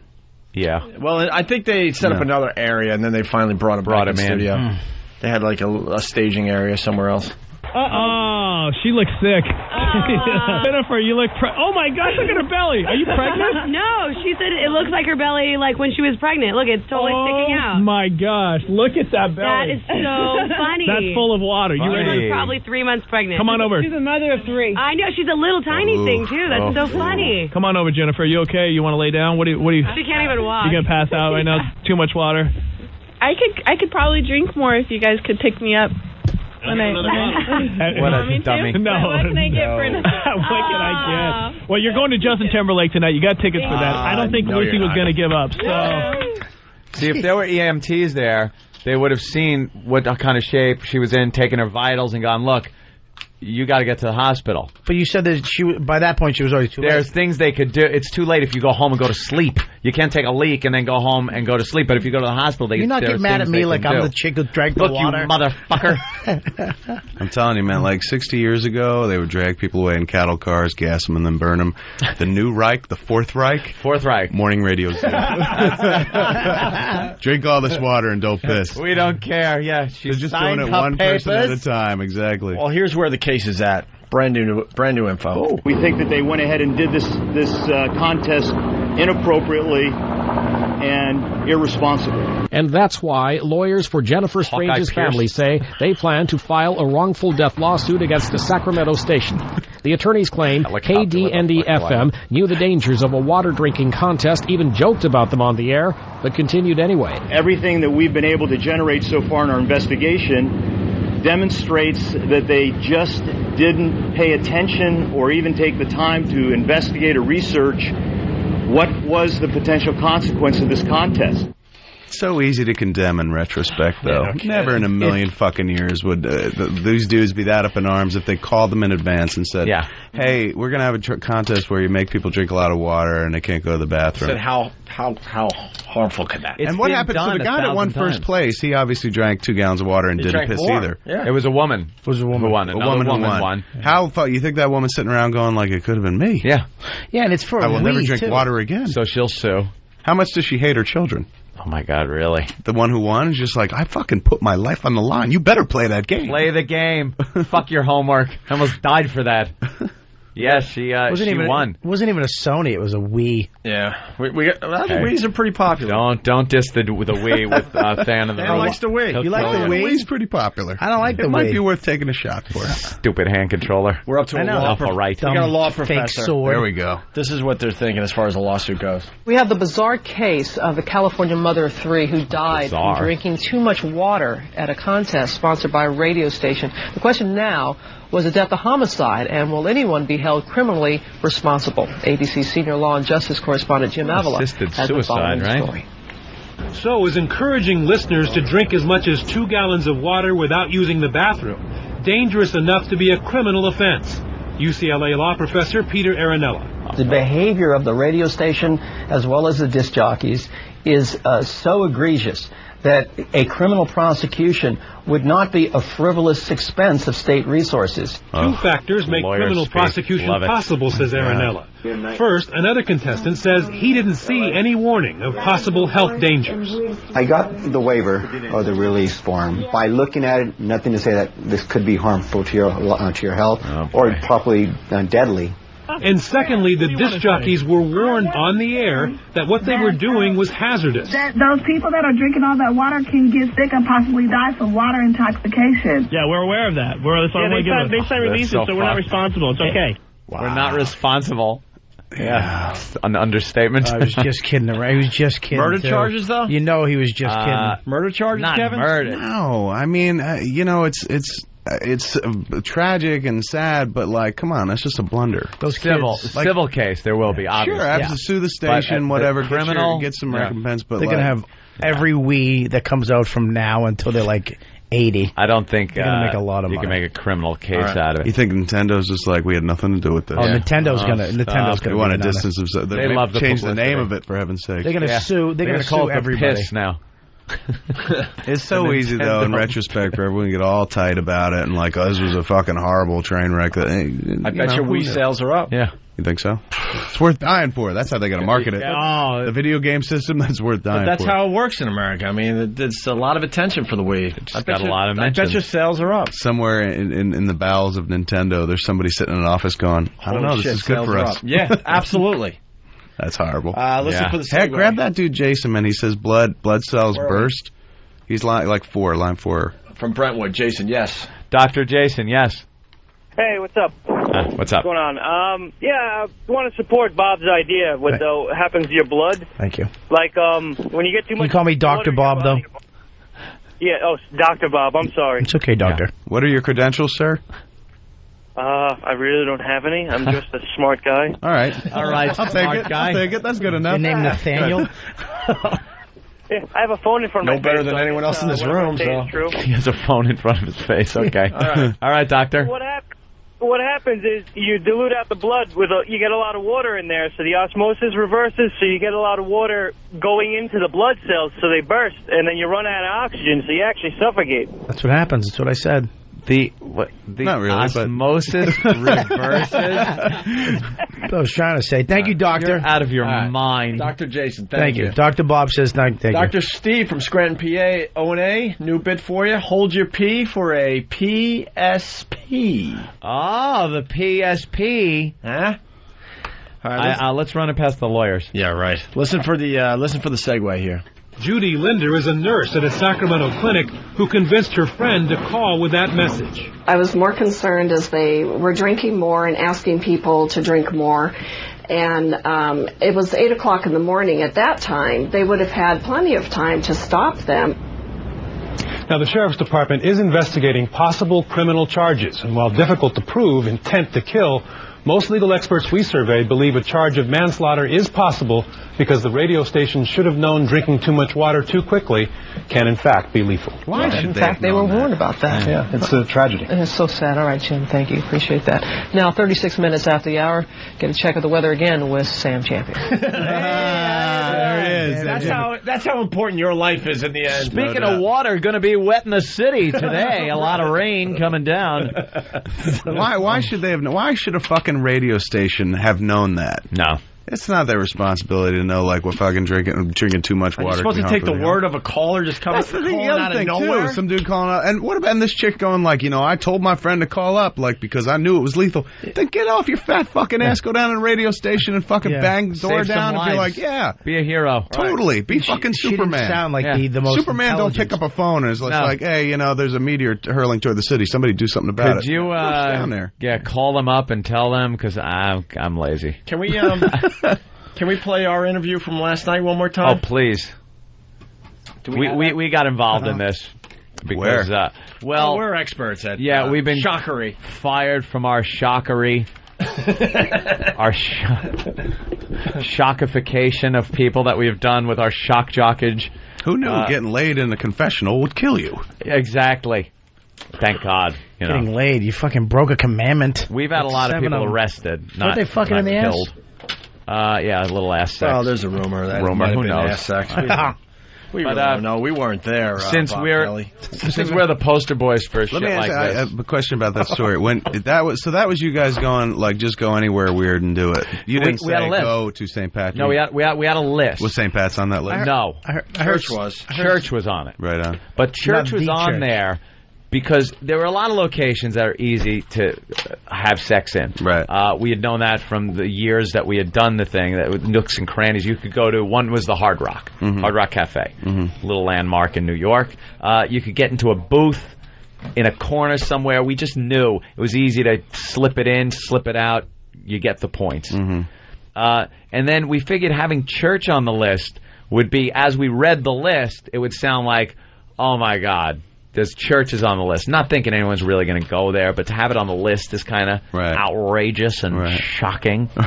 So we just didn't know until we plunked the phone down, and one of the guys, a spotter, was on there and says, hey, we're here at St. Pat's, and he's doing the balloon knot, which was our code for ass sex. Right. It wasn't even like, hello, where are you, what's going on? It was like, boom, boom, that.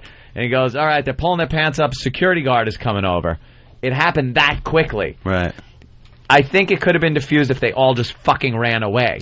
If they all just ran. But Paul Mercurio, who was why couldn't they were in a church? Why didn't they just claim sanctuary? Well, sanctuary. Didn't the cop actually say get the hell out of here? Yeah, get out of here at one point. They didn't want to deal with it. There were many opportunities. It was a guard, actually, not a cop. The great irony is that it just said church on your list. Had they done this in a church of Satan, none of these problems. Right.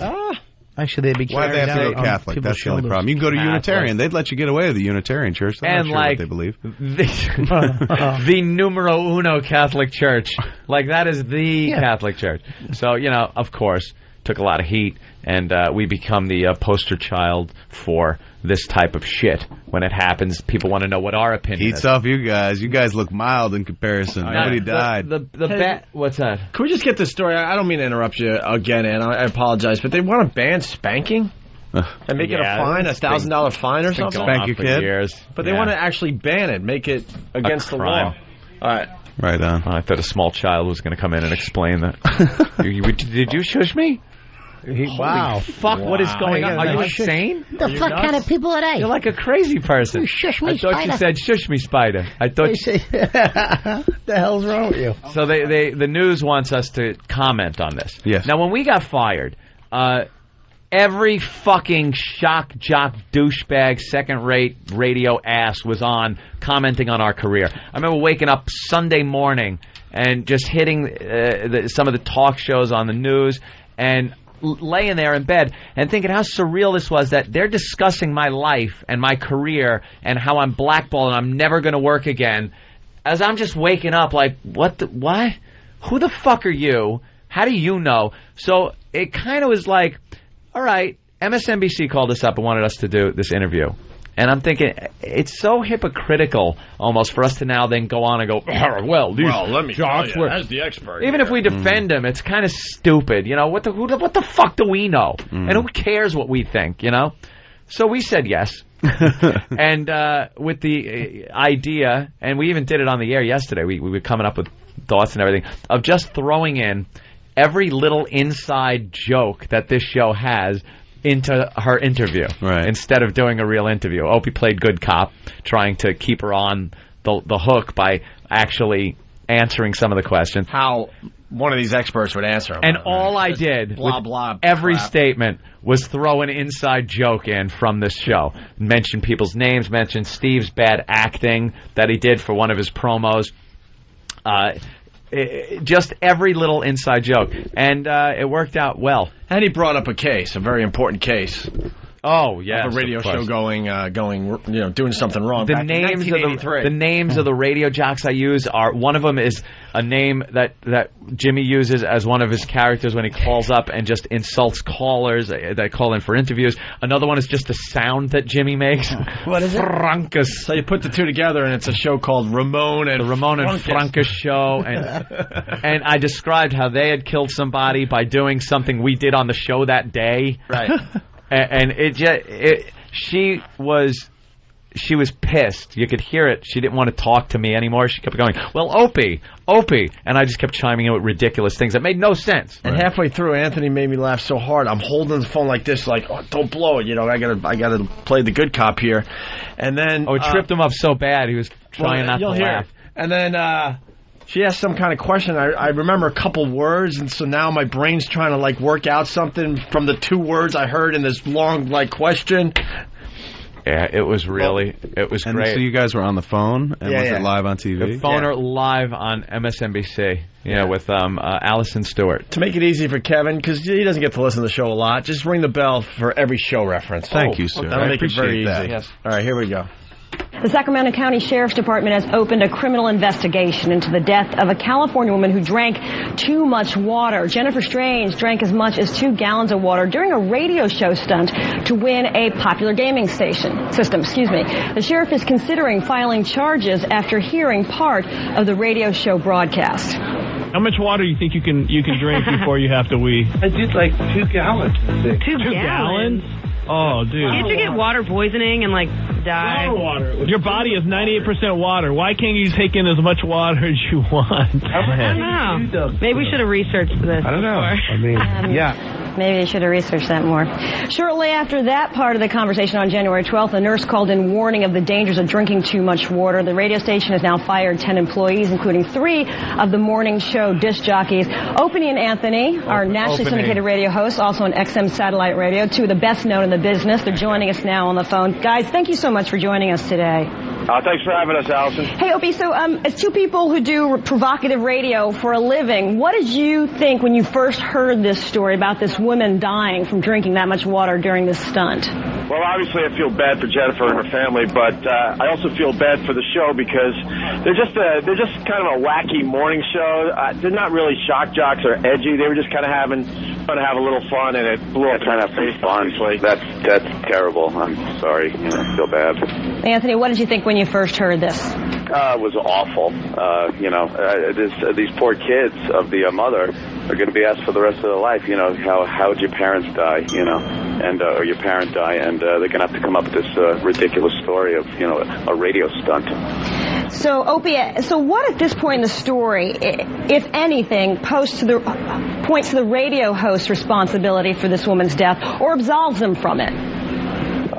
That's a good question. It's going to be tough to get out of this one. You really don't sign up to kill a listener when you do a radio show. So I'd say they're pretty screwed.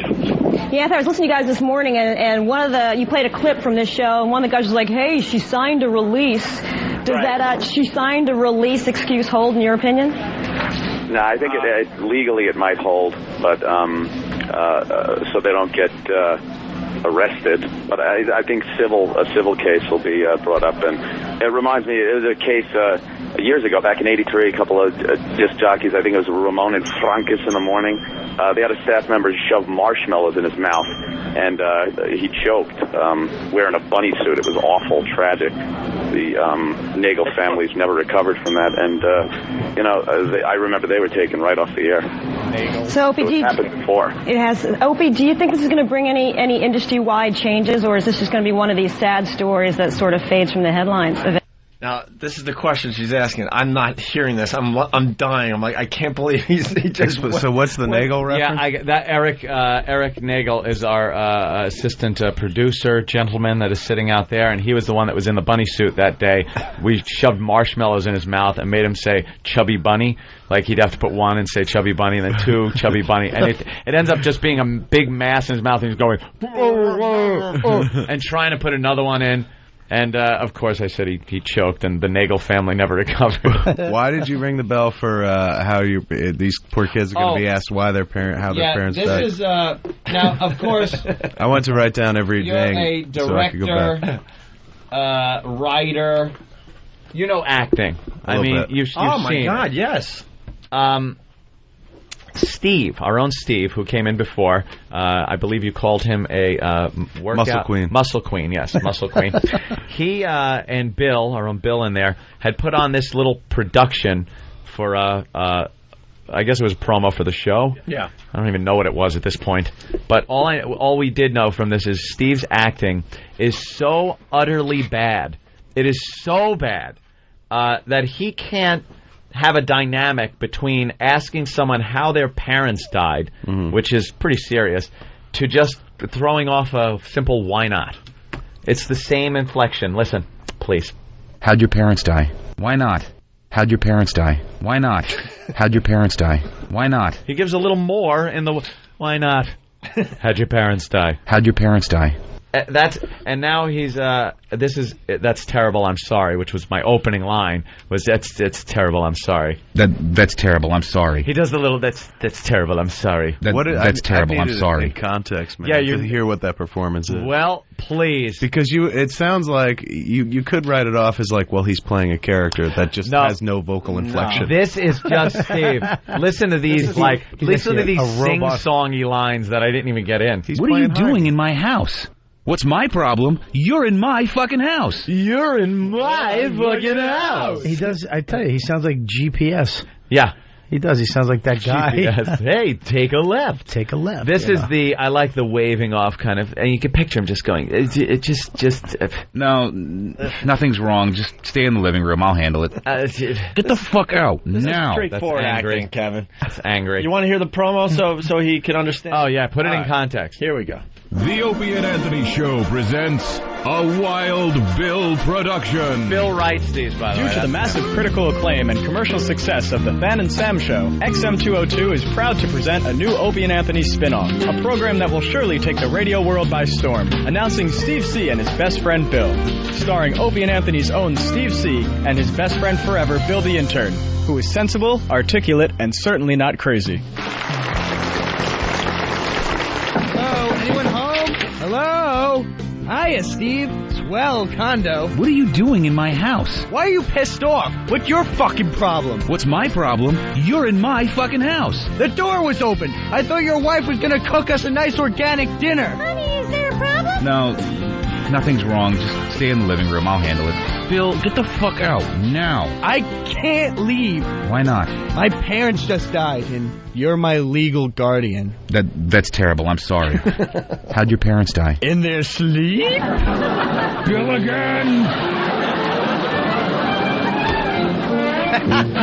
I still don't, to this day, Don't get even it. ask, Kevin. I want to cave Bill's head in for even... They handed this in. It was so awful. We were never going to play it on the air, but it was so bad we had to play it, and now it's become this thing.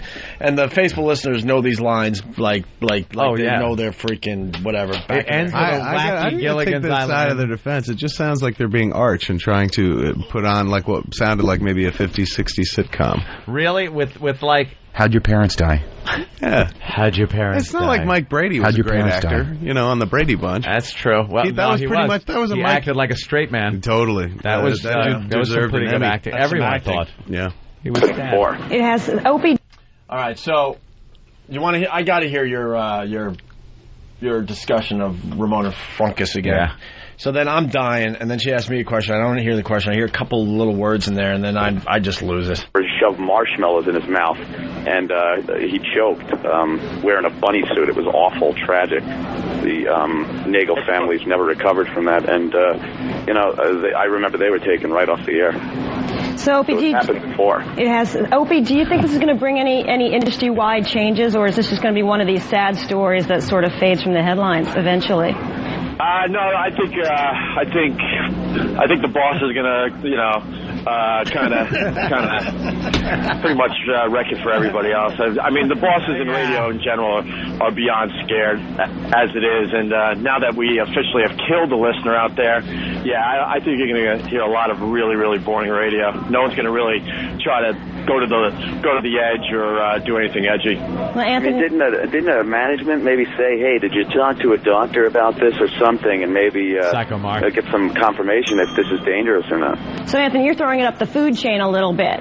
That management maybe should get involved or maybe should be held accountable. Yeah, maybe you say, did you talk to a doctor about this or something? Maybe management should have looked into this and seen if it was a little more dangerous than they thought. Opie and Anthony, we really thank you for taking the time to be with us today. Thank you, Allison. Thank you. Allison. And I threw in a little Howard Stern reference at from his movie Private Parts. Allison. It was Allison, my best friend. We had fun with that yesterday. We shan't be called back, I think, for an interview again. And what was it? And when did the Bill O'Reilly thing? And when did that happen? He did a story and then brought you guys into it. Yeah, that's stupid. Him, man, cow. Yes. We did it at the end of the other show. Yeah, you were sleeping. You were. I was driving at that point. Were you? You were sleeping through that or driving. Driving. Get in. All right. So what? Just he referenced you guys? I don't need to hear audio, but well, whenever like Shock Jock again. Whenever a radio show fucks up, we're the ones they throw B-roll on. He goes, not anymore, sirs. Not anymore. Oh, I know. From now on, it's going to be like title. Yes, you guys, you just gave it up, man. Somebody took your title. We get pushed down. What are the DJs' names? Do they have a name? What's Morning Rave. Show? The Morning Rave. A collective. Yeah. Where was it out of? Lucas, Trish, and Sacramento. Manny or Manny. Sacramento with Killer and Inhuman. Yeah. Morning Grave. We thought would be a good name for the show. All right, we've been talking for an hour and a half. Kevin Smith in the studio. Bob Kelly promoting something. Bob. Yeah, I'm going to be at the Atlanta Punchline the February 1st to the 3rd. Opie Anthony Dance Party Weekend. Wait. Nah. The Opie and Anthony Show. Comedy gone too far. Opie and Anthony, XM 202.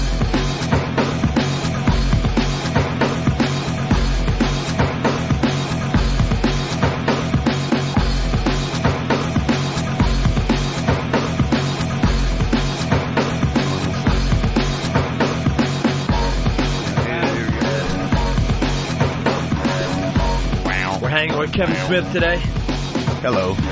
Bob Kelly today. Yo. I've drank a gallon and a half of water and I will not pee. I'm putting this theory to the test. You know, I usually just sit here and people sometimes comment. They go, "Wow, Anthony hasn't gotten up to take a piss like the whole show." Oh, paranoid! I got all paranoid because I just sit here drinking club soda and stuff. So I figured I'd go in and take a piss just in case. I ran out in the middle of when you guys were talking because I felt it in the tip of my helmet. I'm not gonna fucking. I was sitting there playing poker 12 hours straight and never got up to take a piss. Not once. There have been a couple of times in the casino I get up and I have to. You have to get up. You can't concentrate on anything but how badly you have to piss. Again, that's because they're bringing around drinks. Totally. What do they do when you get up? How do they? The guy next to you steals the chips. No, but do they add your blinds in? If you miss your blind, you tend to go between your blinds. You wait until the dealer button passes you by, and then you. Or if you're a fucking real man, you just never get up. That's true. You don't have to worry about that. Real man. You're there to play poker. What the fuck are you pissing for? You're piss at home. If you're a man, you fucking tuck your cock in like Silence of the Lamb and you play. Totally. You just pinch it, man. Pinch it hard. You roll it up like a fruit roll-up around your middle finger. Or you take one of those bottles just under the table, shuffle it real close. Does anybody ever do that? Anybody ever do that, you think? I don't know. Because you never World miss. of infinite possibility, I imagine somebody has done. You never miss and get it on your hands and then have to handle the cards that other people will be handling the next deal. There are rules to poker. I mean, you watch it on ESPN and they just cut because it would be fucking boring watching 18 hours of these guys looking at each other. But there are rules to fucking poker. Pissing? Just like a time limit. Are there rules to poker? That's amazing. I thought you could just walk over and look at other people's cards and... That's how we play. Listen, Captain Obvious. Cards. I want to bet, but I don't know what you have. Other rules than the obvious fucking rules. What do you have? Because I really want to bet a lot, but I'm not sure if I beat you. I want to go all in, but let me see the river card. Did I make my straight? There's a time limit. Like say if we're playing you and you're just sitting there staring at me, I can call for time or some shit, right? Yeah, but that's like fucking World Poker Tour shit. I haven't been in a home game or even like a lot of the games that you play in Vegas or Atlantic City. Well, you know, like the not the high stakes game, but you know, you're playing $15, shit like that. You don't sit there for like fucking 15 minutes like they do on World Poker Tour where millions are at stake. Someone will smack you in the head. Sometimes when people take too long, people are like, come on. The fuck? You either or you're chit-chatting with your friends, you don't give a shit. Yeah, you don't care. After, you know, if has it ever gone on for more than like fucking 4 minutes?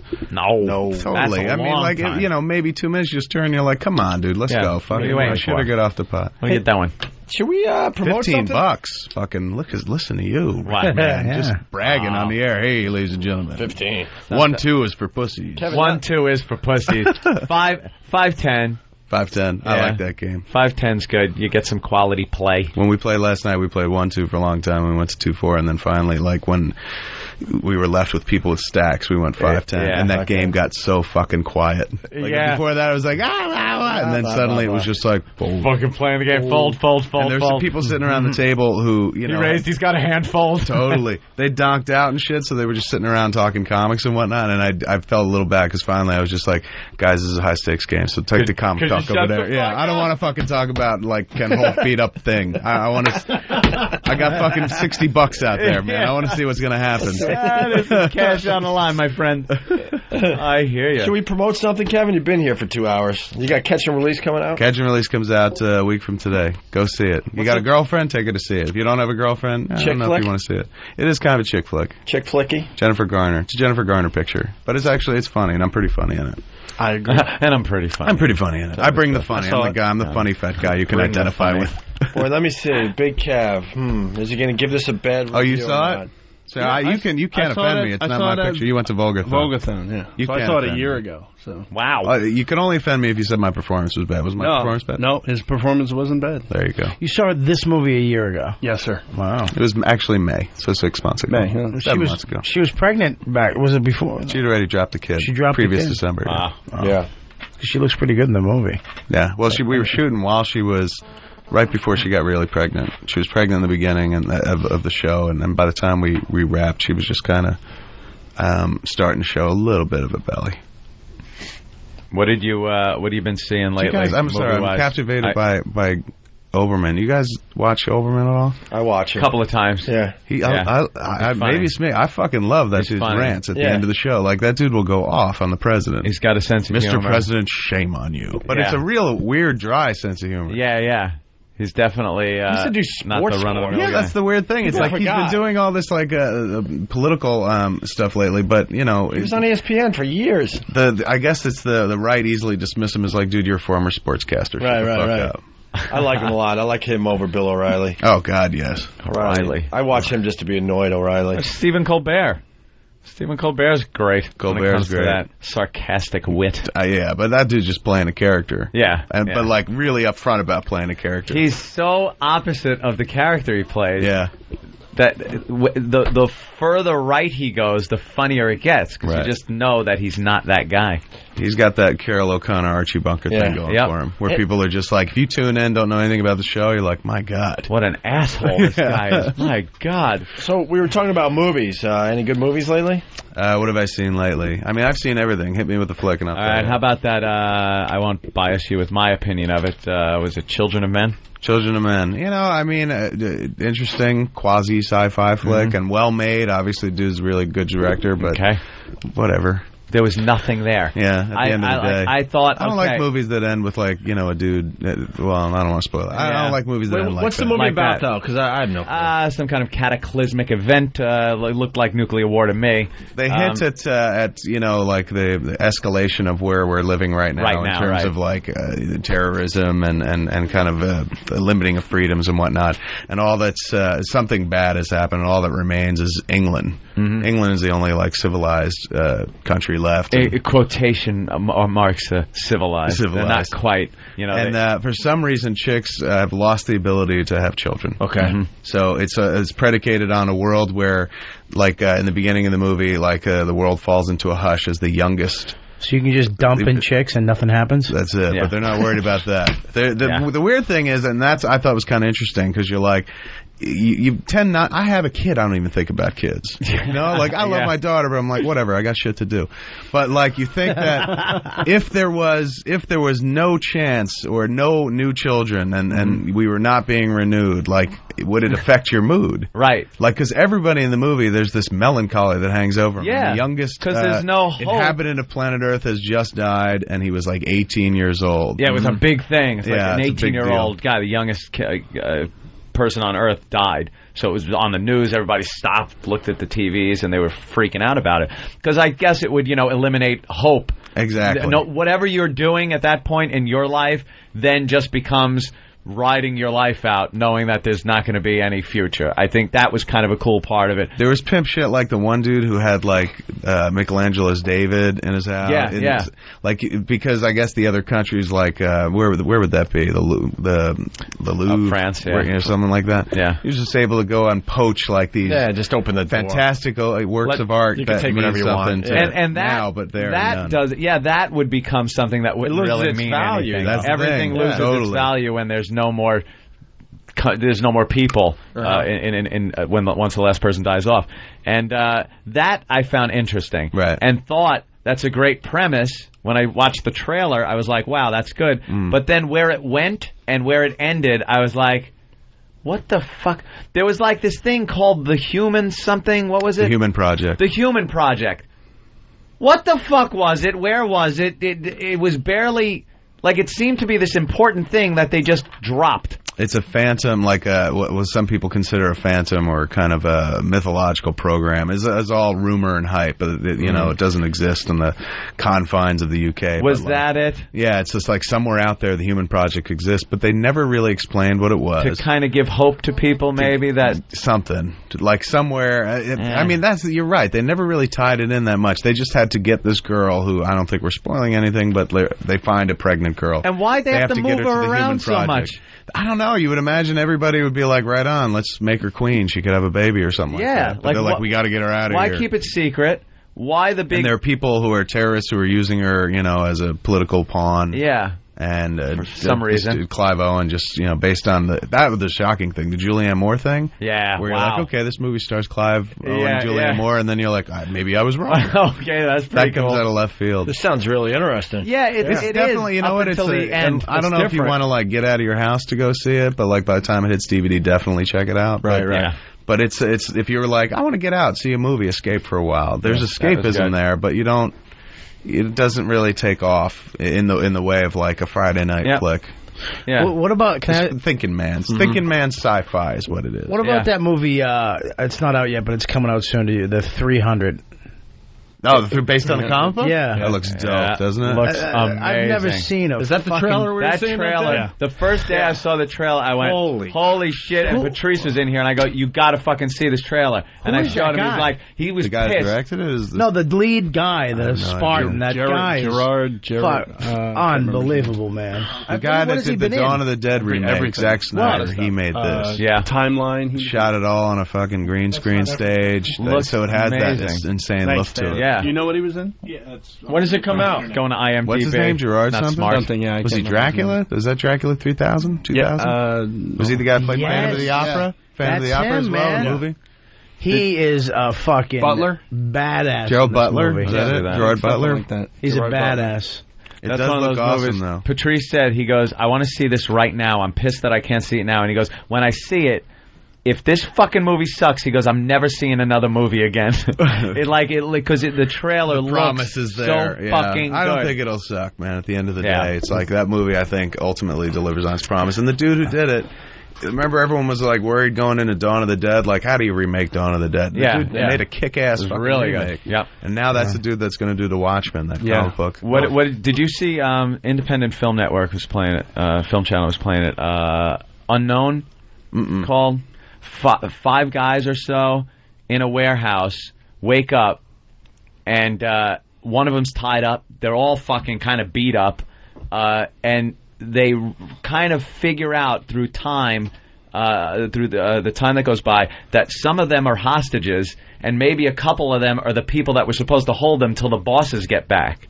But they don't know because there's some kind of gas in canisters that fell and kind of wiped out their memory for a short period of time. And then slowly the memory starts coming back. It's like Memento. There's a great fucking little story about who's the bad guy, who's the good guys. And it's a real 500. It takes place just in a room. Yeah. I like that. That sounds good. It's called Unknown? Yeah, Unknown. Did you see the movie High Tension? Yeah. Is that a fucking badass movie? It was badass up until like the illogical ending. Then I was just like, I mean, it was a great looking movie, and it really delivers until the last 5 minutes where you're like, you're shitting me. Yeah, a little fucking, like who drove the fucking truck? Like shit like that just don't make sense. Just the beginning of the movie though, when the guy is just such a, and he's getting head, and you're like, wow, this guy's getting head in the truck, and then he takes the head and throws it out the window.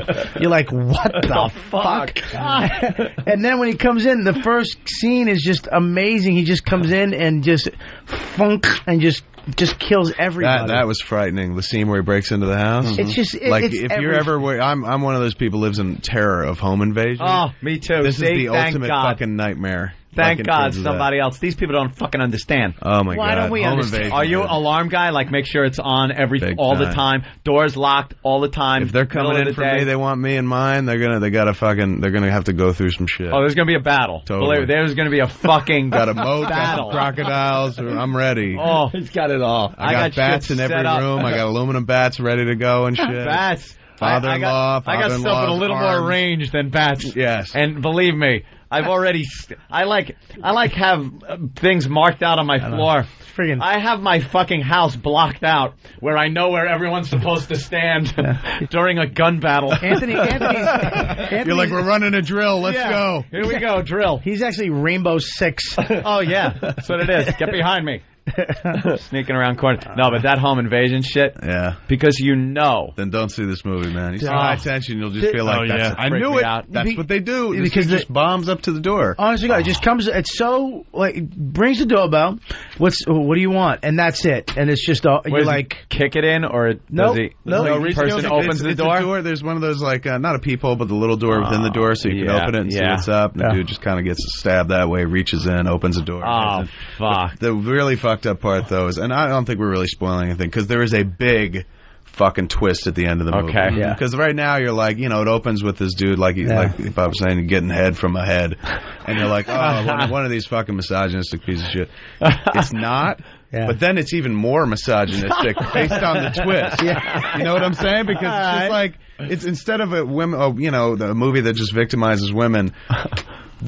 Women are victimized by the movie itself based on the plot twist. What's this called now? It's called High Tension. But the way the father, the guy gets him and then opens it, nonchalantly opens the door, comes in, the father's crawling up the stairs, he takes his foot and just pushes the father's head through the banister that he doesn't fit through, but now he's stuck.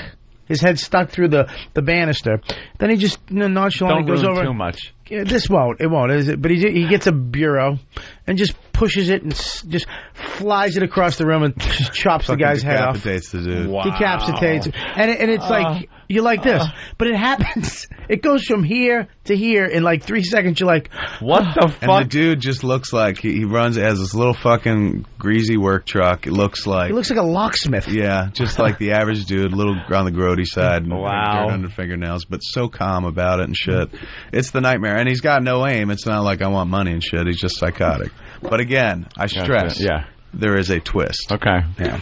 Big twist. Now, big budget movie or big publicity movie. No, it's a French film, but it's French. I mean, the next one I'll bring up. Oh, okay.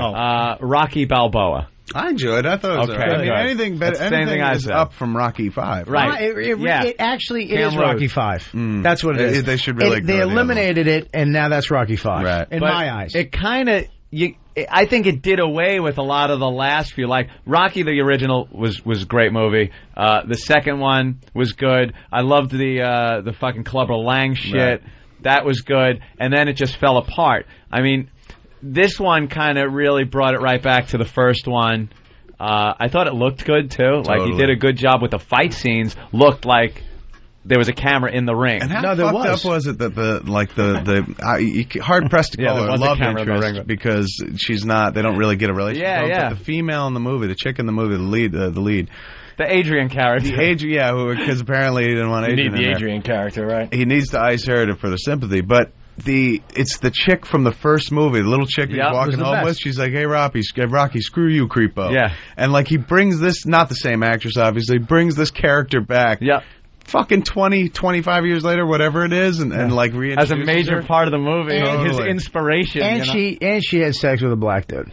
Well, yeah. Not in the show. Which was a weird. That was just a weird moment when it showed Rocky that he was a true Philly fucking Italian guy. Because he was like, man, totally. He was like, the white guy. Oh shit! Yeah. Really? All right, fuck it, I'm Rocky. All right, so he banged the black guy. Let's go. It's just odd to watch the Rocky character in this one, and then you go back a couple of the 4 and 5, and he was like in the suit, the smart Rocky, like the educated, profound Rocky. Right. He wasn't this guy anymore. He's like, regular spoken, and then he's back to being like, hey Mick, what are you got down at the restaurant? But that was fine. He was back to being the first Rocky. Like it was like flowers for Algernon. Well, because he took the shit. It worked for a while, and then he's back in the fucking hospital. 5 isn't the plot line of 5 was he's all punchy and shit like that. Yeah. 5 he got punchy. So that's how they get away with him being like kind of ridiculous. Yeah. He was less punchy in this movie though, which I thought was great. Because in 5 he was so stupid. Hey, Tommy, I'm your gigi. But this one, he was telling stories at the restaurant. It was more. That was kind of cool. Like a sad little it was fucking a very thing. sad little poignant kind of like. Everything so was the sad. ring. You see, the people were just like looking at him like, okay, man, we just give me my lasagna. Can I get some fucking fries? Enough. Shut up with your stories, Rocky. Right. The only parts I really didn't like about it was it got a little sappy with the fucking ghost Adrian. Her little ghostly figure there by the stairs when he was kind of imagining when they were seeing her. Like that was a little too sappy for me. And then how quickly the son kind of changed his tune. How's the only thing? Was I thought a little the bit son like storyline. Yeah.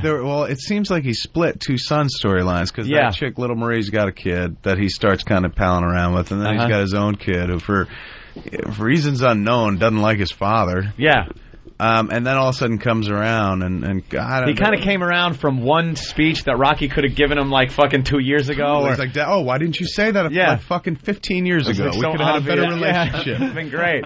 Yeah, but I mean, I thought it was good. The kid, I like the kid too. The kid's performance was good. He was great, but he had that lip too. He had the Rocky lip. Mm-hmm. He's got, there's something going on with, I swear to God, watch TV now. Everybody has a fucked up bottom lip. There's a lot of people. It's the Carl Spackler that everybody's kind of got now. I'm in the fourth grade. He's a Cinderella boy. Cinderella moment. Good. I'm glad you thought that was okay, because I was bashing the prospect of it. Right. And then when I saw it, I was like, I went into it thinking, all right, I'm going to fucking hate this. Mm-hmm. And I was like, wow, this is pretty good. The totally inspirational, the montage scene, you get the montage. It felt a little abbreviated this time around. Yeah. It wasn't as much. I still got my dick got hard with the music. When the you hear the final bell, and then they're in the ring. I wanted to go drink eggs. I wanted to go drink eggs. Looked like he had a hard time getting that last egg down too. Did you ever? I don't know how many takes that was, but they show him drinking the eggs. Not as long a scene as the original one. Sure. It's just him gulping down like the last couple in the glass, and he kind of like gags on one a little bit. The original. Finally, Bill. Jesus Christ. Wait till we talk about the next movie. He's got great timing, doesn't he? The original Rocky scene when he did that, when he drank, it was so quiet. It was you could feel how cold it was outside. Yeah. It was unbelievable. And they're actually doing Rambo 4. Now that could be a problem. That was part of the deal, right? Yeah, he was doing both. But at the end of the day, he made Rocky work. Maybe he can make Rambo work. Yeah. I thought Rambo 1, man, was, at the end seeing that monologue. The first one? Let me tell you something. If you act in your life, you try to act that scene. Try to deliver that and make it work. When you think Rambo, though, you don't think of the first one. You think of the second one where Blood? he's... Yeah, First Where's Blood. the monologue, from Rambo or from First Blood? Rambo, at the end. Well, there's First Blood, which wasn't called Rambo at all. Then there was Rambo 2. First Blood. Yeah. Rambo First Blood 2. First Blood. Yep. First Blood. And at the end of the monologue movie. at the end? At the end of the movie. Brian Dennehy. Students are auditioning for things going like, I'm going to do the monologue from the end of Listen Rambo. to the monologue. I swear to God, it's a great monologue. I'm sure it is. And it really is. And he can deliver it. I wouldn't be able to do a fucking monologue like that. It's over, Johnny. It's over. Nothing is over! Nothing! You just don't turn it off! Well, that's part of it. You don't give it Steve's fucking... Sound like Steve. Nothing is over! Nothing! You don't turn it up! It's a great monologue. There's a movie called Perfume. Art house movie, pretty expensive art house movie, but it's based on this book that I never read, this bestseller about this weird serial killer case. but it's not really a serial killer movie. Most fucked up film I saw all year. Really? Had no idea where it was going. Ends with an orgy. Oh, wow. Totally fucked up. I like the ones that you don't know where they're twists going. and turns the whole good, time. I think that's worth watching. I mean, it's not like I wouldn't say that is a Friday night. Like, let's go out and let's hit this movie, Perfume. It's like a Sunday afternoon. Probably. But like, you know, it's unlike most movies you see where you can kind of call it from 20 minutes out, everything that's going to happen, and it's just whether or not it's executed well enough to keep you entertained. This movie fucking takes so many bizarre turns. You're like, what the fuck is going on? I love those movies. Those are the best, the way they just blindside you like that. And I hate when you do figure those out, where it's a real clever twist, and you're like, fuck, I see it now. Right. Shit. And then I'll usually turn to my girlfriend and go, I know something. And then I'll grab a pencil and paper and write it down and put it aside. And then the second it happens, I hold it up in front of her face. That's a great way to do that. There, I knew it. Because how many people go, see, I knew it. You don't want to ruin it. Meanwhile, Tell she me. sits around with her friends, goes, he does this annoying fucking thing. when we're watching movies. Why did Write he it do that? down. Saves all the little papers. Look at all these little papers. Right, great. You figured it out. She figured out fucking Sixth Sense. Wow, I didn't. Yeah, I before still that haven't happened. figured it out. I saw Somebody that told me early. that fucking. There was a friend of mine that worked on that movie. A friend? And a year and a half ago, told me before the movie came out, a year and a half prior, told me what it was, told me the ending and shit, and I totally blocked it or forgot because I'm in the theater and I was like, he's fucking dead. That's fucked up. Yeah. And then I was like, wait a second, I knew this. I knew that. Fuck. Someone told me this a year and a half ago. No, it was a great movie. Stomp the Yard. Did you see Stomp the Yard? What? Fucking throw Jesus Stomp Christ. the yard. What happened to you? Face. What are they doing? They're stomping the yard. Stomp the Yard. Oh, I'm supposed to know that? I did a college, And yet it does $25 and those million guys came out before What me. are you going to do? To Stomp the Yard, They're like, dudes? yeah, we're just going to do this thing before you. All of a sudden, like 50, boom, bap, the boom, bap, just come out, 50 of them. The place is going retarded. It's a mostly And black then college. nothing you do will be nearly as entertaining. That's a tough act. I'm going to go up there and go, marshmallows. There was a, of course, I lived in San Juan Capistrano, California, growing up, where the Swallows come back every year, and there was a big parade. Like, it was Swallows Week. It was a week of drunk fucking cowboys, and especially back, it was like the mid-'70s. It was still very equestrian, very small town kind of thing. And the parade was like covered wagons, and you'd fucking ride your horses, very cowboy. Well, they brought in the fucking from Compton, the Soul Street Stompers they were called, and that's what they did. They fucking stomped. You never saw a bunch of fucking rednecks watching this with that butthead look on their face, where butthead's mouth would just be open like, They had no clue how to react to this. I think some of them just wanted to unload like it was an ambush. But they would have shot family that was across the street. It's the only reason this didn't happen. Keep stamping your feet. Just stay away from our women. Yeah, stay away from our women. And but that I didn't realize it was that old. That craft, if you want to call it that, stomping the streets, stomping the yard. It's unbelievable. It scares the shit out of you. Yeah, and really it just goes, whoa, and they just go nuts. The place just gets, I mean, it really brings an energy up in the room that's just, you can't match. We got mixed dick feelings jokes, about it, man. It's entertaining and shit, but at the same time, I'm like, I don't like watching people do shit I can't do. Yeah, why would I want to do that? For that reason, I don't want to see that. Watch people, especially like you watch gymnastics and you're like, who knew a human body can do that? And I can't even fucking get that high without I don't want to get up to take a piss. You're like, I've never even tried. It's like they're getting up that high just by running and jumping. Yeah. And I can't fucking reach a goddamn thing up on a shelf. And I'm like, can you grab me a glass of water while you're in there? Like, I won't get up and shit. Hey, Kevin, what did you think of King of Scotland? Last King of Scotland, I thought he was fantastic. And the movie is good, but he is fantastic. Like, he elevates that. He's going to win the Oscar, don't you think? I mean, I think he might for Best Actor. He seems like the man to beat. I mean, he just won the Golden Globe. Yeah. I don't know about the film itself, though. I don't even think the film will get his nominated. performance was amazing. It was fantastic. What about? But like, you sit there going, like, you felt bad for the dude who played the doctor because the movie's supposed to be about him. But you're fucking so fascinated by Idi Amin and Forrest Whitaker's performance that he is the whole picture. He was fucked. Earth, Wind, and Fire for Idi Amin and Little Brother. I can love. I can't get that out of my head that he's just from Fast Times at Ridgemont High. Hey, You're keeping it up nicely. What movie wins the Oscar this year? In my opinion, what do I think? Yeah.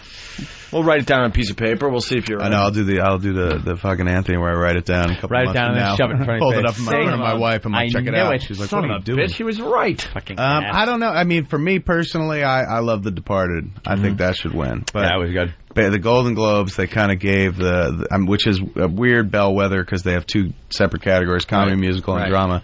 Comedy, musical, they gave to Dreamgirls, and then drama they gave to Babel. And I just don't see either of those movies really being the contender for the Academy Award. Departed was one of those movies that you at the end you're kind of like, all right, what just happened? It just ends with a series of deaths. Yeah, you're like, you didn't think that? Wait a minute, what the fuck? It just summed it all up. I kind of didn't like the end. It was just like, all right, let's just wrap this up now. I loved it. I've watched that movie fucking 9 times now. Wow. Because I got the Academy screener and shit, so I saw it in the theaters, and I saw it when I went and did Ebert and Roper. I sat in for Ebert, and that's the first time I saw it. Once I got my screener, I remember that's my go-to on that movie one. now. Yeah. Did you hear that Jack Nicholson? This, I guess it may be a rumor or something, but somebody saying Jack was every day just bitching on the set to Martin Scorsese. You wouldn't hire me. You never gave me a job. And he was just a dick on set to him because he never would give him a job back in the day. But I guess the people backing wanted Nicholson in this movie. So. I can't see that being true. I mean, you're Jack Nicholson. Why are you bitter anymore? Yeah, why would you be bitter? You're like, first fuck of all? it. I was the Joker. I made $500 million. But it's true. Bob Kelly's an expert. That's true. I'm a doctor, and I'm also an expert in film. Hey, let's go to Amanda in Michigan. Amanda. Hi, Opie and Anthony. I love you guys. Thank you, Amanda. Kevin, I went out and bought Clerks 2. Never seen it before. I loved it. The commentary, I enjoyed it. I enjoyed the intro to the movie. I thought that was really nice that you did it. It made me more excited to watch the movie and more excited for you. I enjoyed the little bit about Polo Pants.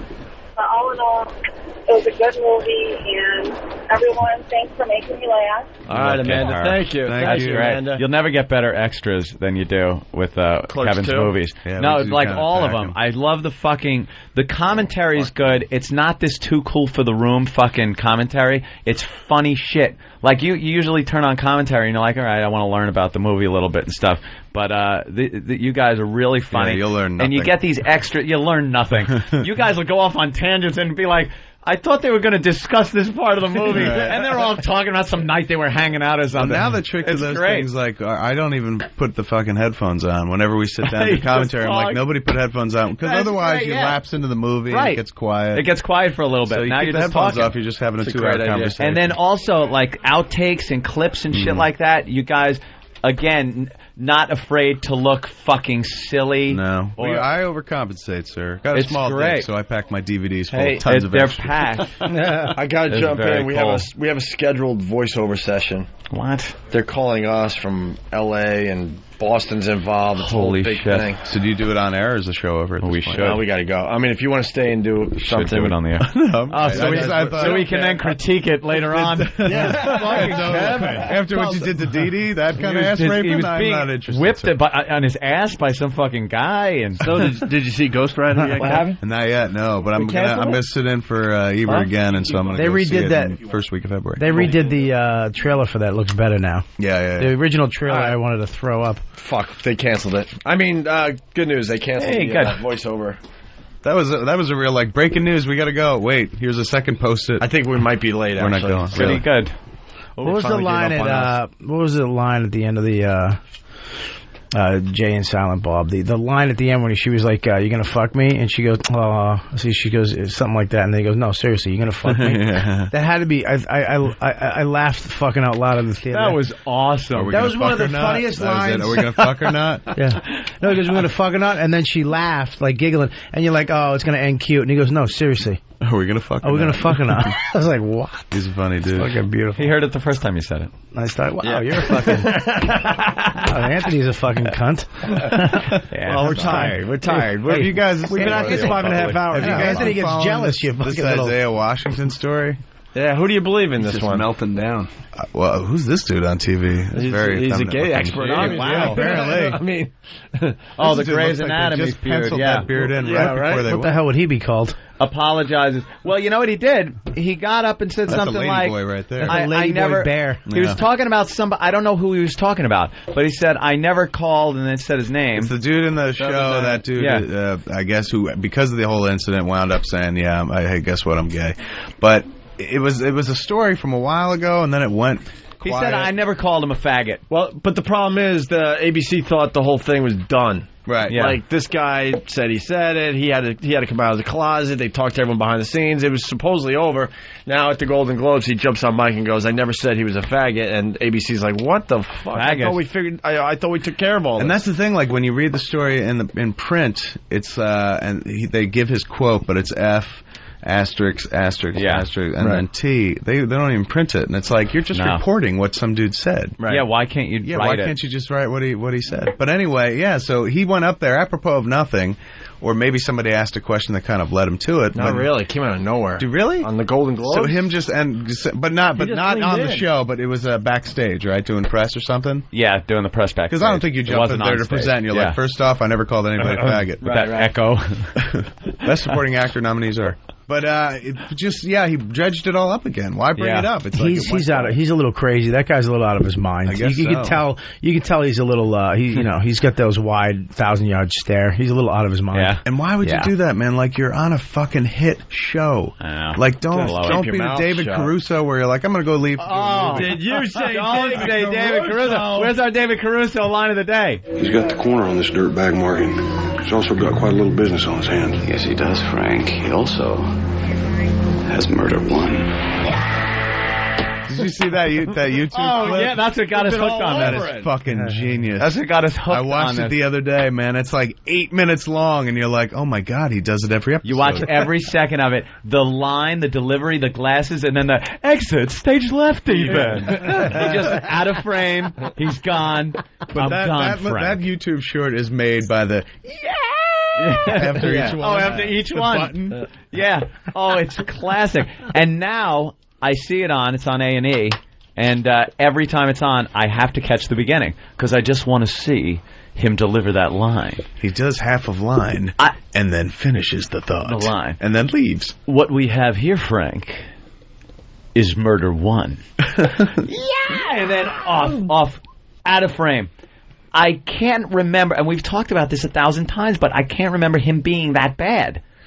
But I think the YouTube collection, the compilation, is what nails it home. But I've been watching... I think you watched the show, and I think if you were just watching CSI, you might not have really picked up on it. But once they put it all together in a neat little package for you, suddenly it calls it to your attention. So the next time you watch the show, you're like, oh, I guess he never watched it until I saw the montage. It also plays differently because the adultery thing is the beginning of the big intro with the boats and the sunset and everything else. But now it's like just it's the stinger after his one-liners now. It stings. The stinger. It stings. The glasses on. He was so good in Mad Dog and Glory. Remember him in Mad Dog and Glory? Great movie. That was great. Such a great fucking movie, and he's really good in it, too. He was good in, what's that movie with Sean Penn, too, that Irish movie they did in Hell's Kitchen? State of Grace? Yeah, wasn't he in that, too? No. You sure? Oh, that was Ed Harris. Sorry. Ed Harris. Jeez, you mixed up Ed Harris? And what's his name? Gary Oldman. Redhead and a bald guy? He was in, what did I rewatch fairly recently? New Jack City, and he was in that. Yeah. David Caruso was in that, too. Wow, was he? Apparently, David Caruso's in First Blood.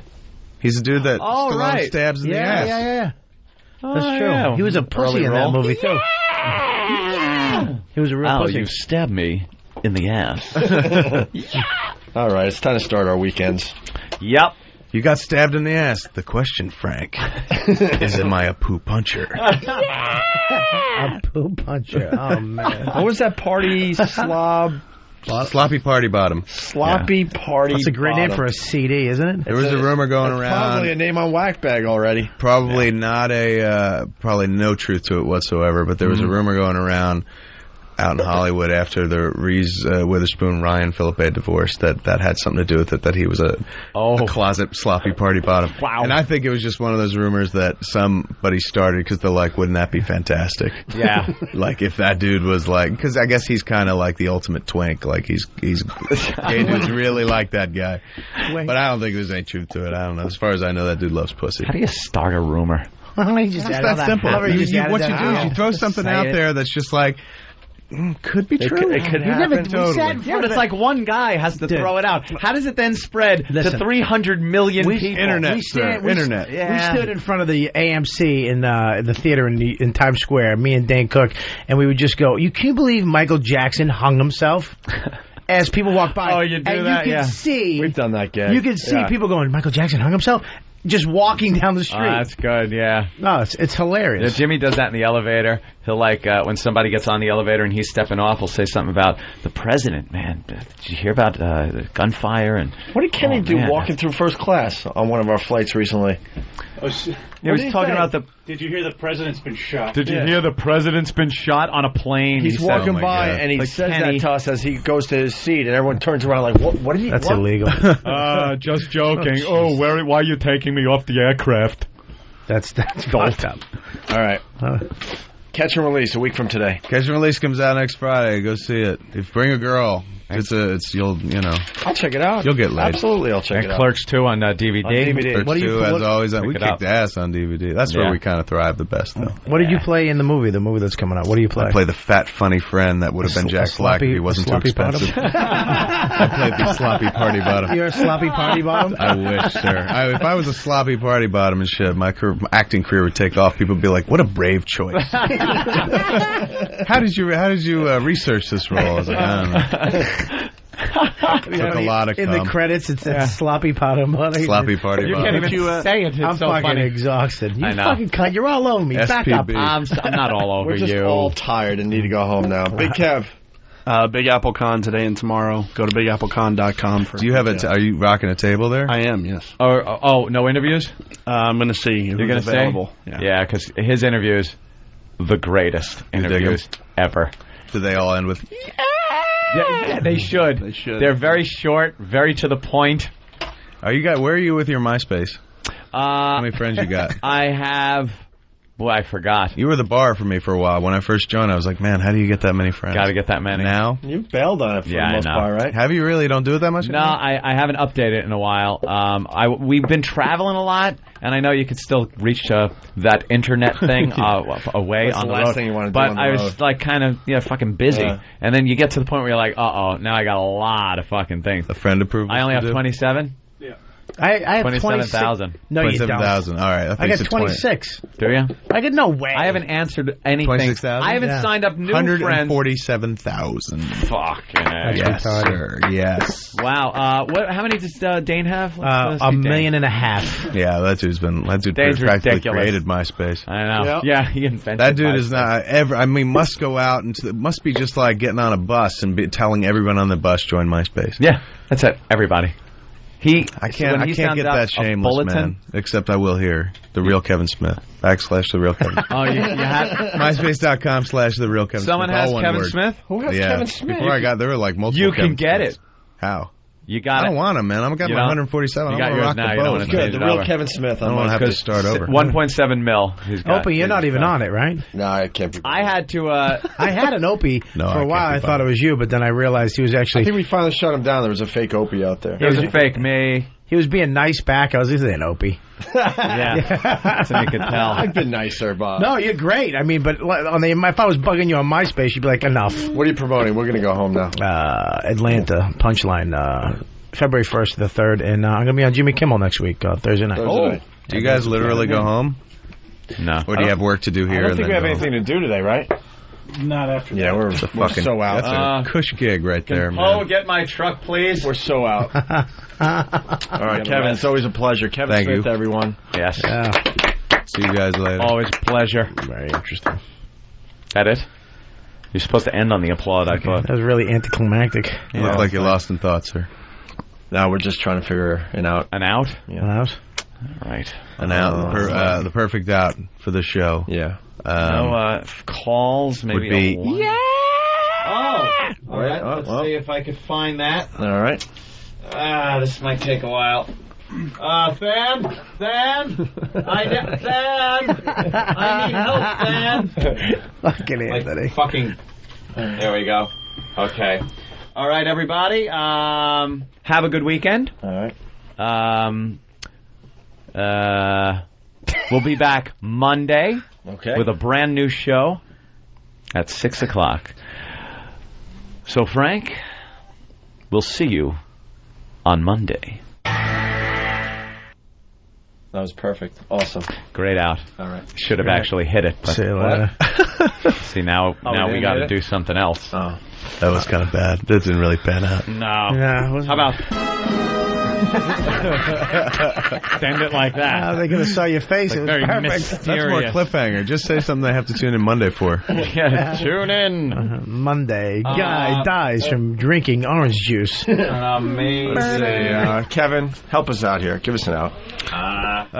Good luck with your weekends. If you're heading down Sloppy Party Bottom Way, make sure you get a little Metamucil rocking by 4 o'clock this afternoon, so the first show of the day cleans you out good. That's good. Makes you nice and smooth.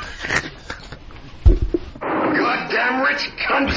I kill rich cunt! What is that? What is that from? That is... Oh, no. Here we go.